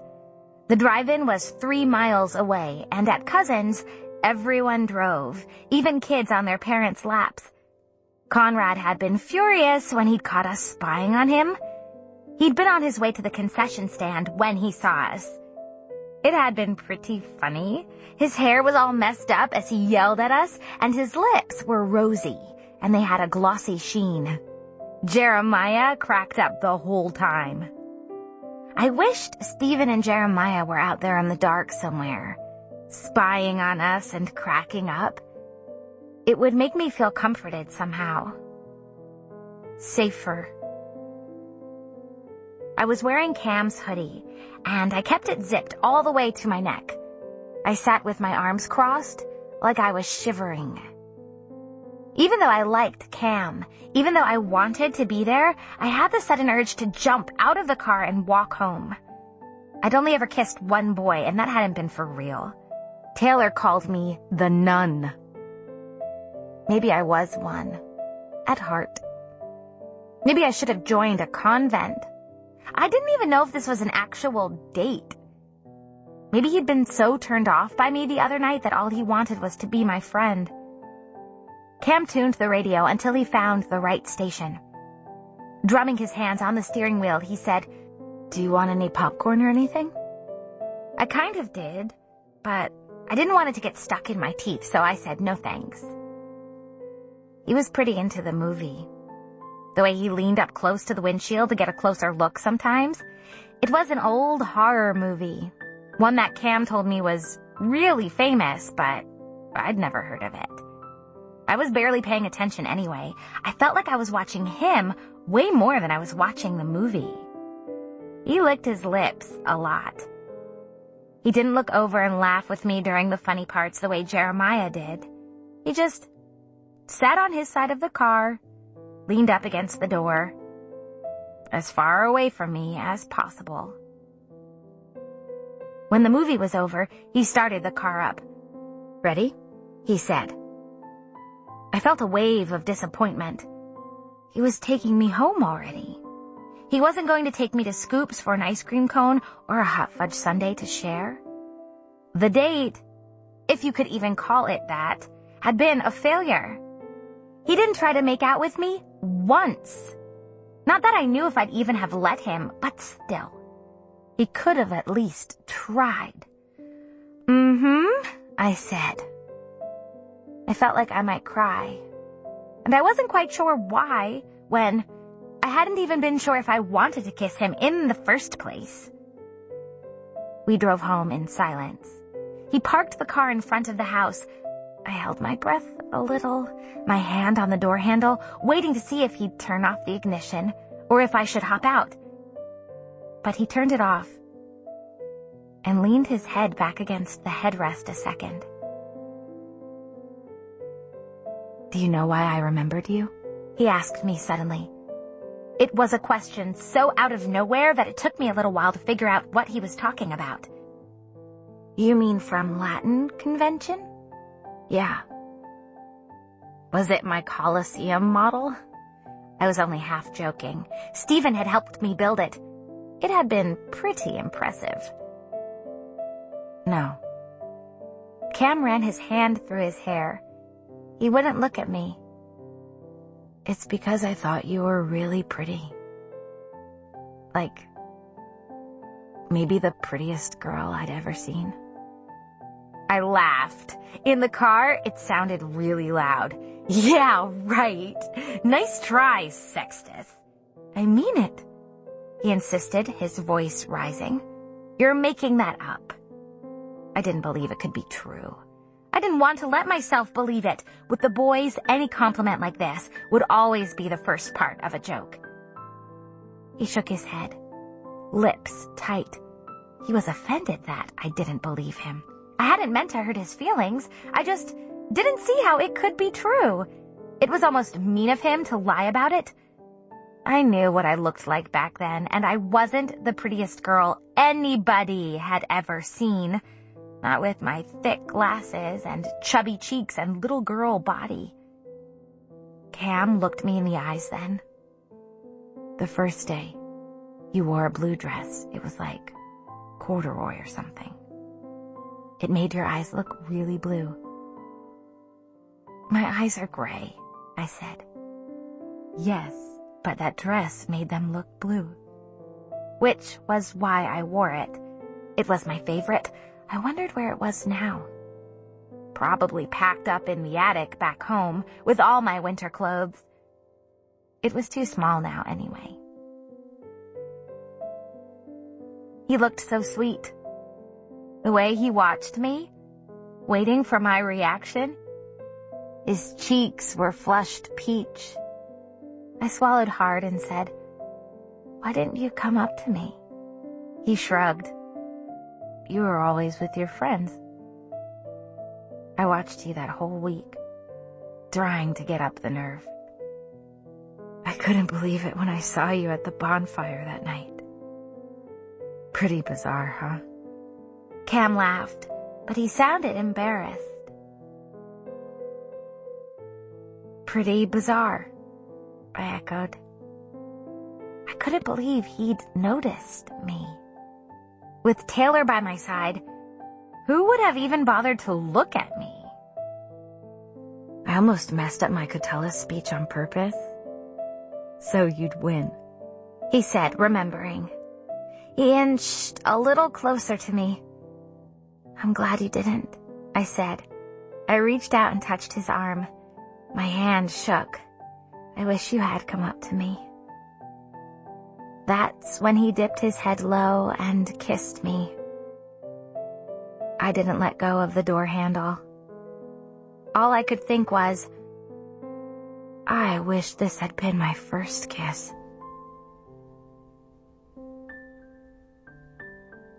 Chapter 25. When I went into the house, I was walking on cotton candy and clouds, replaying everything that had just happened, until I heard my mother and Susanna arguing in the living room. Fear seized up inside of me. It felt like a fist clenched tight around my heart. They never fought. Not really. I'd only ever seen them fight one time. It was last summer. The three of us had gone shopping to this fancy mall an hour away from Cousins. It was an outdoor mall, the kind where people bring their pocket-sized dogs on fancy leashes. I saw this dress. It was a purpley plum chiffon with little off-the-shoulder straps, way too old for me. I loved it. Susanna said I should try it on, just for fun. So I did. She took one look at me and said I had to have it. My mother shook her head right away. She said, "She's 14. Where will she wear a dress like that?" Susanna said it didn't matter, that it was made for me. I knew we couldn't afford it. My mother was newly divorced, after all, but I still pleaded with her. I begged. They got into an argument right there in the boutique, in front of people. Susanna wanted to buy it for me, and my mother wouldn't let her. I told them, never mind, I didn't want it, even though I did. I knew my mother was right. I'd never wear it. When we got back from cousins at the end of summer, I found the dress in my suitcase, wrapped in paper and packed neatly on top like it had always been there. Susanna had gone back and bought it for me.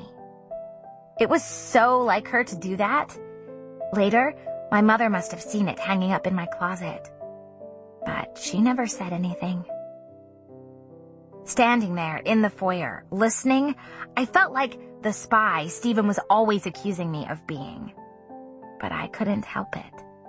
I heard Susanna say, "Laurel, I'm a big girl now. I need you to stop trying to manage my life. I'm the one who gets to decide how I want to live it." I didn't wait for my mother's response. I walked right in and said, "What's going on?" I looked at my mother when I said it, and I knew I sounded like I was blaming her. But I didn't care. "Nothing. Everything's fine," my mother said. But her eyes looked red and tired. "Then why were you fighting?" "We weren't fighting, hon," Susanna assured me. She reached out and smoothed my shoulder like she was ironing out wrinkled silk. "Everything really is fine." It didn't sound like it. "Well, it is," Susanna told me. "Promise?" I asked. I wanted to believe her. "Promise," she said, without hesitation. My mother walked away from us, and I could see from the stiffness of her shoulders that everything was not fine, that she was still upset. But because I wanted to stay with Susanna, where everything really was fine, I didn't follow her. My mother was the kind of person who would rather be alone anyway. Just ask my father. "What's the matter with her?" I whispered to Susanna. "It's nothing. Tell me about your date with Cam," she said, leading me to the wicker couch in the sunroom. I should have kept pressing her, should have tried to figure out what had really happened between the two of them, but my worry was already fading away. I wanted to tell her everything about Cam. Everything. Susanna had that way about her, where you wanted to tell her all your secrets, and everything in between. She sat on the couch and patted her lap. I sat down next to her and put my head in her lap, and she smoothed my hair away from my forehead. Everything felt safe and cozy, like that fight hadn't happened.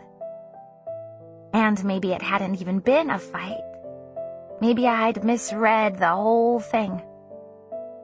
"Well, he's different from anyone I've ever met," I began. "How so?" "He's just so smart, and he doesn't care what people think, and he's so good looking. I can't even believe he pays me any attention." Susanna shook her head. "Oh, please. Of course he should pay you attention. You're so lovely, darling. You've really blossomed this summer. People can't help but pay you attention." "Ha," I said. But I felt flattered. She was so good at making people feel special. I'm glad I have you to talk to about this kind of stuff. I am too. But you could talk to your mother. She wouldn't be interested in any of it. Not really. She'd pretend to care, but she wouldn't. Oh, Belly, that's not true. She would care. She does care. Susanna cradled my face in her hands. Your mother is your biggest fan, next to me. She cares about everything you do. Don't shut her out. I didn't want to talk about my mother anymore. I wanted to talk about Cam. You'll never believe what Cam said to me tonight. I began. Chapter 26. Just like that, July turned into August. I guessed summer went by a lot faster when you had someone to spend it with. For me, that someone was Cam. Cam Cameron. Mr. Fisher always came the first week of August. He'd bring Susanna's favorites from the city, almond croissants and lavender chocolates, and flowers. He always brought flowers. Susanna loved flowers. She said she needed them like air to breathe. She had more vases than I could count, tall ones and fat ones and glass ones.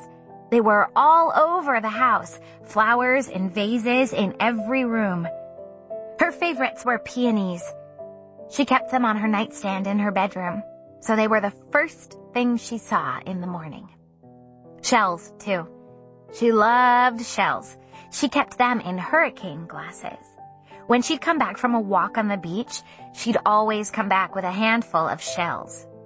She'd arrange them on the kitchen table, admire them first, say things like, "Doesn't this one look just like an ear?" Or, "Isn't this one the perfect shade of pink?"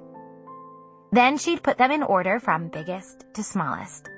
It was one of her rituals, something I loved to watch her do. That week, right around when Mr. Fisher usually came, Susanna mentioned that he couldn't get away from work. There had been some sort of emergency at the bank. It would just be the 5 of us finishing out the summer. It would be the first year without Mr. Fisher and my brother. After she went to bed, early, Conrad said to me, conversationally, "They're getting a divorce." "Who?" I said. "My parents. It's about time." Jeremiah glared at him. "Shut up, Conrad." Conrad shrugged. "Why? You know it's true." Belly's not surprised. Are you, Belly? I was really surprised. I said to both of them, I thought they seemed like they were really in love. Whatever love was, I was sure they had it. I thought they had it 1,000,000 times over. The way they gazed at each other at the dinner table, how excited Susanna got when he came to the summer house. I didn't think people like that got divorced. People like my parents got divorced, not Susanna and Mr. Fisher. They were in love, Jeremiah told me. I don't really know what happened. Dad's a dick. That's what happened, Conrad said, getting up. He sounded so blasé and matter-of-fact, but that didn't seem right. Not when I knew he adored his dad.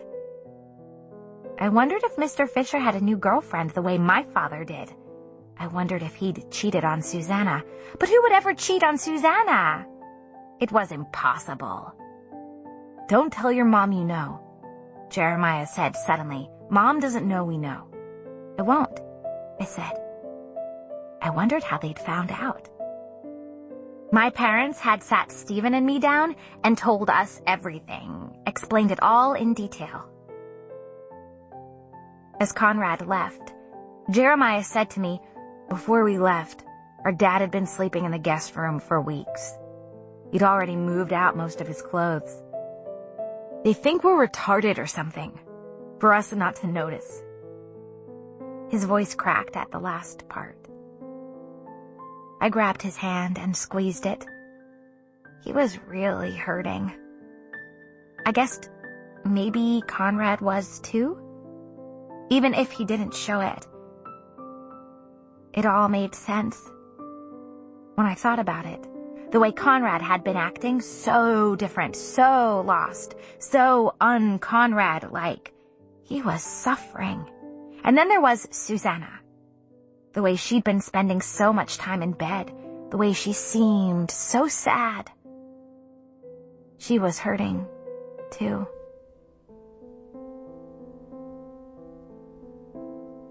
Chapter 27.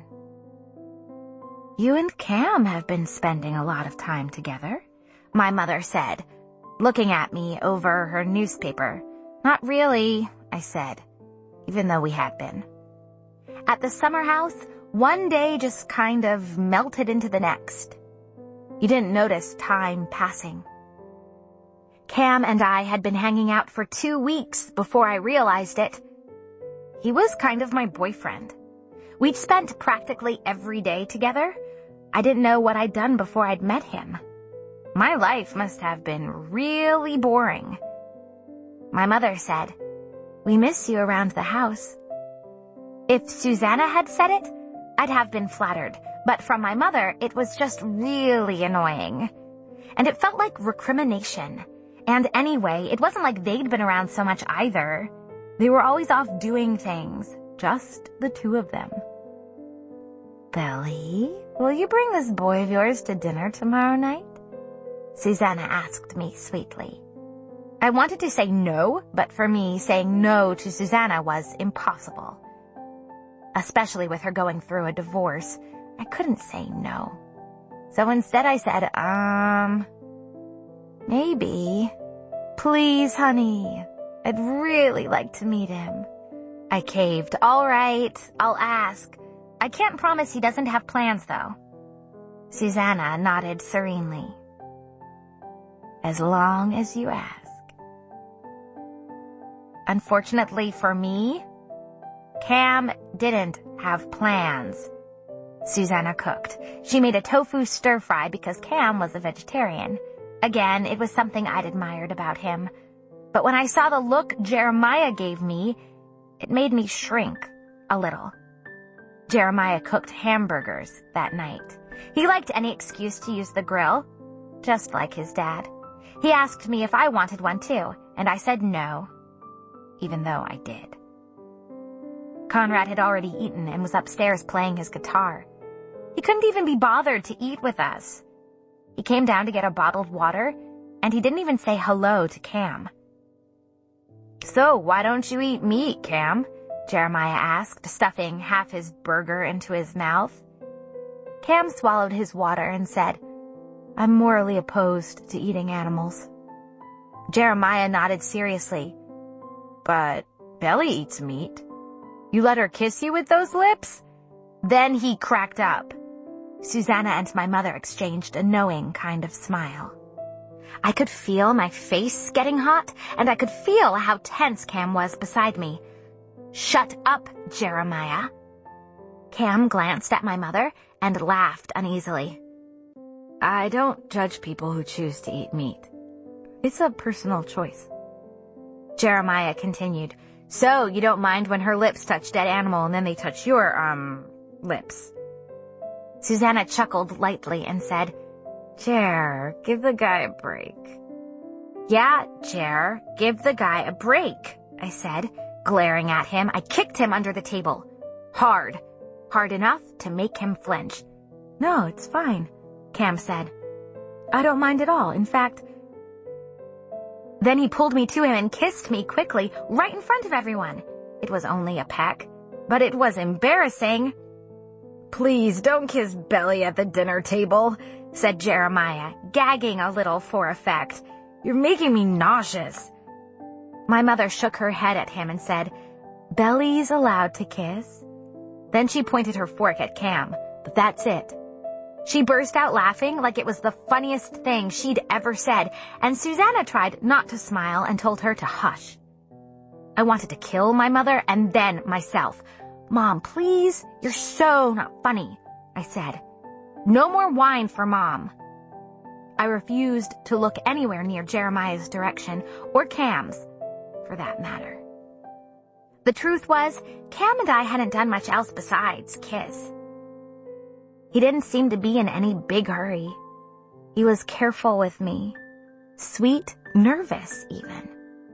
It was completely different from the way I'd seen other guys behave with girls.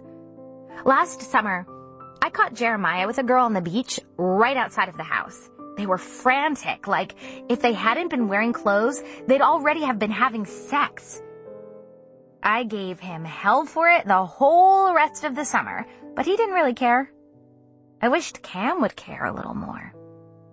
Belly, I'm kidding. You know I'm open to you exploring yourself, my mother said, taking a long sip of Chardonnay. Jeremiah busted out laughing. I stood up and said, "That's it. Cam and I are eating our dinner on the porch." I grabbed my plate and waited for Cam to stand up too. But he didn't.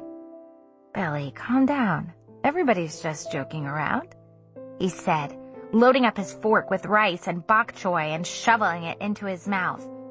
"Way to keep her in check, Cam," Jeremiah said, nodding at him. He really did look kind of impressed. I sat back down, although it killed me to do it. I hated losing face in front of everyone, but if I did walk out by myself, I knew no one would come after me. I would just be little Billy Button, off pouting again. That was my name when I was being a baby, Belly Button. Stephen thought he was such a genius for thinking that one up. No one keeps me in check, Jeremiah. Least of all Cam Cameron. Everyone hooted and hollered then. Even Cam. And all of a sudden, it was all very normal. Like, he really belonged there. I could feel myself start to relax. It was all going to be okay. Great, in fact. Amazing. Just like Susanna had promised.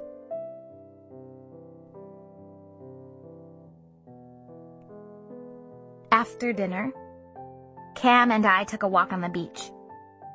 For me, there is nothing better than walking on the beach late at night.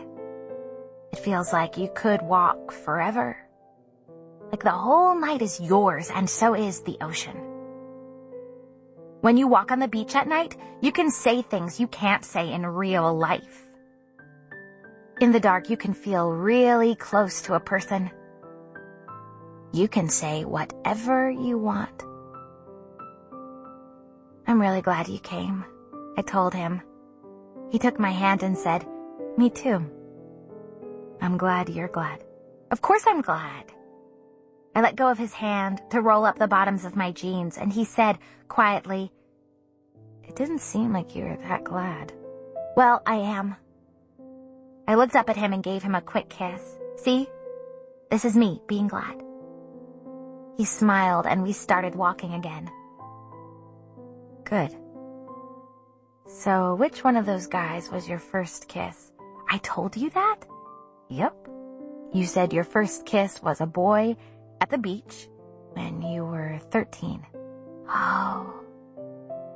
I looked up at his face in the moonlight, and he was still smiling. "Guess." Immediately he said, "The older one, Conrad." "Why'd you guess him?" He shrugged, "Just a feeling."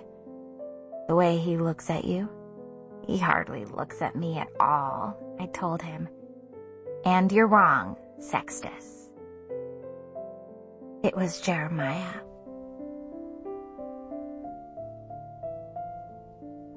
Chapter 28.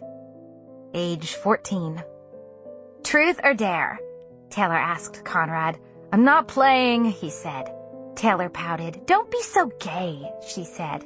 Jeremiah said, "You shouldn't use the word gay like that." Taylor opened her mouth and closed it. Then she said, "I didn't mean anything by it, Jeremy. I just meant he's being lame." "Well, gay doesn't mean lame, Taylor, now does it?" Jeremiah said. He spoke in a sarcastic tone, but even mean attention was better than no attention. Probably he was just mad about all the attention she'd been giving Conrad that day. Taylor heaved a great big sigh and turned to Conrad. Conrad, you're being very lame. Play truth or dare with us. He ignored her and turned the volume on the TV up louder. Then he pretended to mute her with the remote, which made me laugh out loud. Fine, he's out. Stephen, truth or dare? Stephen rolled his eyes. Truth. Taylor's eyes lit up. Okay. How far did you go with Claire Cho? I knew she'd been saving that one up for a long time, waiting for the exact moment she could ask. Claire Cho was a girl that Stephen had dated for most of freshman year. Taylor swore Claire had cankles, but I thought Claire's ankles were perfectly slim. I thought Claire Cho was kind of perfect. Stephen actually blushed. I'm not answering that. You have to. It's truth or dare. You can't sit here and listen to other people tell secrets if you're not going to, I said. I had been wondering about him and Claire too. Nobody's even told any secrets yet, he protested. We're about to, Stephen, Taylor said. Now man up and tell us. Yes, Stephen, man up, Jeremiah chimed in. We all started to chant, man up, man up. Even Conrad turned the TV on mute to hear the answer. Fine, Stephen said. If you shut up, I'll tell you. We shut right up and waited.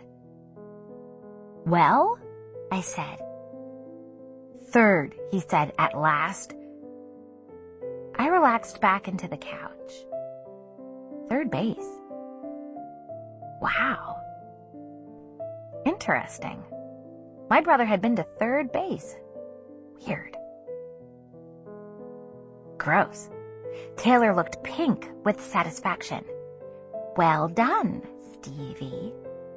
He shook his head at her and said, Now it's my turn. He looked around the room, and I sank deep into the couch cushions. I really hoped he wasn't going to pick me and make me say it out loud. How I hadn't even so much as kissed a boy yet. Knowing Stephen, he would. He surprised me when he said, Taylor, truth or dare? He was actually playing along. Automatically, she said, You can't pick me because I just asked you. You have to pick someone else. Which was true. That was the rule. Are you scared, Tay-Tay? Why don't you man up? Taylor hesitated. Fine. Truth. Stephen grinned evilly. Who would you kiss in this room? Taylor considered it for a few seconds, and then she got that cat that ate the canary look on her face. It was the same look she'd had on her face when she'd dyed her little sister's hair blue when we were 8.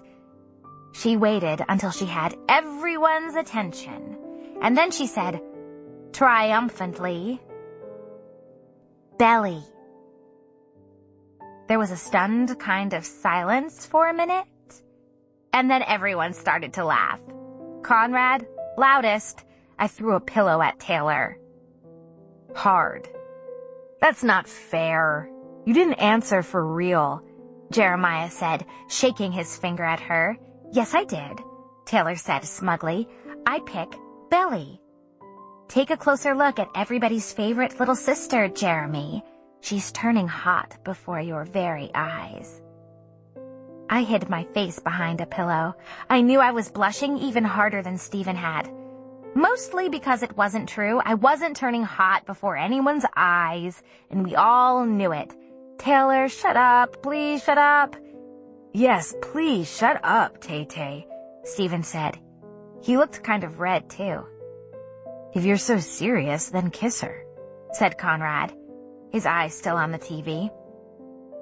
Hey, I said, glaring at him. I'm a person. You can't just kiss me without my permission. He looked at me and said, I'm not the one who wants to kiss you. Hotly, I said, either way, permission not granted. To either of you. I wished I could stick my tongue out at him without being accused of being a big baby. Taylor broke in quickly. She said, I picked truth, not dare. That's why we're not kissing right now. "We're not kissing right now because I don't want to kiss you," I told her. I felt flushed, partly because I was mad and partly because I was flattered. "Now let's stop talking about it. It's your turn to ask." "Fine, Jeremiah, truth or dare?" "Dare," he said, leaning against the couch lazily. "Okay. Kiss somebody in this room. Right now." Taylor looked at him confidently and waited. It felt like the whole room was sitting on the edge of its seat while we waited for Jeremiah to say something. Would he actually do it? He was not the kind of guy to pass up a dare. I, for one, was curious about what kind of kisser he'd be. If he'd go for a French, or if he'd give her a quick peck. I also wondered if it would be their first kiss, or if they'd kissed sometime earlier in the week, like at the arcade when I wasn't looking. Maybe. I was pretty sure they had. Jeremiah sat up straight. "Easy," he said, rubbing his hands together with a smile. Taylor smiled back and tilted her head to the side so her hair fell in her eyes just a little bit. Then he leaned over to me and said, "Ready?" And before I could answer, he kissed me right on the lips. His mouth was a little bit open, but it wasn't a French kiss or anything. I tried to push him off, but he kept on kissing me for a few more seconds. I pushed him off again, and he leaned back into the couch, as casual as can be. Everyone else was sitting there with their mouths hanging open, except for Conrad, who didn't even look surprised. But then, he never looked surprised. I, on the other hand, was finding it kind of hard to breathe. I had just had my first kiss, in front of people, in front of my brother. I couldn't believe that Jeremiah had stolen my first kiss like that. I had been waiting, wanting it to be special, and it had happened during a game of truth or dare. How unspecial could you get? And, to top it all off, he had only done it to make Taylor jealous, not because he liked me. It had worked. Her eyes were narrowed, and she was staring at Jeremiah like he had thrown down some kind of gauntlet, which I guess he kind of had. "Gross," Stephen said. "This game is gross. I'm out of here." Then he looked at all of us disgustedly and left. I got up too, and so did Conrad. "See ya," I said. And, "Jeremiah, I'm getting you back for that." He winked and said, "The back rub should make us about even," and I threw a pillow directly at his head and slammed the door behind me. The fact that he was being fake flirty was the worst part. It was so patronizing, so demeaning. It took me about 3 seconds before I realized that Taylor wasn't coming after me. She was inside, laughing at Jeremiah's dumb jokes. In the hallway, Conrad gave me his trademark knowing look and said, "You know you loved it." I glared at him. "How would you know? You're too obsessed with yourself to notice anybody else." He walked away from me and said over his shoulder, "Oh, I notice everything, Belly. Even poor little you." "Screw you," I said, because that was all I could think of. I could hear him chuckling as he shut his bedroom door. I went back to my room and got under the covers. I closed my eyes and replayed what had just happened. Jeremiah's lips had touched my lips. My lips were no longer my own. They had been touched by Jeremiah. I had finally been kissed, and it was my friend Jeremiah who'd been the one to do it. My friend Jeremiah, who had been ignoring me that whole week. I wished I could talk to Taylor. I wished we could talk about my first kiss, but we couldn't because right this minute she was downstairs kissing the same boy who had just kissed me. I was sure of it. When she came back upstairs an hour later, I pretended I was sleeping. "Belly," she whispered across the room. I didn't say anything, but I stirred a little for effect. "I know you're still awake, Belly," she said, "and I forgive you." I wanted to sit right up and say, "You forgive me? Well, I don't forgive you for coming here and ruining my whole summer." But I didn't say any of it. I just kept fake sleeping. The next morning I woke up early, just after 7, and Taylor was already gone. I knew where she was. She'd gone to watch the sunrise with Jeremiah. We'd been planning to go watch the sunrise on the beach one morning before she left, but we always overslept.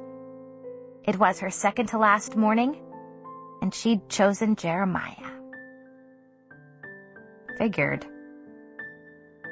I changed into my bathing suit and headed for the pool. In the mornings it was always a little cold outside, just a little bit of bite to the air. But I didn't mind. Swimming in the mornings made me feel like I was swimming in the ocean, even when I wasn't. In theory, swimming in the ocean sounds great and all, but the salt water burned my eyes too much to do it every day. Plus, the pool was more private, more my own. Even though everyone else swam in it too, in the mornings and at night, I had it pretty much to myself. Besides Susanna. When I opened the gate to the pool, I saw my mother sitting in one of the lounge chairs reading a book. Except she wasn't really reading it. She was more just holding it and staring off into space. "Hi, Mom," I said, more to break her out of her spell than anything else. She looked up, startled. "Good morning," she said, clearing her throat. "Did you sleep well?" I shrugged and dropped my towel onto the chair next to hers. "I guess," I said. My mother shaded her eyes with her hand and looked up at me. "Are you and Taylor having fun?" "Tons," I said. "Buckets full." "Where is Taylor?" "Who knows?" I said. "Who cares?" "Are you two fighting?" my mother asked casually. "No. I'm just starting to wish I hadn't brung her is all." Best friends are important. They're the closest thing to a sister you'll ever have, she told me. Don't squander it. Irritably, I said, "I haven't squandered anything. Why do you always have to put the blame on me for everything?" "I'm not blaming you. Why must you always make things about you, dear?" My mother smiled at me in her infuriatingly calm way. I rolled my eyes and jumped backward into the pool. It was freezing cold. When I came up to the surface, I yelled, "I don't!" Then I started my laps, and whenever I thought about Taylor and Jeremiah, I got madder and pushed harder. By the time I was done, my shoulders burned. My mother had left, but Taylor and Jeremiah and Stephen were just coming in. "Belly, if you swim too much, you'll get those broad swimmer's shoulders," Taylor warned, dipping her foot in the water. I ignored her. What did Taylor know about exercise? She thought walking around the mall in high heels was exercise. "Where were you guys?" I asked, floating on my back. "Just hanging out," Jeremiah said vaguely. Judas, I thought. A bunch of Benedict Arnolds. "Where's Conrad?" "Who knows? He's too cool to hang out," Jeremiah said, falling onto a lounge chair. "He went running," Stephen said a tad defensively. "He has to get in shape for football season. He has to leave for practice next week. Remember?" I remembered. That year Conrad had to leave early so he could get back in time for tryouts. He'd never seemed like the football type to me, but there he was, trying out for the team. I guessed Mr. Fisher had a lot to do with it. He was exactly the type. So was Jeremiah, although he'd never take it seriously. He never took anything seriously. "I'll probably play for the team next year, too," Jeremiah said casually. He sneaked a peek at Taylor to see if she looked impressed. She didn't. She wasn't even looking at him. His shoulders sagged a little, and I felt sorry for him, despite myself. I said, Jer, race me, okay? He shrugged and stood up, taking off his shirt. Then he walked over to the deep end and dove in. You want a handicap? He asked when he emerged up top. No, I think I can beat you with that one, I said, paddling over. Woohoo! Let's see. We raced across the length of the pool, freestyle, and he beat me the first time. And then the second. But I wore him down by the third and fourth and beat him too. Taylor cheered me on, which only annoyed me more.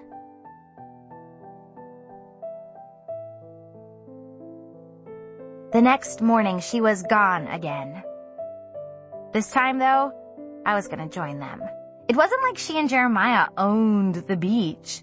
I had just as much right as they did to watch the sunrise. I got up, put my clothes on, and headed outside. I didn't see them at first. They were farther down than usual, and they had their backs to me. He had his arms around her, and they were kissing. They weren't even watching the sunrise. And it wasn't Jeremiah either. It was Stephen, my brother. It was just like in those movies with the surprise ending where everything falls into place and clicks. Suddenly my life had become the usual suspects, and Taylor was Kaiser Soze. The scenes ran through the mind. Taylor and Stephen bickering the way he had come to the boardwalk that night. Taylor claiming that Claire Cho had cankles. All of the afternoons she'd spent at my house. They didn't hear me walk up, but then I said loudly, "Wow, so first Conrad, then Jeremiah, and now my brother." She turned around, surprised, and Stephen looked surprised too. "Belly," she started. "Shut up." I looked at my brother then, and he squirmed. "You're a hypocrite. You don't even like her. You said she bleached out all her brain cells with her son in." He cleared his throat. "I never said that," he said, glancing back and forth between Taylor and me. Her eyes had welled up, and she was wiping her left eye with the back of her sweatshirt sleeve. Stephen's sweatshirt sleeve? I was too angry to cry. "I'm telling Jeremiah." "Belly, just freaking calm down. You're too old for your temper tantrums," Stephen said, shaking his head in his brotherly way. The words came out of me, hot and fast and sure. "Go to hell." I had never talked like that to my brother before. I don't think I'd ever talked like that to anyone before. Stephen blinked. That's when I started to walk away, and Taylor chased after me. She had to run to catch up. That's how fast I was walking. I guess anger gives you speed. "Belly, I'm so sorry," she began. "I was going to tell you. Things just happened really fast." I stopped walking and spun around. When did they happen? Because from what I saw, things were happening so fast with Jeremy, not with my older brother. She shrugged helplessly, which only made me madder. Poor, helpless little Taylor. I've always had a crush on Stephen. You know that, Belly. Actually, I didn't. Thanks for telling me. When he liked me back, it was like I couldn't believe it. I didn't think. That's the thing. He doesn't like you. He's just using you because you're around, I said. I knew it was cruel, but I also knew it was true. Then I walked into the house and left her standing outside. She chased after me and grabbed my arm, but I shrugged her off. "Please don't be mad, Belly. I want things to stay the same with us forever," Taylor said, brown eyes brimming with tears. What she really meant was, I want you to stay the same forever while I grow bigger breasts and quit violin and kiss your brother. Things can't stay the same forever, I said. I was saying it to hurt her because I knew it would. "Don't be mad at me, okay, Belly?" she pleaded. Taylor hated it when people were mad at her. "I'm not mad at you," I said. "I just don't think we really know each other anymore." "Don't say that, Belly. I'm only saying it because it's true," she said. "I'm sorry, okay?" I looked away for a second. You promised you'd be nice to him. Who? Stephen? Taylor looked genuinely confused. No, Jeremiah, you said you'd be nice. She waved her hand in the air. Oh, he doesn't care. Yeah, he does. It's just that you don't know him. Like I do, I wanted to add. I didn't think you'd ever act so... I searched for the perfect word to cut her the way she'd cut me. Slutty. I'm not a slut, she said in a tiny voice.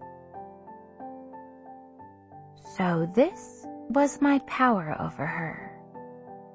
My supposed innocence over her supposed sluttiness. It was all such BS. I would have traded my spot for hers in a second. Later, Jeremiah asked me if I wanted to play spit. We hadn't played once all summer. It used to be our thing, our tradition. I was grateful to have it back, even if it was a consolation prize. He dealt me my hand and we began to play, but both of us were just going through the motions. We had other things on our minds. I thought that we had this unspoken agreement not to talk about her, that maybe he didn't even know what had happened, but then he said, I wish you never brought her. Me too. It's better when it's just us, he said, shuffling his stack. Yeah, I agreed. After she left, after that summer, things were the same. And they weren't. She and I were still friends, but not best friends. Not like we used to be. But we were still friends. She'd known me my whole life. It's hard to throw away history. It was like you were throwing away a part of yourself. Stephen went right back to ignoring Taylor and obsessing over Claire Cho. We just pretended like none of it had ever happened. But it did. Chapter 29. I heard him come home. I think the whole house must have, except for Jeremiah, who could sleep through a tidal wave. Conrad made his way up the stairs, tripping and cursing, and then he shut his door and turned on his stereo, loud. It was 3 a.m. I lay in bed for about 3 seconds before I leapt up and ran down the hallway to his room. I knocked, twice, but the music was so loud I doubted he could hear anything. I opened the door. He was sitting on the edge of his bed, taking his shoes off. He looked up and saw me standing there. Didn't your mom teach you to knock? He asked, getting up and turning down the stereo. I did, but your music was so loud you couldn't hear me. You probably woke up the whole house, Conrad. I stepped inside and closed the door behind me. I hadn't been in his room in a long time. It was the same as I remembered. Perfectly neat. Jeremiah's looked like hurricane season, but not Conrad's. In Conrad's room, there was a place for everything, and everything was in its place. His pencil drawings, still tacked onto the bulletin board. His model cars, still lined up on the dresser. It was comforting to see that at least that was still the same. His hair was messed up, like someone had been running their hands through it. Probably Red Sox girl. Are you going to tell on me, Belly? Are you still a tattletale? I ignored him and walked over to his desk. Hanging right above it, there was a framed picture of him in his football uniform, the football tucked under his arm. Why'd you quit, anyway? It wasn't fun anymore. I thought you loved it. No, it was my dad who loved it, he said. It seemed like you did too. In the picture, he looked tough, but I could tell he was trying not to smile. Why'd you quit dance? I turned around and looked at him. He was unbuttoning his work shirt, a white button-down, and he had on a t-shirt underneath. You remember that? He used to dance all around the house like a little gnome. I narrowed my eyes at him. Gnomes don't dance. I was a ballerina, for your information. He smirked. So why'd you quit then? It had been around the time my parents got divorced. My mom couldn't pick me up and drop me off twice a week all on her own. She had a job. It just didn't seem worth it anymore. I was bored of it by then anyway, and Taylor wasn't doing it anymore either. Also, I hated the way I looked in my leotard. I got boobs before the whole rest of the class, and in our class picture, I looked like I could be the teacher. It was embarrassing. I didn't answer his question. Instead, I said, I was really good. I could have been dancing in a company by now. I couldn't have. I wasn't that good. Not by any stretch of the imagination. Right, he said mockingly. He looked so smug sitting there on the bed. At least I can dance. Hey, I can dance, he protested. I crossed my arms. Prove it. I don't have to prove it. I taught you some moves, remember? How quickly we forget. Conrad jumped up off the bed and grabbed my hand and twirled me around. See? We're dancing. His arm was slung around my waist, and he laughed before he let me go. I'm a better dancer than you, Billy, he said, collapsing onto his bed. I stared at him. I didn't get him at all. 1 minute he was broody and withdrawn, and the next he was laughing and twirling me around the room. I don't consider that dancing, I said. I backed out of the room. And can you keep your music down? You already woke up the whole house. He smiled. Conrad had a way of looking at me, at you, at anybody, that made everything unravel and want to fall at his feet. He said, Sure, good night, Bells. Bells, my nickname from 1,000 years ago. He made it so hard not to love him. When he was sweet like this, I remembered why I did. Used to love him, I mean. I remembered everything.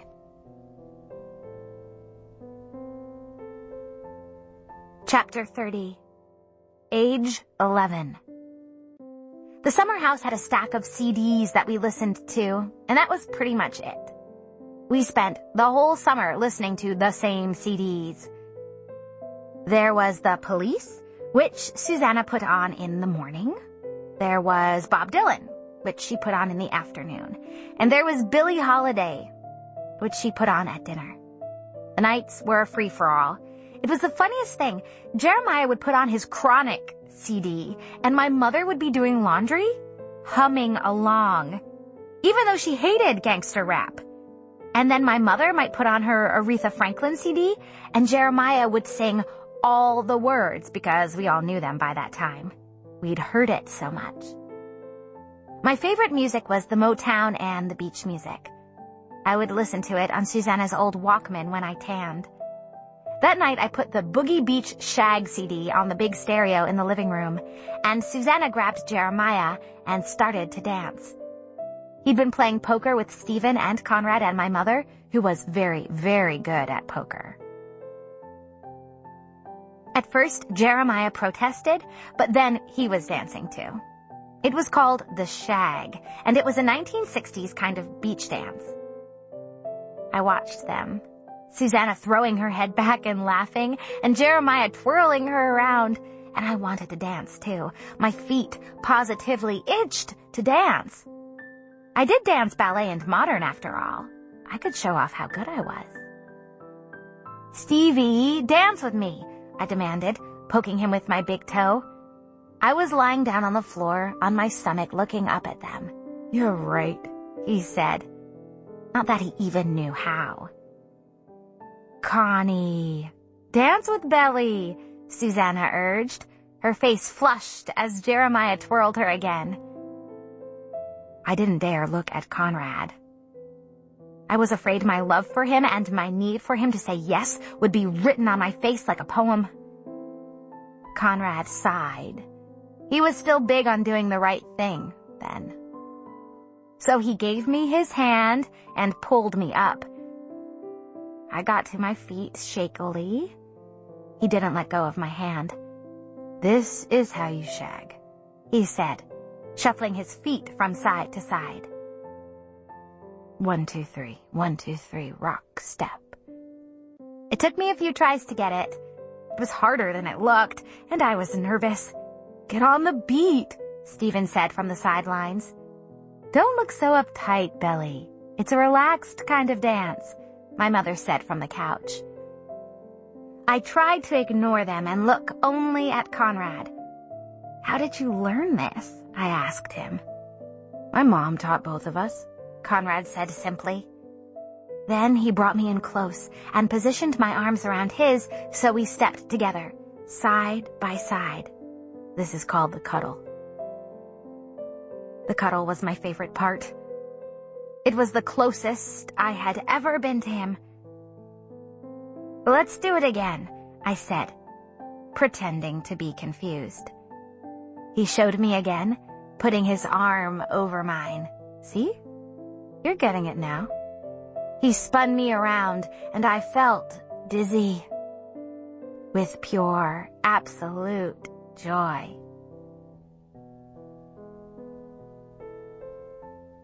Chapter 31.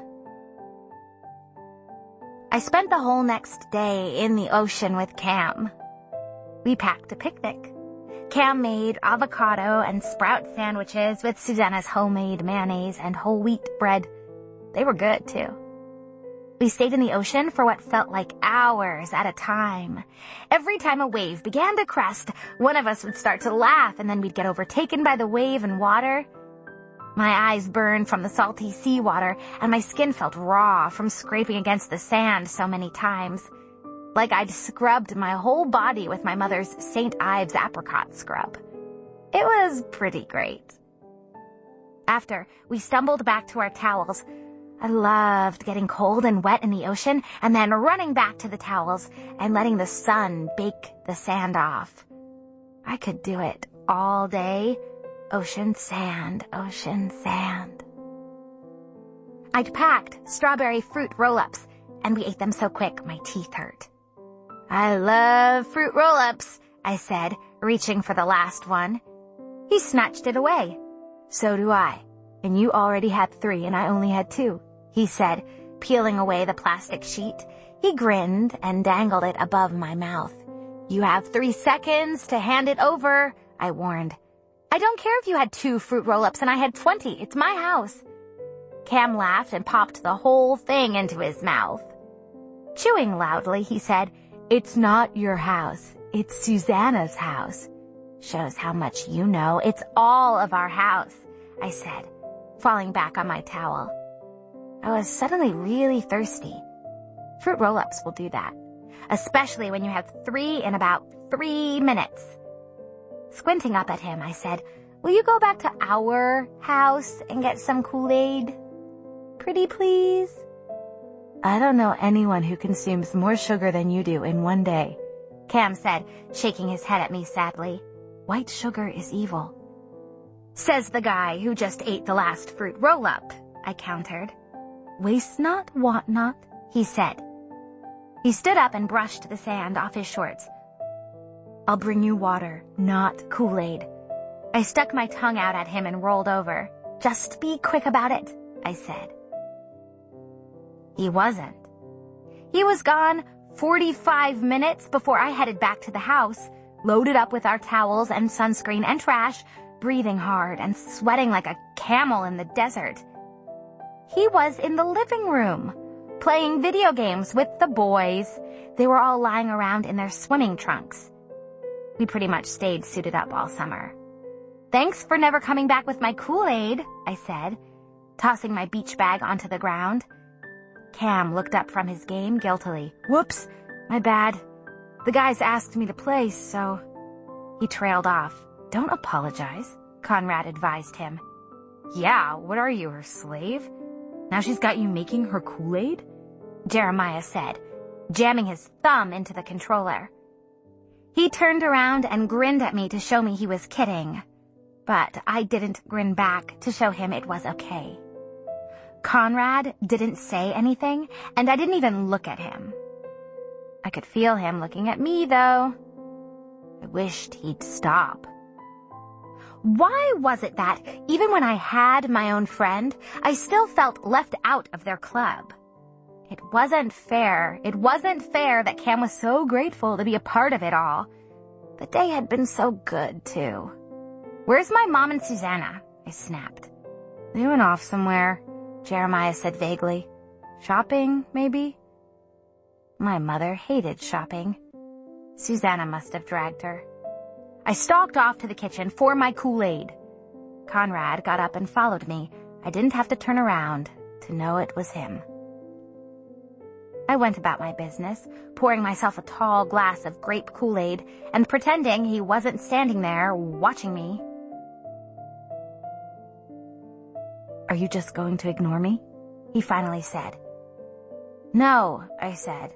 What do you want? He sighed and came closer. Why do you have to be like that? Then he leaned forward. Close. Too close. Can I have some? I put the glass on the counter and started to walk away, but he grabbed my wrist. I think I might have gasped. He said, Come on, Bells. His fingers felt cool, the way he always was. Suddenly I felt hot and feverish. I snatched my hand away. Leave me alone. Why are you mad at me? He had the nerve to look genuinely confused and also anxious. Because for him, the two things were connected. If he was confused, he was anxious. And he was hardly ever confused. So then he was hardly ever anxious. He'd certainly never been anxious over me. I was inconsequential to him. Always had been. Do you honestly care? I could feel my heart thudding hard in my chest. I felt prickly and strange, waiting for his answer. Yes. Conrad looked surprised, like he couldn't believe he cared either. The problem was, I didn't entirely know. I guessed it was mostly the way he was making me feel all mixed up inside, being nice to me one minute and cold the next. He made me remember things I didn't want to remember, not now. Things were really going well with Cam, but every time I thought I was sure about him, Conrad would look at me a certain way, or twirl me, or call me Bells, and it all went to crap. Oh, why don't you go smoke a cigarette? I said. The muscle in his jaw twitched. Okay, he said. I felt a mixture of guilt and satisfaction that I had finally gotten to him. And then he said, why don't you go look at yourself in the mirror some more? It was like he had slapped me. It was mortifying, being caught out and having someone see the bad things about you. Had he caught me looking at myself in the mirror, checking myself out, admiring myself? Did everyone think I was vain and shallow now? I closed my lips tight and backed away from him, shaking my head slowly. Billy, he started. He was sorry. It was written all over his face. I walked into the living room and left him standing there. Cam and Jeremiah stared at me like they knew something was up. Had they heard us? Did it even matter? I get next game, I said. I wondered if this was the way old crushes died. With a whimper, slowly, and then just like that. Gone.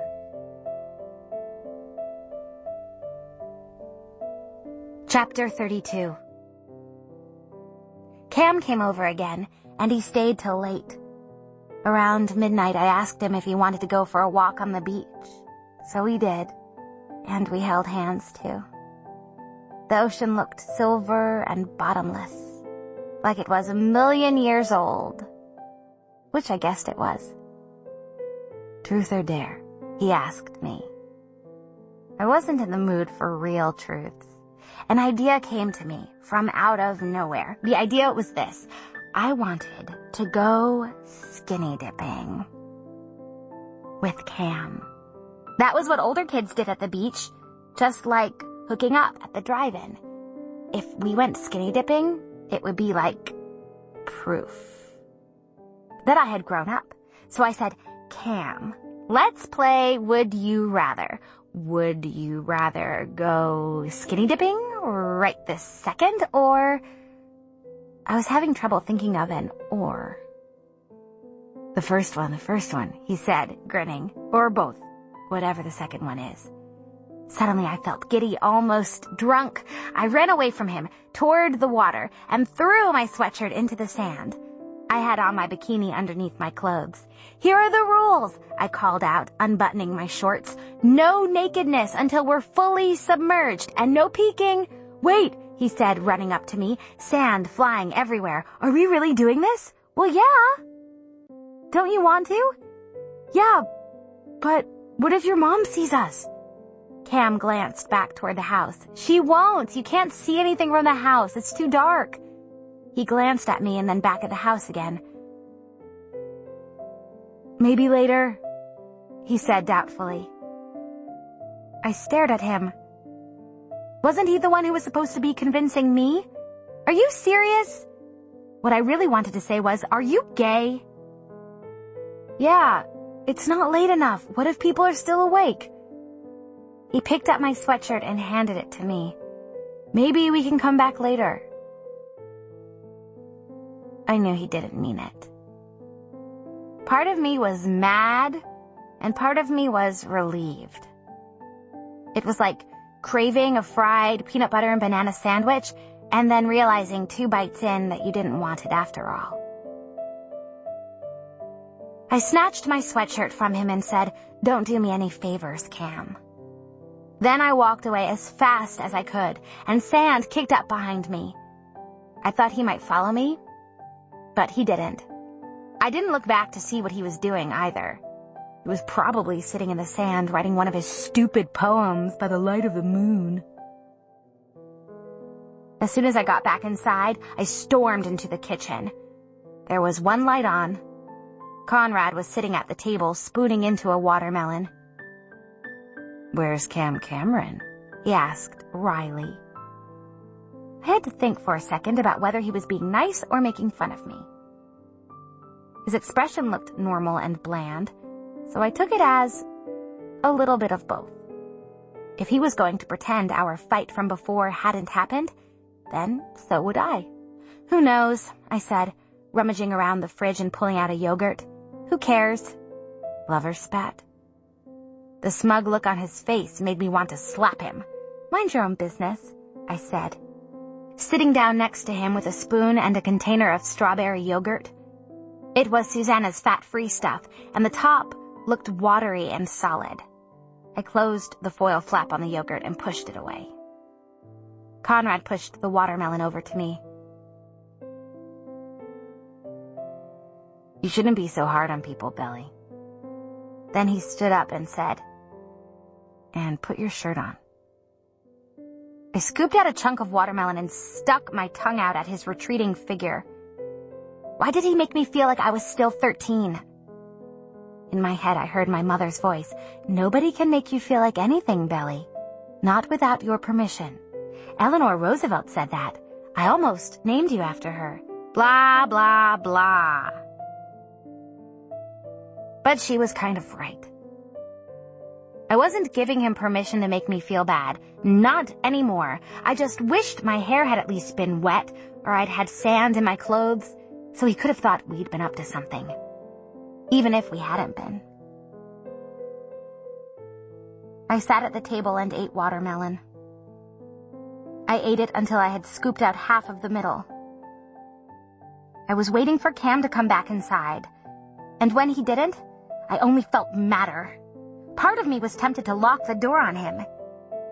He'd probably meet some random homeless guy and become best friends with him, and then he'd tell me the man's life story the next day. Not that there were any homeless guys on our end of the beach. Not that I'd ever seen a homeless person, and cousins for that matter. But if there was, Cam would find him. Only Cam didn't come back to the house. He just left. I heard his car start, watched from the downstairs hallway as he backed down the driveway.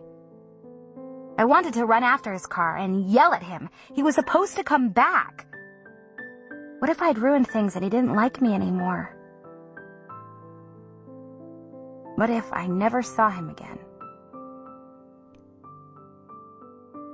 That night, I lay in bed, thinking about how summer romances really do happen so fast. And then they're over so fast. But the next morning, when I went to the deck to eat my toast, I found an empty water bottle on the steps that led down to the beach, Poland Spring, the kind Cam was always drinking. There was a piece of paper inside, a note, a message in a bottle. The ink was a little smeared, but I could still read what it said. It said, "I owe you one skinny dip."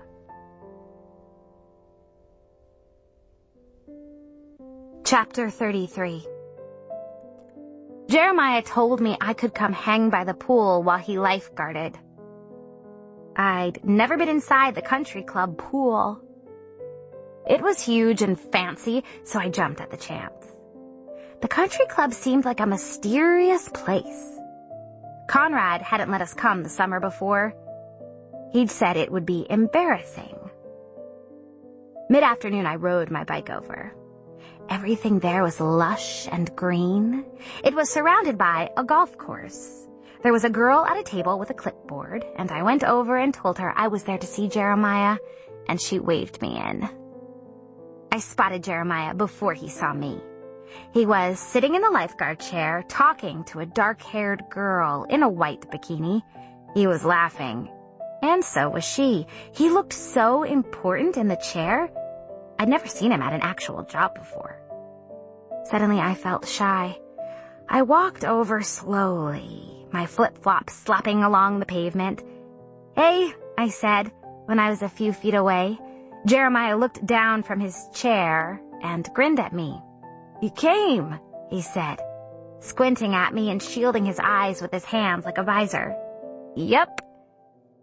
I swung my canvas bag back and forth like a pendulum. The bag had my name on it in cursive. It was from L.L. Bean, a gift from Susanna. "Belly, this is Yoli. She's my co-lifeguard." Yoli reached over and shook my hand. It struck me as a businessy thing to do for someone in a bikini. She had a firm handshake, a nice grip, something my mother would have appreciated. "Hi, Belly," she said. "I've heard a lot about you." "You have?"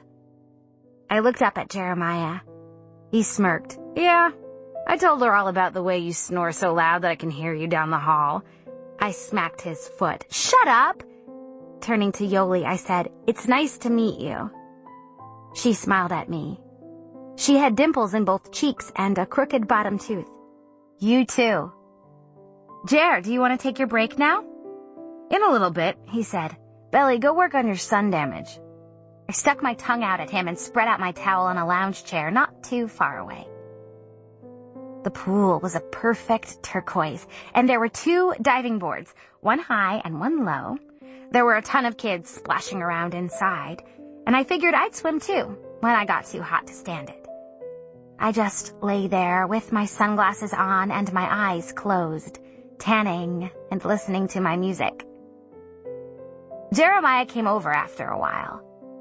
He sat on the edge of my chair and drank from my thermos of Kool-Aid. "She's pretty," I said. "Who? Yoli?" He shrugged. "She's nice. One of my many admirers." "Ha! So, what about you?" "Cam Cameron, huh? Cam the vegetarian. Cam the straight edge." I tried not to smile. "So what? I like him. He's kind of a dork. That's what I like about him. He's different." He frowned slightly. "Different from who?" "I don't know." but I did know. I knew exactly who he was different from. You mean he's not a dick, like Conrad? I laughed, and so did he. Yeah, exactly. He's nice. Just nice, huh? More than nice. So you're over him then? For real? We both knew the him he was talking about. Yes, I told him. I don't believe you, Jeremiah said, watching me closely, just like when he was trying to figure out what kind of hand I had in Uno. I took off my sunglasses and looked him in the eye. It's true. I'm over him. We'll see, Jeremiah said, standing up. My break's over. Are you okay over here? Wait around and I'll drive us home. I can put your bike in the back. I nodded and watched him walk back to the lifeguard chair. Jeremiah was a good friend. He'd always been good to me. Watched out for me. Chapter 34. My mother and Susanna sat in beach chairs, and I lay on an old Ralph Lauren teddy bear towel. It was my favorite one because it was extra long and soft from so many washings. What are you up to tonight, Bean? My mother asked me. I loved it when she called me Bean. It reminded me of being 6 years old and falling asleep in her bed. Proudly, I told them, me and Cam are going to putt-putt. We used to go all the time as kids. Mr. Fisher would take us, and he was always pitting the boys against one another. $20 for the first one to get a hole-in-one. $20 for the winner. Stephen loved it. I think he wished Mr. Fisher was our dad. He actually could have been. Susanna told me my mother had dated him first, but my mother had handed him over to Susanna because she knew they'd be perfect together. Mr. Fisher included me in the mini-golf competitions, but he never expected me to win. Of course, I never did. I hated mini-golf anyway. I hated the little pencils and the fake turf. It was also annoyingly perfect. Kind of like Mr. Fisher. Conrad wanted so badly to be like him, and I used to hope he never would.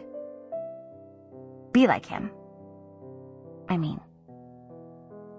The last time I had been to putt-putt was when I was 13, and I'd gotten my period for the first time. I was wearing white cutoffs, and Stephen had been scared. He'd thought I had cut myself or something. For a second, I'd thought so too. After that, after getting my period by the fourth hole, I never wanted to go back, not even when the boys invited me. So going with Cam felt like I was reclaiming putt-putt, taking it back for my 12-year-old self. It had even been my idea to go. My mother said, "Can you be home early? I want us to spend a little time together, maybe watch a movie." How early?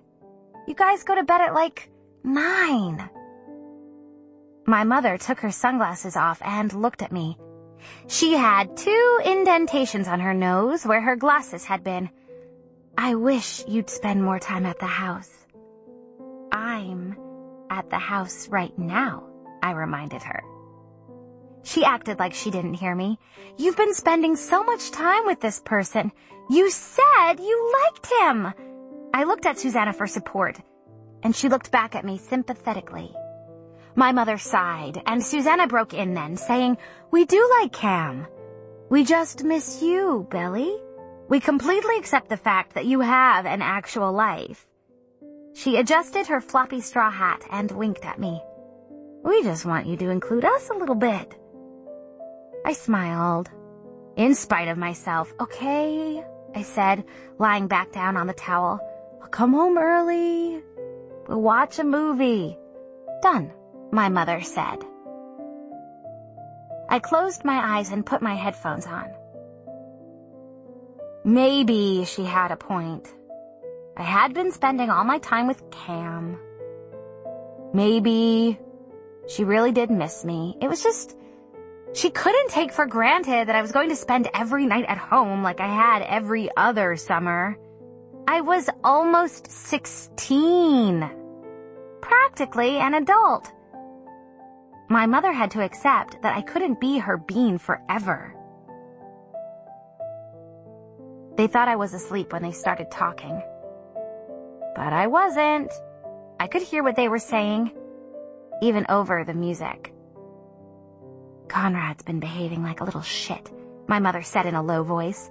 He left all these beer bottles out on the deck this morning for me to clean up. It's getting out of hand. Susanna sighed.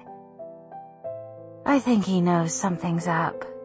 He's been like this for months now. He's so sensitive. I know it's going to hit him harder. Don't you think it's time you told the boys? Whenever my mother said, don't you think? All she really meant was, I think. So you should too. When the summer's over, that's soon enough. Beck, my mother began. I think it might be time. I'll know when it's time. Susanna said, don't push me, Lore. I knew there was nothing my mother could say that would change her mind. Susanna was soft, but she was resolute, stubborn as a mule when she wanted to be. She was pure steel underneath all her softness. I wanted to tell them both. Conrad knows already, and so does Jeremiah, but I couldn't.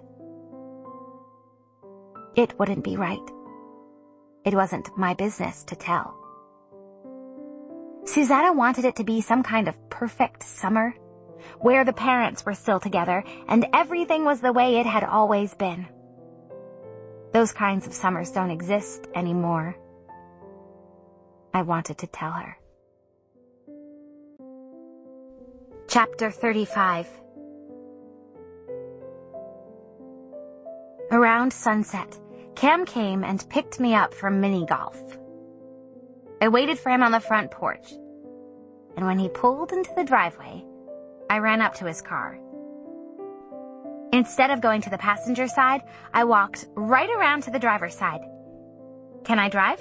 I asked. I knew he'd say yes. He shook his head at me and said dryly, How does anybody ever say no to you? I batted my eyelashes at him. No one ever does, I said, even though it wasn't true. Not even a little bit. I opened the car door and he scooted over. Backing out of the driveway, I told him, I have to be home early tonight. No problem. He cleared his throat. And, can you slow down a little? The speed limit is 35 on this road. As I drove, he kept looking over at me and smiling. What? Why are you smiling? I asked. I felt like covering my face up with my t-shirt. Instead of a ski slope nose, you have like a little bunny slope. He reached over and tapped it. I slapped his hand away. I hate my nose, I told him. Cam looked perplexed. Why? Your nose is cute. It's the imperfections that make things beautiful. I wondered if that meant he thought I was beautiful. I wondered if that was why he liked me. My imperfections. We ended up staying out later than I planned. The people in front of us took forever on each hole. They were a couple, and they kept stopping to kiss. It was annoying. I wanted to tell them, mini golf is not where you go to hook up. That's what the drive-in's for. And then after, Cam was hungry, so we stopped for fried clams. And by that time it was after 10, and I knew my mother and Susanna would already be asleep. He let me drive home. I didn't even have to ask. He just handed me the keys. In the driveway, when we got home, I turned off the ignition. All of the lights in the house were off, except for Conrad's. I don't want to go inside yet, I told Cam. I thought you had to be home early. I do. I'm just not ready to go inside yet. I turned on the radio and we sat there for 5 minutes, listening. Then Cam cleared his throat and said, "Can I kiss you?" I wished he hadn't asked. I wished he'd just done it. Asking made everything feel awkward. It put me in a position where I had to say yes. I wanted to roll my eyes at him, but instead I said, okay. But next time, please don't ask. Asking someone if they want to kiss you is weird. You're supposed to just do it. I regretted saying it right away. As soon as I saw the look on Cam's face, "Never mind," he said, red-faced. "Forget I asked." "Cam, I'm sorry." Before I could finish, he leaned over and kissed me. His cheek was stubbly, and it felt kind of rough but nice. When it was over, he said, "Okay." I smiled and said, "Okay." I unbuckled my seatbelt. "Good night." Then I got out of the car, and he came around and took the driver's seat. We hugged, and I found myself wishing that Conrad was watching, even though it didn't matter, even though I didn't even like him anymore. I just wanted him to know I didn't like him anymore, to really know it, to see it with his own 2 eyes. I ran up to the front door, and I didn't have to turn around to know that Cam would wait until I was inside before he drove away. The next day, my mother didn't mention anything, but she didn't have to. She could make me feel guilty without saying a word.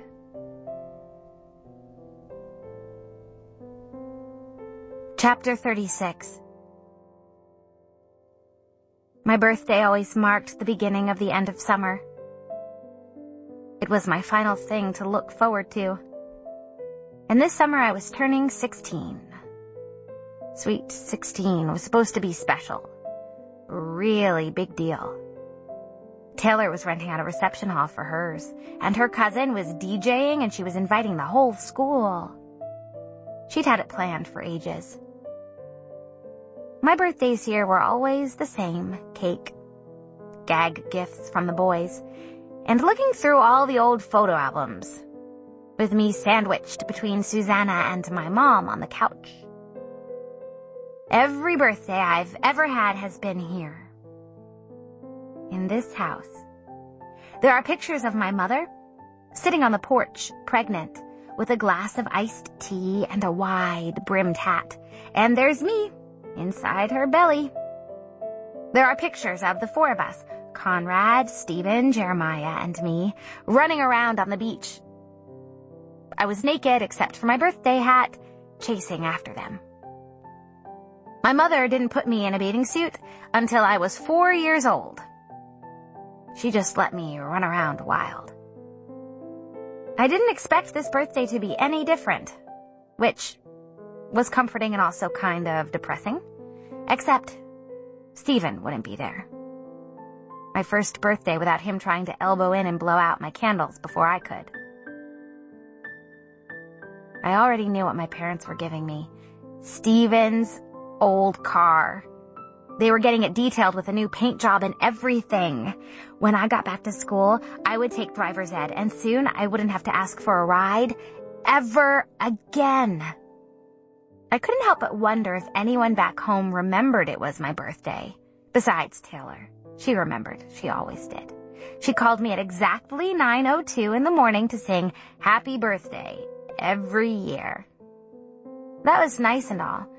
But the trouble with having a summer birthday and being away was you couldn't have a party with all your school friends. You didn't get the balloons taped to your locker or any of it. I'd never really minded, but just then I did. A little. My mother told me I could invite Cam over. But I didn't. I didn't even tell him it was my birthday. I didn't want him to feel like he had to do something. But it was more than that. I figured that if this birthday was going to be like every other one, I might as well really have it be like every other one. It should just be us. My summer family. When I woke up that morning, the house smelled like butter and sugar. Susanna had baked a birthday cake. It was 3 layers, and it was pink with a white border. She'd wrote in loopy white frosting, "Happy Birthday, Bells." She'd lit a few sparkler candles on top, and they sizzled and sparked like mad fireflies.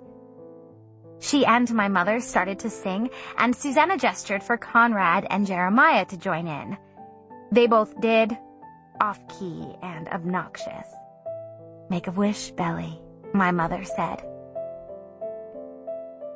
I was still in my pajamas, and I couldn't stop smiling. The past 4 birthdays I had wished for the same thing, not this year. This year I would wish for something else. I watched the sparklers die down, and then I closed my eyes and blew. "Open my present first," Susanna urged. She thrust a small box wrapped in pink paper into my hands.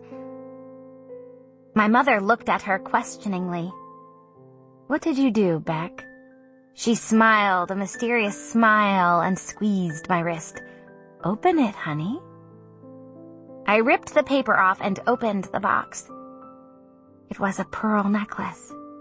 A whole strand of tiny, creamy white pearls with a shiny gold clasp. It looked old.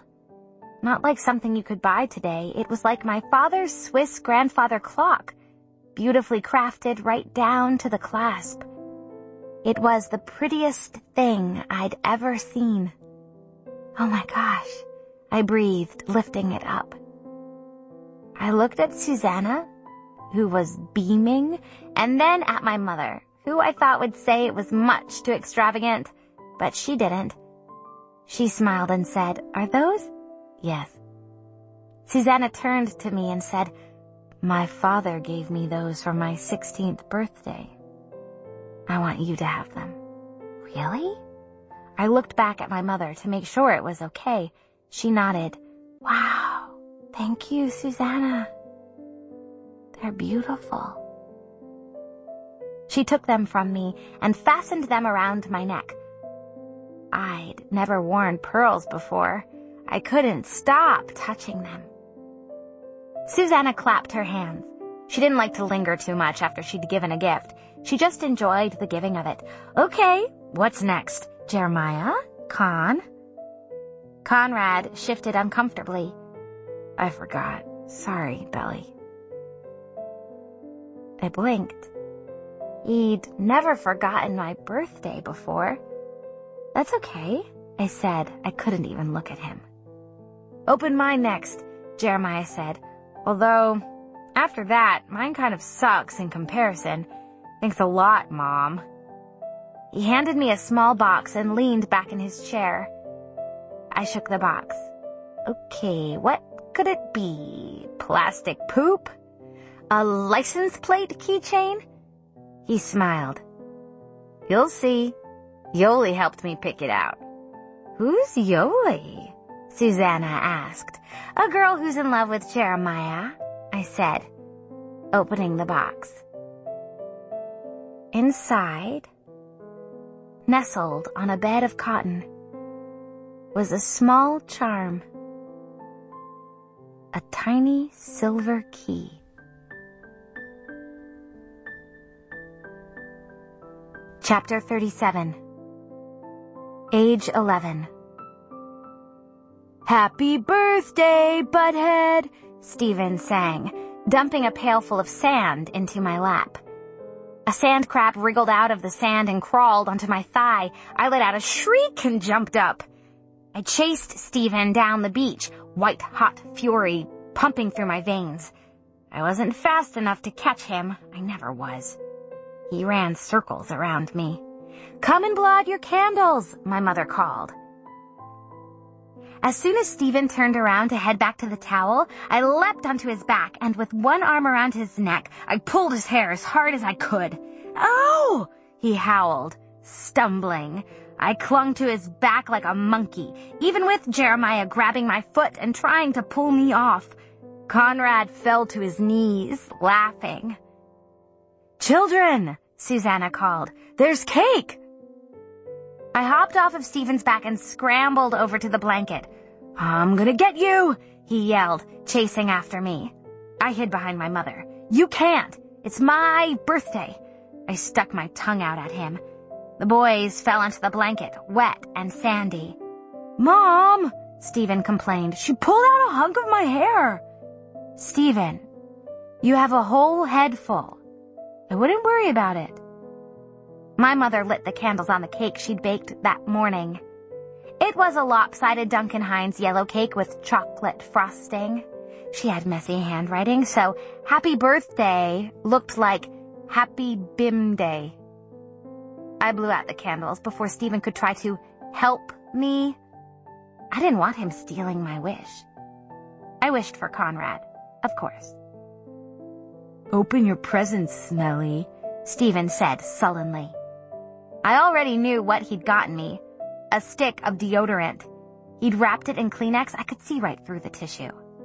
I ignored him and reached for a small, flat box wrapped in seashell paper. It was from Susanna, so I knew it would be good. I tore off the wrapping paper, and inside there was a silver charm bracelet. From the store Susanna loved, Rhinegold's, where they sold fancy china and crystal candy dishes.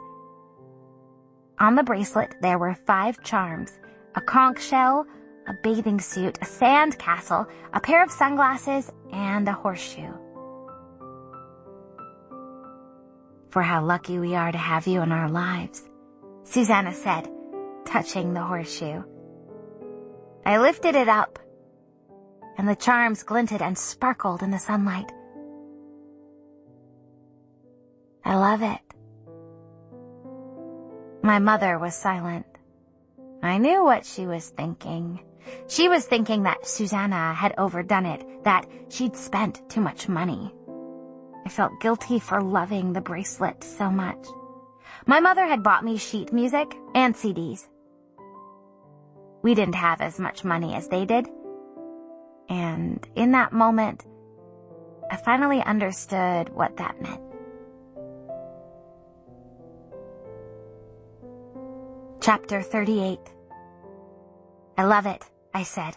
I ran upstairs to my room and went straight for the music box on my dresser, where I kept my charm bracelet. I grabbed the bracelet and ran back downstairs. "See?" I said, putting the key charm on and fastening it onto my wrist. "It's a key because you'll be driving soon. Get it?" Jeremiah said, leaning back in his chair and clasping his hands behind his head. "I got it." I smiled to show him I did. Conrad leaned in for a closer look. "Nice," he said. I held it in the palm of my other hand. I couldn't stop looking at it. "I love it," I said again, "but it's from Rhinegold's. It must have been really expensive." "I saved up all summer to buy it," he said solemnly. I stared at him. "No, you didn't." He broke into a smile. "Fooled ya. Gullible as ever, aren't you?" Punching him on the arm, I said, "I didn't believe you anyway, jerk." Even though I had. For a second. Jeremiah rubbed his arm where I'd punched it. "It wasn't that expensive. Anyway, I'm big time now, remember? Don't worry about me. I'm just glad you like it. Yoli said you would." I hugged him fiercely. "It's perfect." "What a wonderful gift, Chair," Susanna said. "It's better than my old necklace, that's for sure." He laughed. "Yeah, right," he said, but I could tell he was pleased. My mother got up and started cutting the cake. She wasn't a very good cake cutter. The pieces were too big, and they fell apart on the sides. "Who wants cake?" she said, licking her finger. "I'm not hungry," Conrad said abruptly. He stood up, looking at his watch. "I've got to get dressed for work. Happy birthday, Belly." He went upstairs, and nobody said anything for a minute. Then my mother said loudly, "This cake is delicious." "Have some, Beck." She pushed a piece in front of her. Smiling faintly, Susanna said, "I'm not hungry either." You know what they say about the cook not having a taste for her own cooking. "But you guys eat." I took a big bite. Yellow cake, my favorite. "From scratch," my mother said.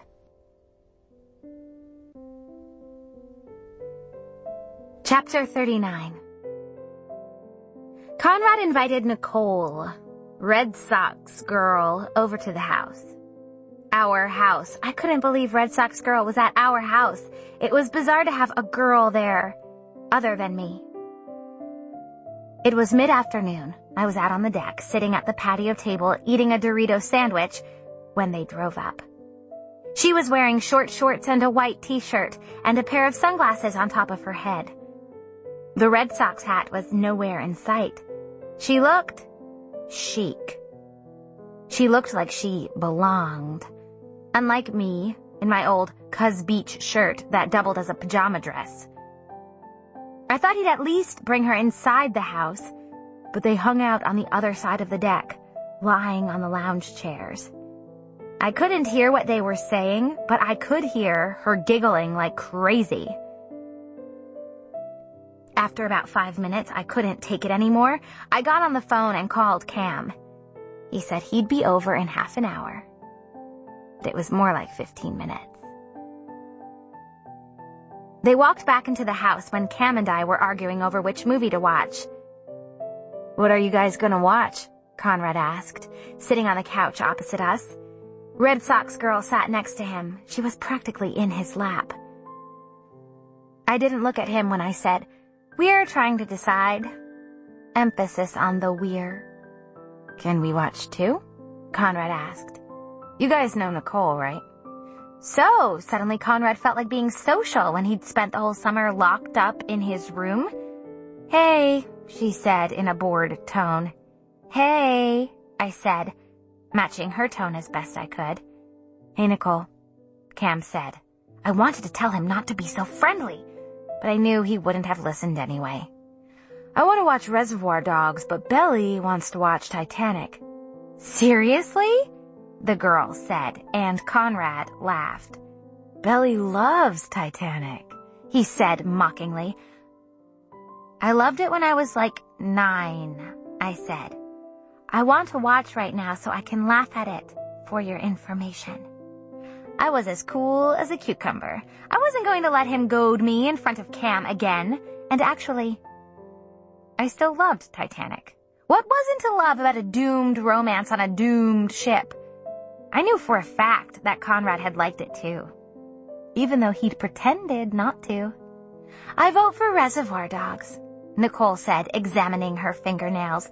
Did she even get a vote? What was she doing there anyway? 2 votes for Reservoir Dogs, Cam said. "What about you, Conrad?" "I think I'll vote for Titanic," he said blandly. "Reservoir Dogs sucks even harder than Titanic. It's overrated." I narrowed my eyes at him. "You know what? I think I'll change my vote to Reservoir Dogs, so it looks like you're outnumbered, Conrad," I said. Nicole looked up from her fingernails and said, "Well, then I change my vote to Titanic." "Who are you?" I muttered under my breath. "Does she even get voting privileges here?" "Does he?" Conrad jerked his elbow at Cam, who looked startled. "Just kidding, man. Let's just watch Titanic," Cam said, taking the DVD out of its case.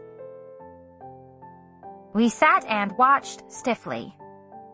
Everyone else busted up laughing at the part when Jack stands at the helm and says, "I'm the king of the world." I was silent. About midway through, Nicole whispered something into Conrad's ear, and the 2 of them stood up. "See you guys later," Conrad said. As soon as they were gone, I hissed, "They're so disgusting." They probably went upstairs to go at it. "Go at it? Who says go at it?" Cam said, bemused. "Shut up. Don't you think she was gross?" "Gross? No. I think she's cute. A little too much bronzer, maybe. I laughed in spite of myself. Bronzer? What do you know about bronzer? I have an older sister, remember? He said, smiling self-consciously. She likes makeup. We share a bathroom. I didn't remember Cam saying he had a sister. Well, anyway, she does wear too much bronzer. She's bright orange. I wonder where her Red Sox hat is, I mused. Cam picked up the remote control and paused the movie. Why are you so obsessed with her? I'm not obsessed with her. Why would I be obsessed with her? She has no personality. She's like one of those pod people. She looks at Conrad like he's God.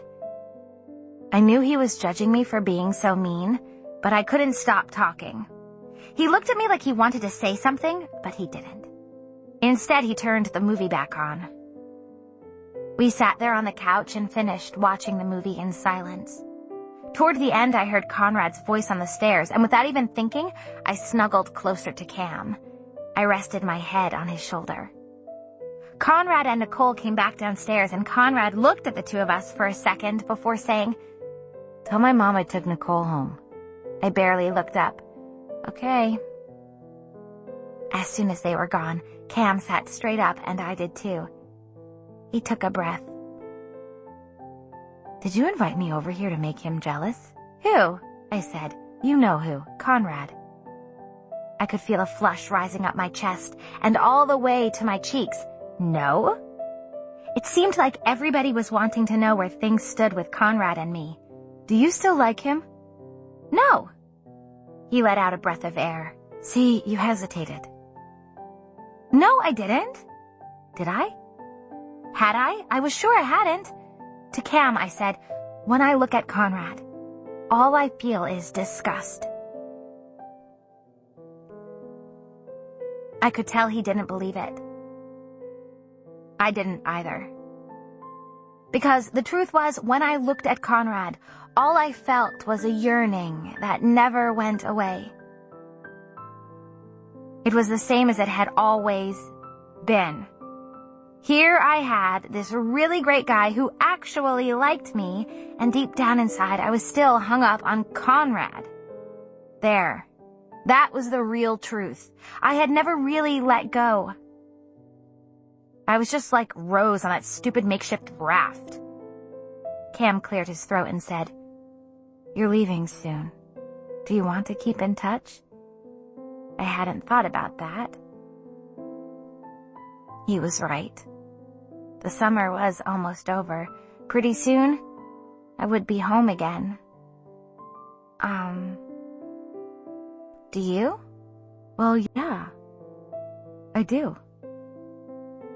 He looked at me like he was expecting something, and I couldn't figure out what it was for a few seconds. Then I said, "Me too, I do too." But it came too late. Cam took his cell phone out of his pocket and said he'd better get going. I didn't argue.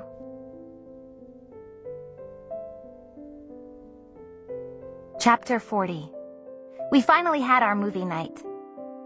My mother, Susanna, Jeremiah, and I watched Susanna's favorite Alfred Hitchcock movies in the rec room with all the lights off. My mother made kettle corn in the big cast iron pot, and she went out and bought milk duds and gummy bears and saltwater taffy. Susanna loved saltwater taffy. It was classic, like old times, only without Stephen and Conrad, who was working a dinner shift. Halfway through Notorious, her most favorite of all, Susanna fell asleep. My mother covered her with a blanket, and when the movie was over, she whispered, "Jeremiah, will you carry her upstairs?" Jeremiah nodded quickly, and Susanna didn't even wake up when he lifted her in his arms and carried her up the rec room stairs. He picked her up like she was weightless, a feather. I'd never seen him do that before. Even though we were almost the same age, in that moment he almost seemed grown up. My mother got up too, stretching. "I'm exhausted. Are you going to bed too, Belly?" Not yet. I think I'll clean up down here first, I said. Good girl, she said, winking at me, and then she headed upstairs. I started picking up the taffy wrappers and a few kernels that had fallen onto the carpet. Jeremiah came back down when I was putting the movie into its case. He sank into the couch cushions. Let's not go to sleep yet, he said, looking up at me. Okay. Do you want to watch another movie? Nah. Let's just watch TV. He picked up the remote and started flipping through channels randomly. Where's Cam Cameron been lately? Sitting back down, I sighed a little. I don't know. He hasn't called and I haven't called him. The summer's almost over. I'll probably never see him again. He didn't look at me when he said, Do you want to? See him again? I don't know. I'm not sure. Maybe. Maybe not. Jeremiah put the TV on mute. He turned and looked at me then. I don't think he's the guy for you. His eyes looked somber. I'd never seen him look so somber. Lightly I said, Yeah, I doubt it too. Belly. He began. He took a deep breath of air and puffed up his cheeks, and then he blew it out so hard, the hair on his forehead fluttered. I could feel my heart start to pound. Something was going to happen. He was going to say something I didn't want to hear. He was going to go and change everything. I opened my mouth to speak, to interrupt him before he said something he couldn't take back, and he shook his head. Just let me get this out. He took another deep breath. You've always been my best friend. But now it's more. I see you as more than that. He continued, scooting closer to me. You're cooler than any other girl I've ever met. And you're there for me. You've always been there for me. I can count on you. And you can count on me too. You know that. I nodded. I could hear him talking, see his lips moving, but my mind was working 1,000,000 miles a minute. This was Jeremiah, my buddy, my best pal, practically my brother. The hugeness of it all made it hard to breathe. I could barely look at him, because I didn't see him that way. There was only one person. For me, that person was Conrad. And I know you've always liked Conrad, but you're over him now, right? His eyes looked so hopeful. It killed me to not answer him the way he wanted me to. I don't know, I whispered. He sucked in his breath, the way he did when he was frustrated. But why? He doesn't see you that way. I do. I could feel my eyes starting to tear up, which wasn't fair. I couldn't cry. It was just that he was right. Conrad didn't see me that way. I only wished I could see Jeremiah the way he saw me. I know, I wish I didn't. But I do. I still do. Jeremiah moved away from me. He wouldn't look at me. His eyes looked everywhere but at mine. He'll only end up hurting you, he said, and his voice cracked. I'm so sorry. Please don't be mad at me. I couldn't take it if you were mad at me. He sighed. I'm not mad at you. I'm just...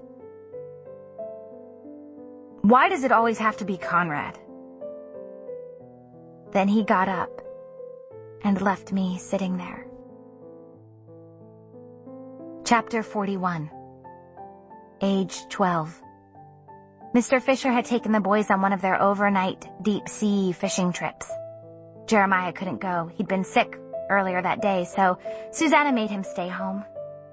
The two of us spent the night on the old plaid couch in the basement, eating chips and dip and watching movies. In between The Terminator and Terminator 2, Jeremiah said bitterly, He likes Con better than me, you know. I had gotten up to change the DVDs and I turned around and said, "Huh? It's true. I don't really care. Anyway, I think he's a dick," Jeremiah said, picking at a thread on the flannel blanket in his lap.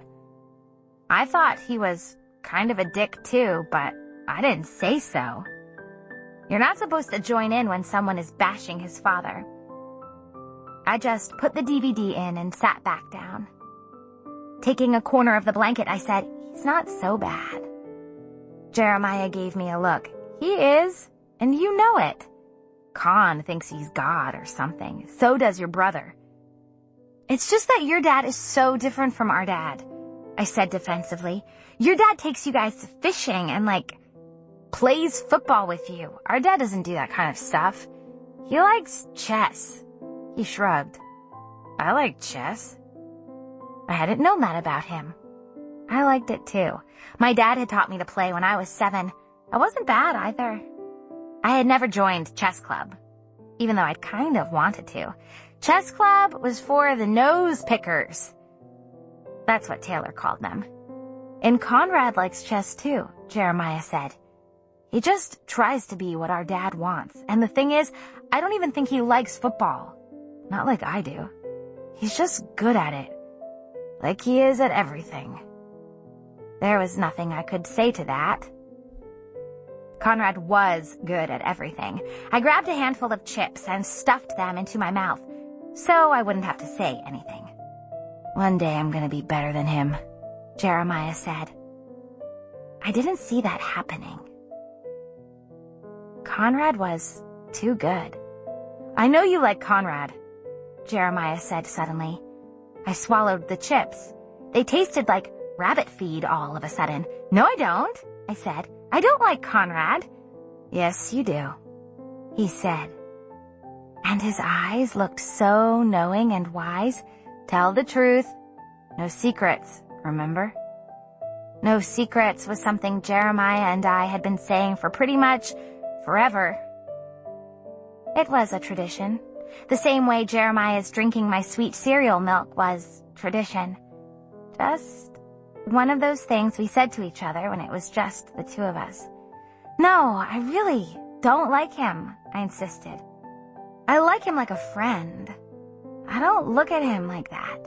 "Yes, you do. You look at him like you love him." I couldn't take those knowing eyes looking at me for one more second. Hotly, I said, "You just think that because you're jealous of anything Conrad does." "I'm not jealous. I just wish I could be as good as him," he said softly. Then he burped and turned the movie on. The thing was, Jeremiah was right. I did love him. I knew the exact moment it became real, too. Conrad got up early to make a special, belated Father's Day breakfast. Only Mr. Fisher hadn't been able to come down the night before. He wasn't there the next morning the way he was supposed to be. Conrad cooked, anyway, and he was 13 and a terrible cook, but we all ate it. Watching him serving rubbery eggs and pretending not to be sad, I thought to myself, I will love this boy forever.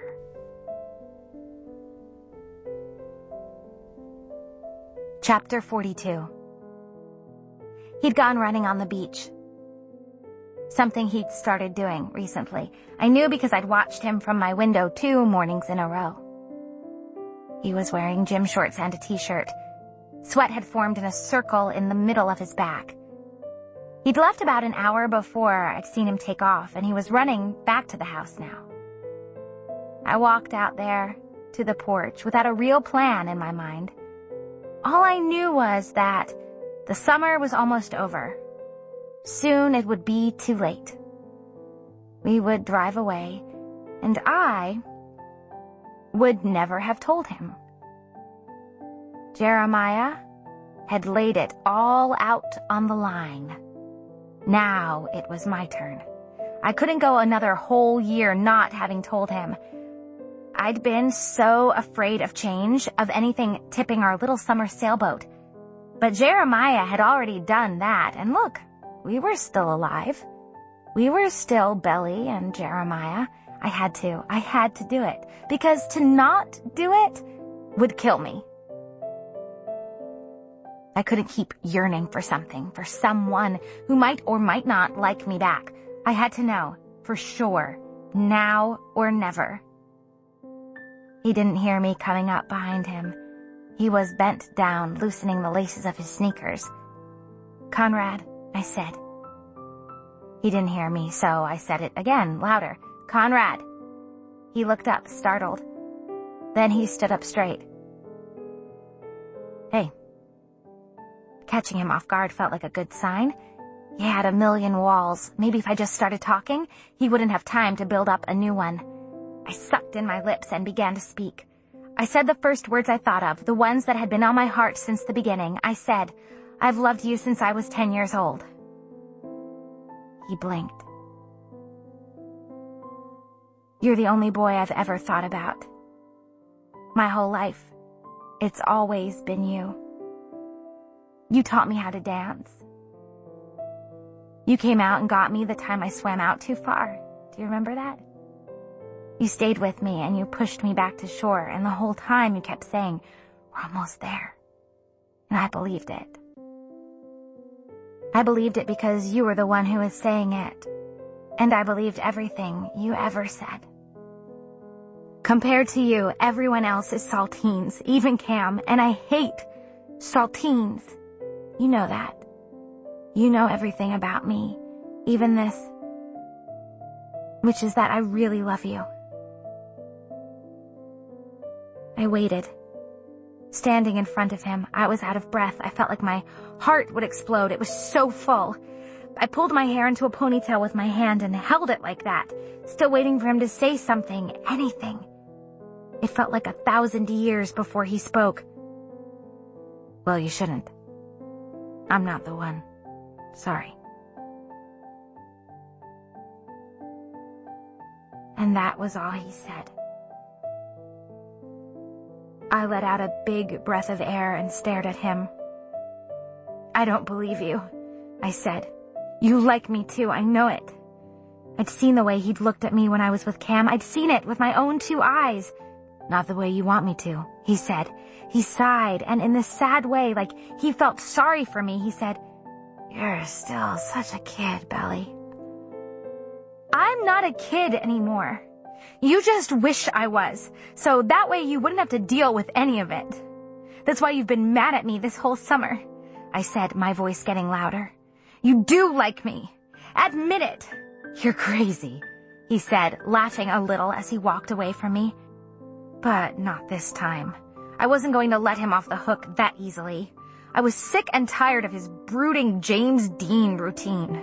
He had feelings for me. I knew it. I was going to make him say it. I grabbed his shirt sleeve. "Admit it. You were mad when I started hanging out with Cam. You wanted me to still be your little admirer." "What?" He shook me off. "Get your head out of your ass, Belly. The world doesn't revolve around you." My cheeks flamed bright red. I could feel the heat beneath my skin. It was like a sunburn times 1,000,000. Yes, exactly, because the world revolves around you, right? "You have no idea what you're talking about." There was a warning in his voice, but I didn't stop to listen.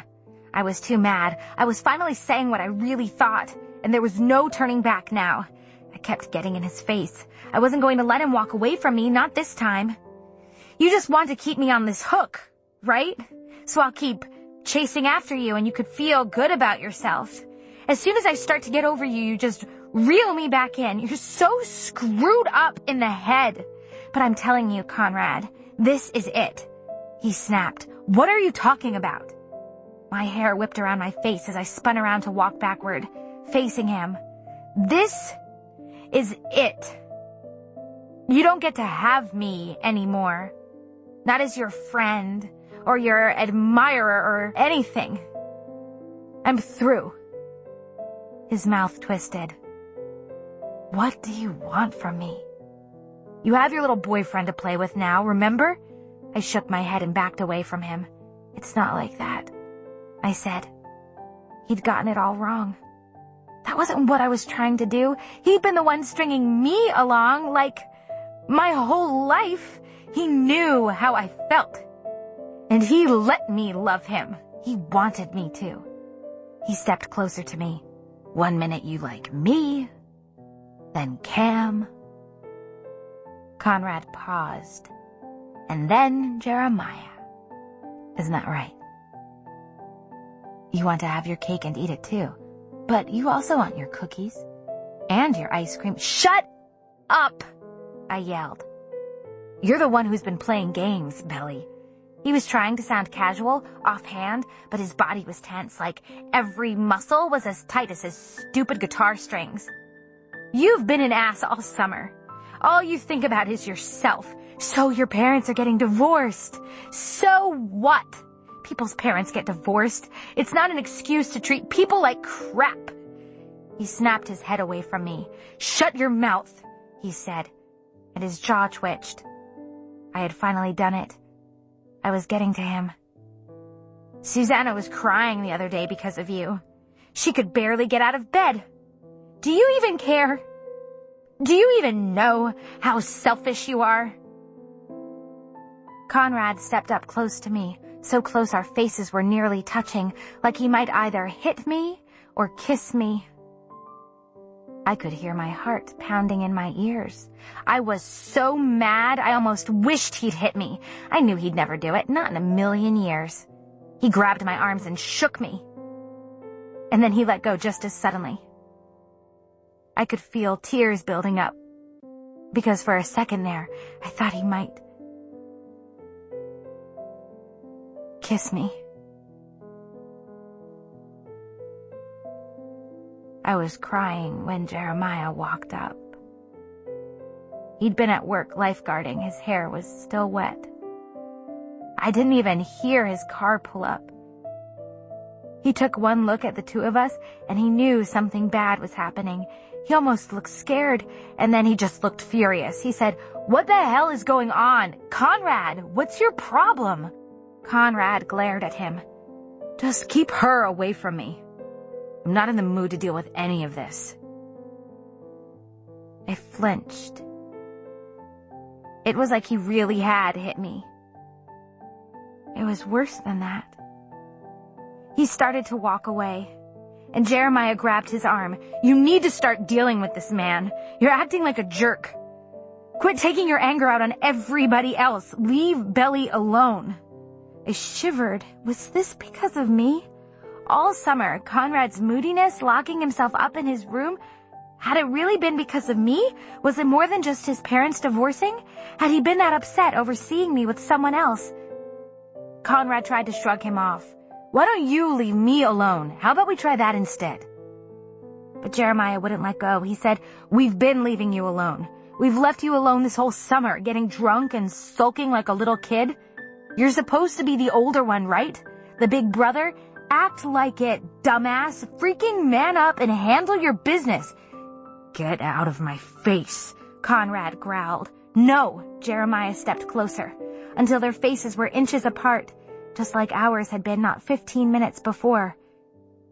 In a dangerous voice, Conrad said, "I'm warning you, Jeremiah." The two of them were like two angry dogs, growling and spitting and circling each other. They'd forgotten I was there. I felt like I was watching something I shouldn't, like I was spying. I wanted to put my hands over my ears. They'd never been like this with each other in all the time I'd known them. They might have argued, but it had never been like this. Not once. I knew I should leave, but I couldn't bring myself to do it. I just stood there on the periphery, holding my arms close to my chest. "You're just like Dad, you know that?" Jeremiah shouted. That's when I knew it had nothing to do with me. This was bigger than anything I could be a part of. This was something I knew nothing about. Conrad pushed Jeremiah away roughly, and Jeremiah pushed him back. Conrad stumbled and nearly fell, and when he rose up, He punched Jeremiah right in the face. I think I screamed. Then they were wrestling around, grabbing at each other, hitting and cursing and breathing heavy. They knocked over Susanna's big glass jar of sun tea, and it cracked open. Tea spilled out all over the porch. There was blood on the sand. I didn't know whose it was. They kept fighting over the broken glass, even though Jeremiah was about to lose his flip-flops. A few times I said, "Stop!" but they couldn't hear me. They looked alike. I'd never noticed how alike they looked, but right then they looked like brothers. They kept struggling until suddenly, in the midst of it all, my mother was there. I guess she'd come through the other screen door. I don't know. She was just there. She broke the two of them apart with this incredible kind of brute strength, the kind only mothers have. She held them apart with a hand on each of their chests. "You two need to stop," she said. And instead of sounding mad, she sounded so sad. She sounded like she might cry, and my mother never cried. They were breathing hard, not looking at each other, but they were connected. The three of them. They understood something I didn't. I was just standing there on the periphery, bearing witness to it all. It was like the time I went to church with Taylor and everyone else knew all the words to the songs, but I didn't. They lifted their arms in the air and swayed and knew every word by heart, and I felt like an intruder. "You know, don't you?" my mother said, her hands crumpling away from them. Jeremiah sucked in his breath, and I knew he was holding it in, trying not to cry. His face was already starting to bruise. Conrad, though, his face was indifferent, detached, like he wasn't there. Until his face sort of opened up, and suddenly he looked about 8 years old. I looked behind me, and there was Susanna standing in the doorway. She was wearing her white cotton house dress, and she looked so frail standing there. "I'm sorry," she said, lifting her hands up helplessly. She stepped toward the boys, hesitant, and my mother backed away. Susanna held out her arms, and Jeremiah fell right in, and even though he was so much bigger than she was, he looked small. Blood from his face smeared over the front of her dress, but they didn't pull away. He cried like I hadn't heard him cry since Conrad had accidentally closed the car door on his hand years and years ago. Conrad had cried just as hard as Jeremiah had that day, but this day he didn't. He let Susanna touch his hair, but he didn't cry. "Belly, let's go," my mother said, taking my hand. She hadn't done that in a very long time. Like a little kid, I followed her inside. We went upstairs to her room. She closed the door and sat down on the bed. I sat down next to her. "What's happening?" I asked her, faltering, searching her face for some kind of answer. She took my hands and put them in hers. She held them tight, like she was the one holding on to me and not the other way around. She said, "Belly, Susanna's sick again." I closed my eyes. I could hear the ocean roaring all around me. It was like holding a conch shell up to my ear really close. It wasn't true. It wasn't true. I was anywhere but there. In that moment, I was swimming under a canopy of stars. I was at school, sitting in math class, on my bike, on the trail, behind our house. I wasn't there. This wasn't happening. "Oh, Bean," my mother sighed. "I need you to open your eyes. I need you to hear me." I wouldn't open them. I wouldn't listen. I wasn't even there. "She's sick. She has been for a long time. The cancer came back, and it's aggressive. It's spread to her liver." I opened my eyes and snatched my hands away from her. "Stop talking. She's not sick. She's fine. She's still Susanna. My face was wet, and I didn't even know when I had started to cry. My mother nodded, wet her lips. You're right. She's still Susanna. She does things her way. She didn't want you kids to know. She wanted this summer to be perfect. Her voice caught on the word perfect. Like a run in a stocking, it caught. And she had tears in her eyes, too. She pulled me to her, held me against her chest and rocked me, and I let her. But they did know, I whimpered. Everybody knew but me. I'm the only one who didn't know, and I love Susanna more than anybody. Which wasn't true. I knew that. Jeremiah and Conrad, they loved her best of all. But it felt true. I wanted to tell my mother that it didn't matter anyway. Susanna had had cancer last time and she'd been fine. She'd be fine again. But if I said it out loud, it would be like admitting that she really did have cancer, that this really was happening. And I couldn't. That night I lay in bed and cried. My whole body ached. I opened all the windows in my room and lay in the dark, just listening to the ocean. I wished the tide would carry me out and never bring me back. I wondered if that was how Conrad felt, how Jeremiah felt, how my mother felt. It felt like the world was ending, and nothing would ever be the same again. It was, and it wouldn't.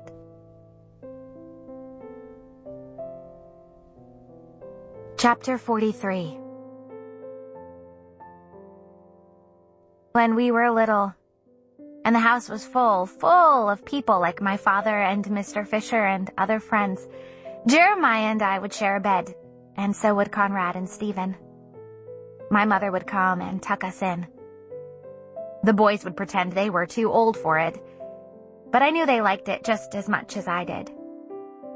It was that feeling of being snug as a bug in a rug, cuddly as a burrito. I'd lie in bed and listen to the music drifting up the steps from downstairs, and Jeremiah and I would whisper scary stories to each other till we fell asleep. He always fell asleep first. I'd try to pinch him awake, but it never worked. The last time that happened might have been the last time I ever felt really, really safe in the world. Like all was right and sound. The night of the boys' fight, I knocked on Jeremiah's door. "Come in," he said. He was lying in bed staring at the ceiling with his hands clasped behind his head. His cheeks were wet and his eyes looked wet and red. His right eye was purpley gray, and it was already swelling up. As soon as he saw me, he rubbed his eyes with the back of his hand. "Hey," I said. "Can I come in?" He sat up. "Yeah, okay." I walked over to him and sat on the edge of the bed with my back pushed up against the wall. "I'm sorry," I began. I'd been practicing what I would say, how I would say it, so he would know how sorry I was. For everything. But then I started to cry and ruined it. He reached over and kneaded my shoulder awkwardly. He could not look at me, which in a way was easier. "It's not fair," I said, and then I began to weep. Jeremiah said, "I've been thinking about it all summer, how this is probably the last one. This is her favorite place, you know. I wanted it to be perfect for her, but Conrad went and ruined everything. He took off. My mom's so worried. And that's the last thing she needs, to be worrying about Conrad. He's the most selfish person I know, besides my dad. He's hurting too, I thought. But I didn't say it out loud because it wouldn't help anything. So I just said, I wish I had known. If I had been paying attention, it would have been different. Jeremiah shook his head. She didn't want you to know. She didn't want any of us to know. She wanted it to be like this. So we pretended. For her. But I wish I could have told you. It might have been easier or something.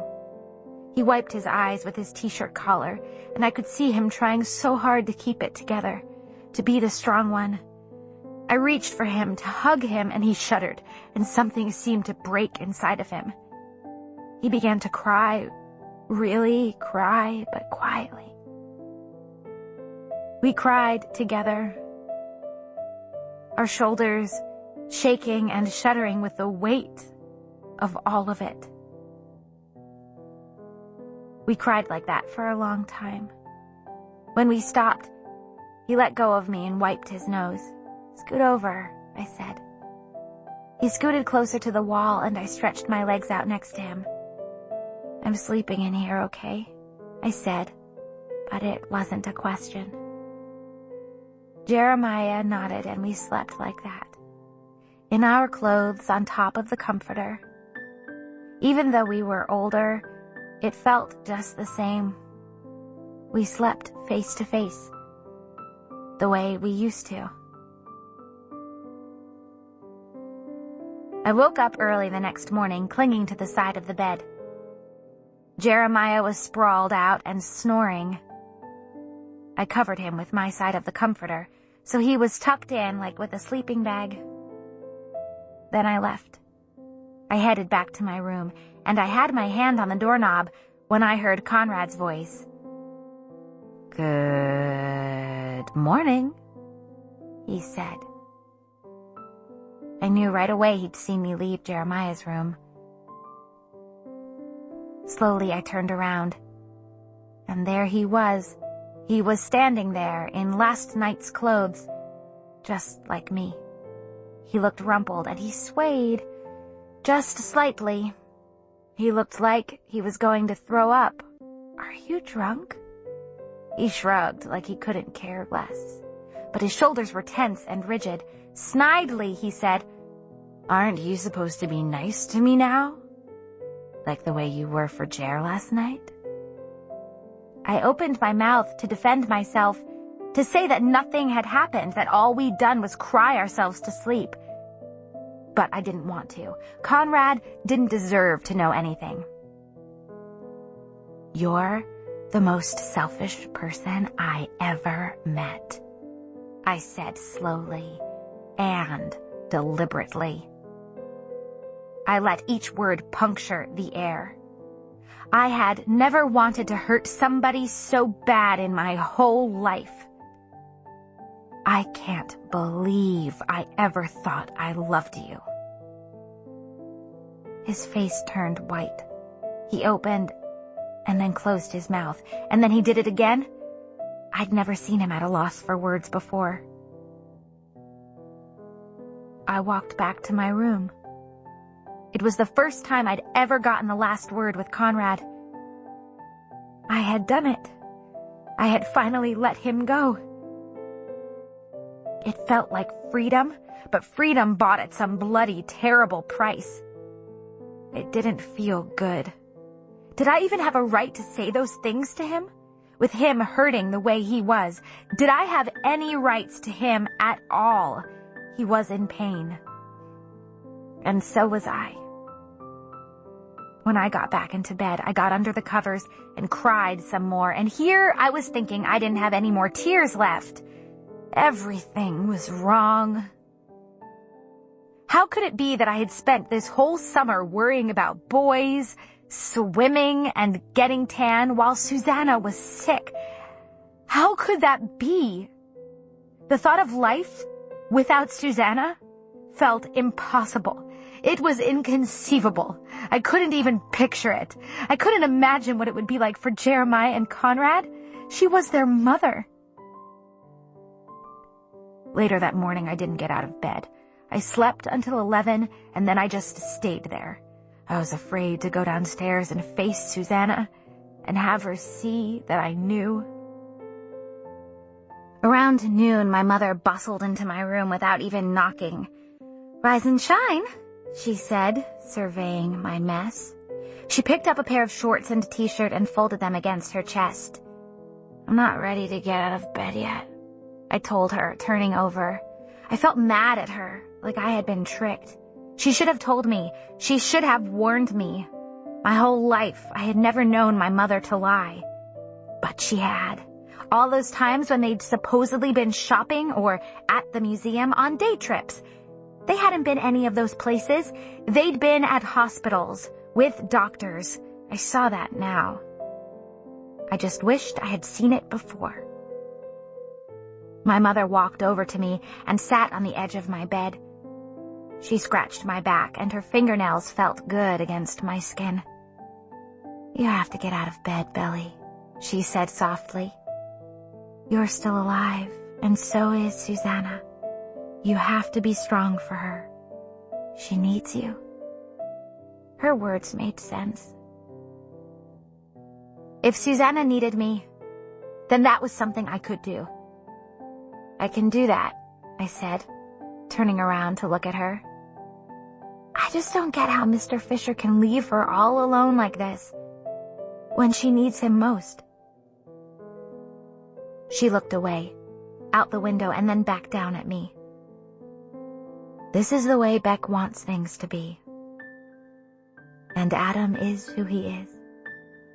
She cradled my cheek in her hand. It's not up to us to decide.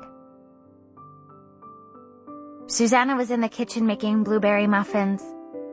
She was leaning up against the counter, stirring batter in a big metal mixing bowl. She was wearing another one of her cotton house dresses, and I realized she'd been wearing them all summer because they were loose. They hid how thin her arms were, the way her collarbone jutted up against her skin. She hadn't seen me yet, and I was tempted to run away before she did. But I didn't. I couldn't. "Good morning, Susanna," I said, and my voice sounded high and false, not like my own. She looked up at me and smiled. "It's past noon. I don't think it counts as morning anymore." "Good afternoon, then."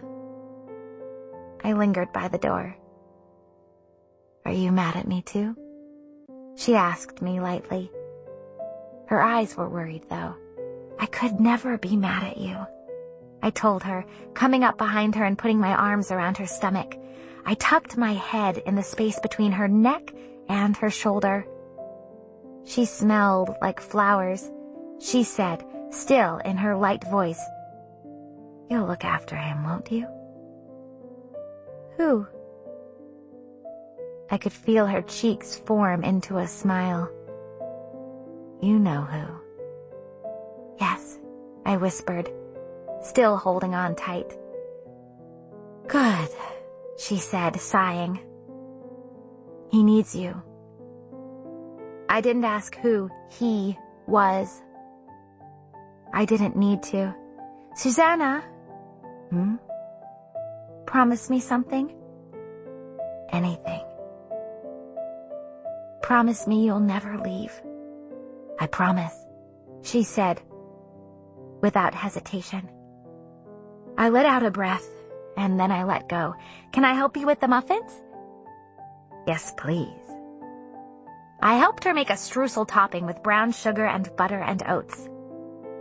We took the muffins out of the oven too early because we couldn't stand to wait, and we ate them while they were still steaming hot and gooey in the middle. I ate 3. Sitting with her, watching her butter her muffin, it felt like she'd be there forever. Somehow we got around to talking about proms and dances. Susanna loved to talk about anything girly.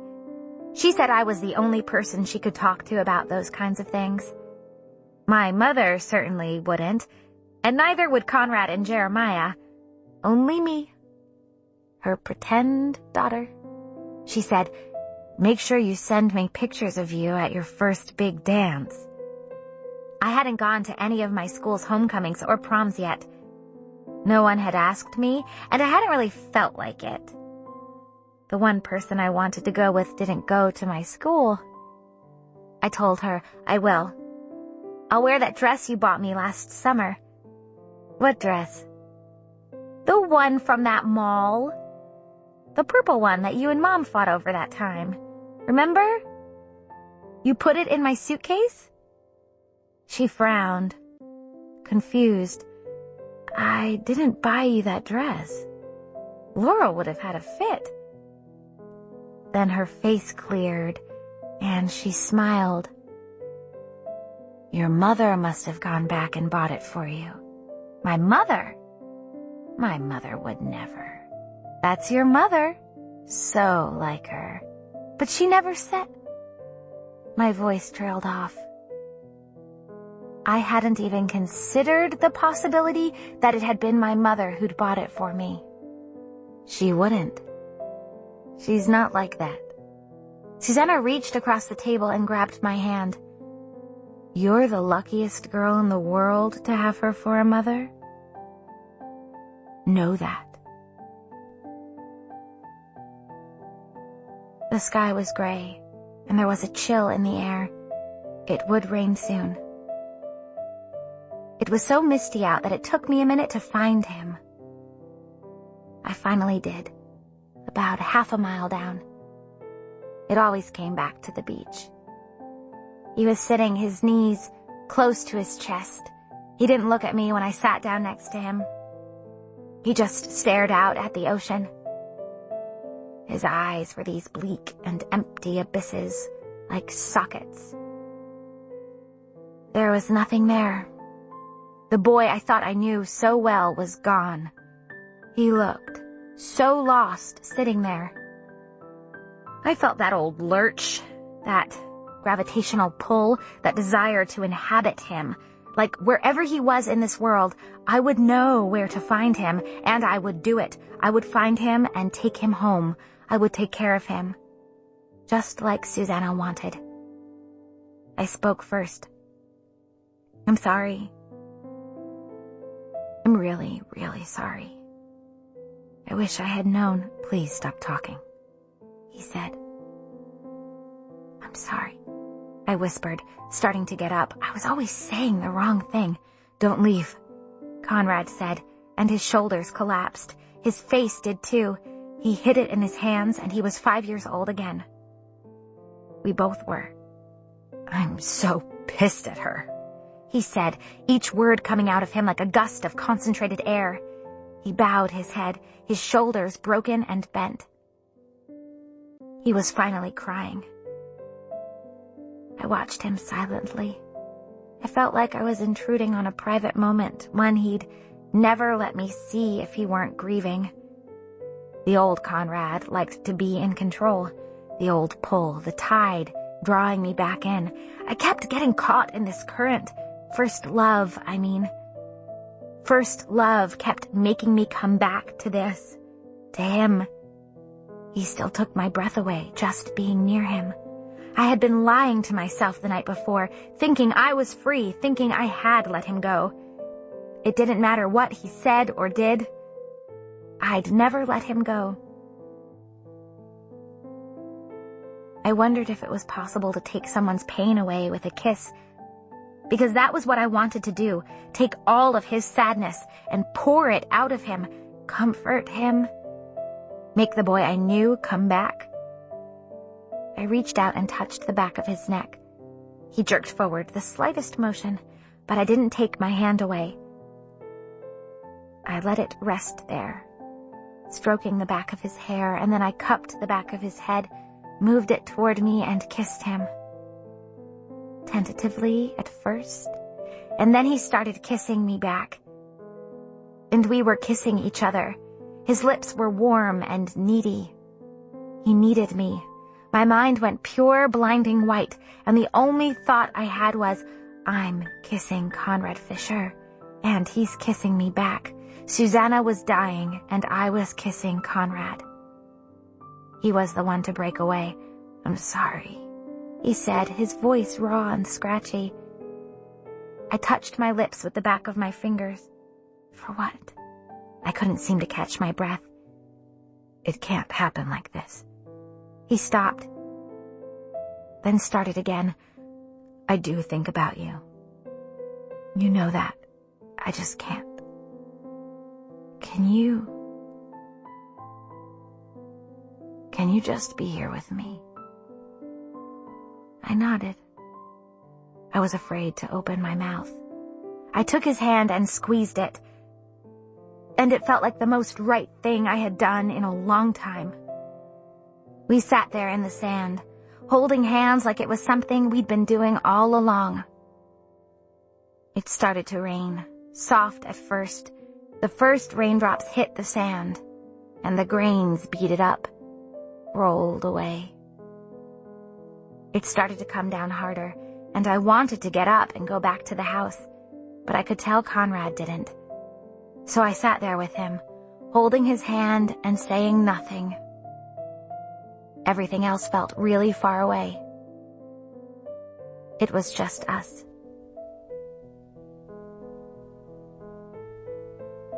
Chapter 44. Toward the end of summer, everything slowed down, and it started to feel ready to be done. It was like with snow days. We once had this great big blizzard, and we didn't go to school for 2 whole weeks. After a while, you just wanted to get out of the house, even if that meant school. Being at the summer house felt like that. Even paradise could be suffocating. You could only sit on the beach doing nothing so many times before you felt ready to go. I felt it a week before we left, every time. And then, of course, when the time came, I was never ready to leave. I wanted to stay forever. It was a total catch-22, like a contradiction in terms, because as soon as we were in the car, driving away, all I wanted to do was jump out and run back to the house. Cam called me twice. Both times I didn't answer. I let it go to voicemail. The first time he called, he didn't leave a message. The second time, he said, "Hey, it's Cam. I hope I get to see you before we both leave, but if not, then, well, it was really nice hanging out with you. So, yeah, call me back if you want." I didn't know what to say to him. I loved Conrad, and I probably always would. I would spend my whole life loving him one way or another. Maybe I would get married, maybe I would have a family, but it wouldn't matter, because a piece of my heart, the piece where Summer lived, would always be Conrad's. How did I say those things to Cam? How did I tell him that there was a piece saved for him, too? He was the first boy to tell me I was beautiful. That had to count for something. But there was no way for me to say any of those things to him. So I did the only thing I could think to do. I just left it alone. I didn't call him back. With Jeremiah, it was easier. And by that, I mean he went easy on me. He let me off the hook. He pretended like it hadn't happened. Like we hadn't said any of those things down in the rec room. He went on telling jokes and calling me belly button and just being Jeremiah. I finally understood Conrad. I mean, I understood what he meant when he said he couldn't deal with any of it. With me, I couldn't either. All I wanted to do was spend every single second at the house with Susanna, to soak up the last drop of summer and pretend it was like all the summers that had come before it. That was all I wanted.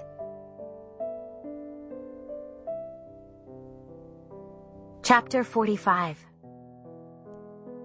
I hated the last day before we left because it was cleanup day, and when we were kids, we weren't allowed to go to the beach at all, in case we brought in more sand. We washed all the sheets and swept up the sand, made sure all the boogie boards and floats were in the basement, cleaned out the fridge and packed sandwiches for the drive home. My mother was at the helm of this day. She was the one who insisted everything be just so. "So it's all ready for next summer," she'd say. What she didn't know was that Susanna had cleaners come in after we left and before we came back. I caught Susanna calling them once, scheduling an appointment. She covered the phone with one hand and whispered guiltily, "Don't tell your mom, okay, Belly?" I nodded. It was like a secret between us, and I liked that. My mother actually liked to clean and didn't believe in housekeepers or maids or in other people doing what she considered our work. She'd say, "Would you ask someone else to brush your teeth for you or lace up your shoes just because you could?" The answer was no. "Don't worry too much about the sand," Susanna would whisper when she'd see me going over the kitchen floor with a broom for the third time. I would keep sweeping away. I knew what my mother would say if she felt any grains on her feet. That night for dinner, we ate everything that was left in the fridge. That was the tradition. My mother heated up 2 frozen pizzas, reheated lo mein and fried rice, made a salad out of pale celery and tomatoes.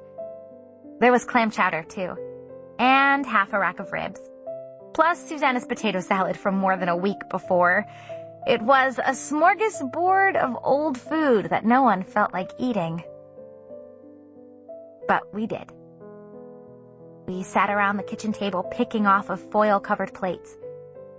Conrad kept sneaking looks at me, and every time I looked back, he looked away. "I'm right here."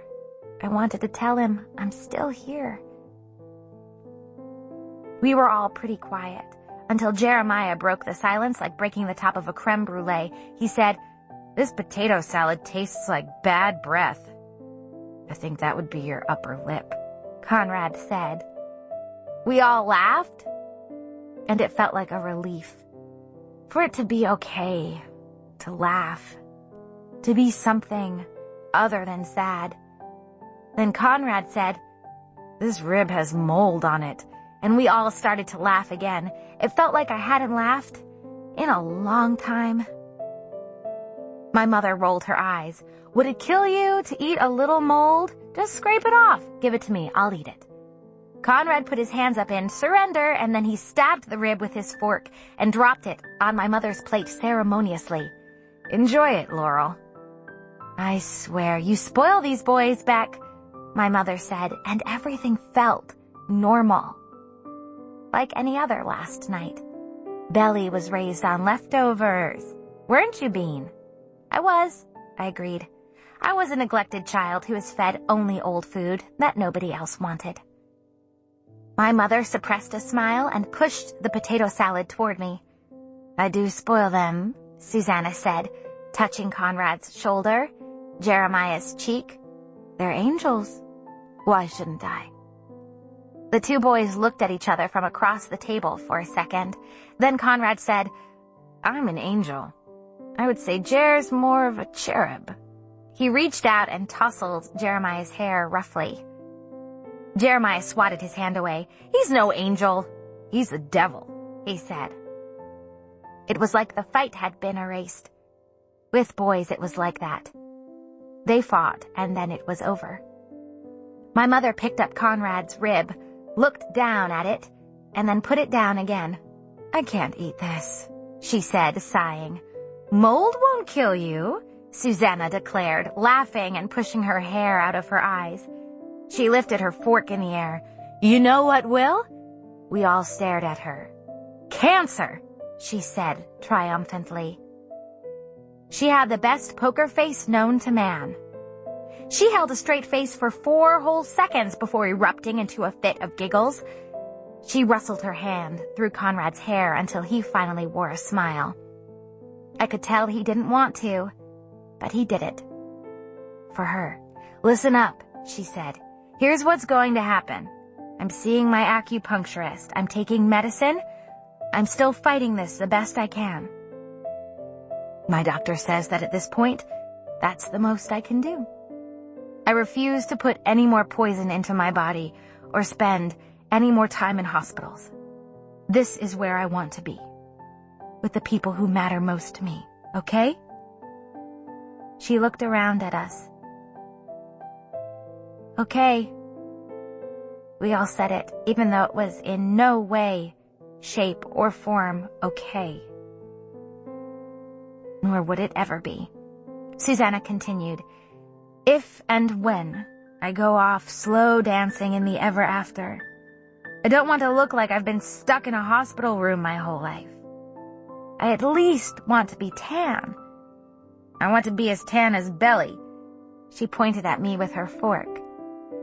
Beck, if you want to be as tan as Belly, you'll need more time. That's not something you can achieve in one summer. My girl wasn't born tan. It takes years, and you're not ready yet, my mother said.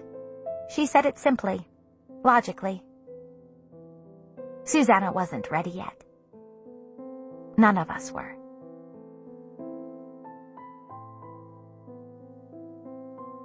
After dinner, we all went our separate ways to pack. The house was quiet. Too quiet. I stayed in my bedroom, packing up clothes, my shoes, my books, until it was time to pack my bathing suit. I wasn't ready to do that. I wanted one more swim. I changed into my one piece and wrote 2 notes, one for Jeremiah and one for Conrad. On each of them I wrote, "Midnight swim, meet me in 10 minutes." I slid a note under each door and then ran downstairs as quick as I could with my towel streaming behind me like a flag. I couldn't let the summer end like this. We couldn't leave this house until we had one good moment. For all of us. The house was dark, and I made my way outside without turning on the lights. I didn't need to. I knew it by heart. As soon as I got outside, I dove into the pool. I didn't dive so much as belly flop. The last one of the summer. Maybe ever. In this house, anyway. The moon was bright and white. And as I waited for the boys, I floated on my back, counting stars and listening to the ocean. When the tide was low like this, it whispered and gurgled, and it sounded like a lullaby. I wished I could stay forever in this moment. Like in one of those plastic snowballs, one little moment frozen in time. They came out together. Beck's boys. I guessed they'd run into each other on the stairs. They were both wearing their swimming trunks. It occurred to me that I hadn't seen Conrad in his trunks all summer, that we hadn't swum in this pool since that first day. And Jeremiah, we'd only swum in the ocean once or twice. It had been a summer with hardly any swim time, except for when I swam with Cam or when I swam alone. The thought made me feel unspeakably sad that this could be the last summer and we'd hardly swum together at all. "Hello," I said, still floating on my back. Conrad dipped his toe in. "It's kind of cold to swim, isn't it?" "Chicken," I said, squawking loudly. "Just jump in and get it over with." They looked at each other. Then Jeremiah made a running leap and cannonballed in, and Conrad followed right behind him. They made 2 big splashes, and I swallowed a ton of water because I was smiling. But I didn't care. We swam over to the deep end, and I treaded water to stay afloat. Conrad reached over and pushed my bangs out of my eyes. It was a tiny gesture. But Jeremiah saw, and he turned away, swam closer to the edge of the pool. For a second, I felt sad, and then suddenly, out of nowhere, it came to me. A memory, pressed in my heart like a leaf in a book. I lifted my arms in the air and twirled around in circles, like a water ballerina. Spinning, I began to recite, "Maggie and Millie and Molly and May went down to the beach to play one day, and Maggie discovered a shell that sang so sweetly she couldn't remember her troubles, and Millie befriended a stranded star whose rays 5 languid fingers were. Jeremiah grinned. And Molly was chased by a horrible thing, which raced sideways while blowing bubbles and may come home with a smooth round stone, as small as a world and as large as a loan. Together, Conrad too, we all said, for whatever we lose, like a you or a me, it's always ourselves we find in the sea. And then there was this silence between us, and no one said anything. It was Susanna's favorite poem. She taught it to us kids a long time ago. We were on one of her guided nature walks where she pointed out shells and jellyfish. That day we marched down the beach, arms linked, and we recited it so loudly that I think we woke up the fish. We knew it like we knew the Pledge of Allegiance. By heart. This might be our last summer here, I said suddenly. No way, Jeremiah said, floating up next to me. Conrad's going to college this fall, and you have football camp, I reminded him. Even though Conrad going to college and Jeremiah going to football camp for 2 weeks didn't really have anything to do with us not coming back next summer. I didn't say what we were all thinking, that Susanna was sick, that she might never get better, that she was the string that tied us all together. Conrad shook his head. It doesn't matter. We'll always come back. Briefly, I wondered if he meant just him and Jeremiah. And then he said, all of us. It got quiet again. And then I had an idea. Let's make a whirlpool, I said, clapping my hands together. You're such a kid, Conrad said, smiling at me and shaking his head. For the first time, it didn't bother me when he called me a kid. It felt like a compliment. I floated out to the middle of the pool. Come on, guys! They swam over to me, and we made a circle and started to run as fast as we could. Faster! Jeremiah yelled, laughing. Then we stopped. Let our bodies go limp and get caught in the whirlpool we'd just made. I leaned my head back and let the current carry me.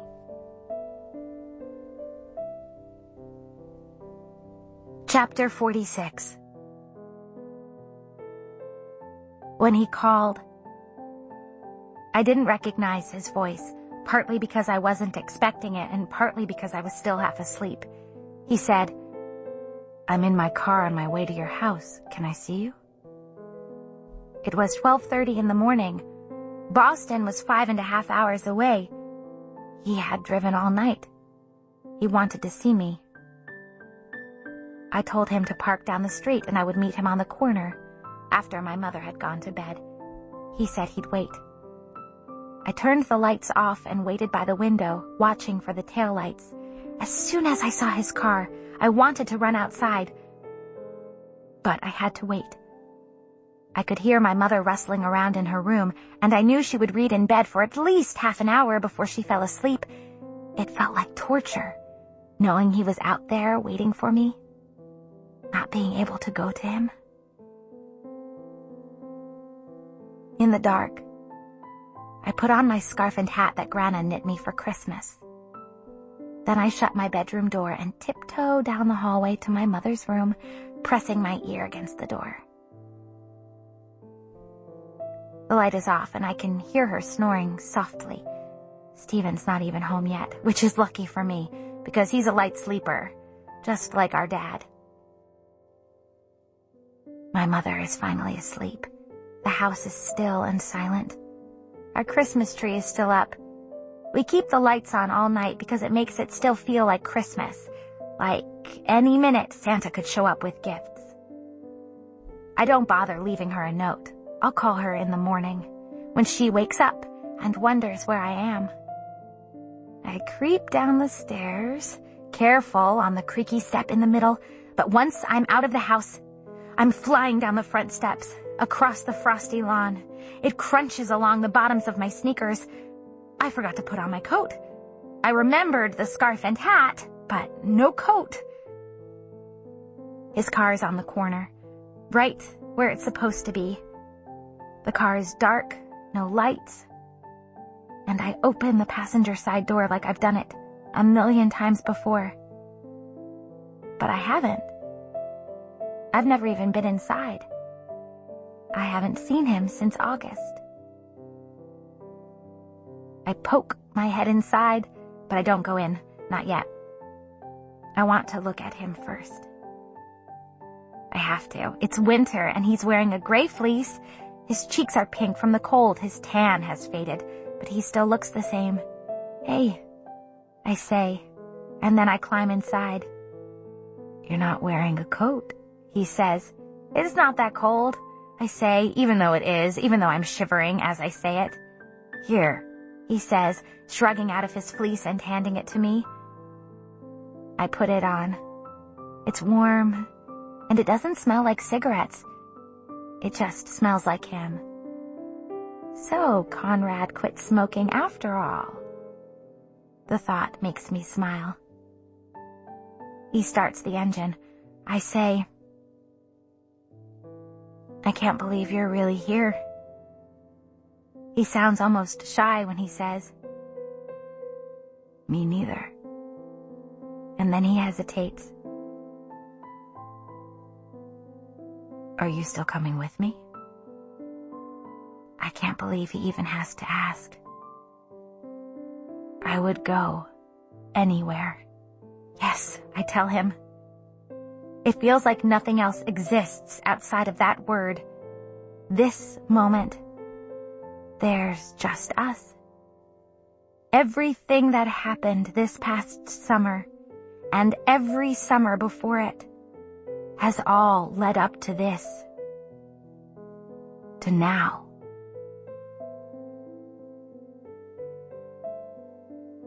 The end.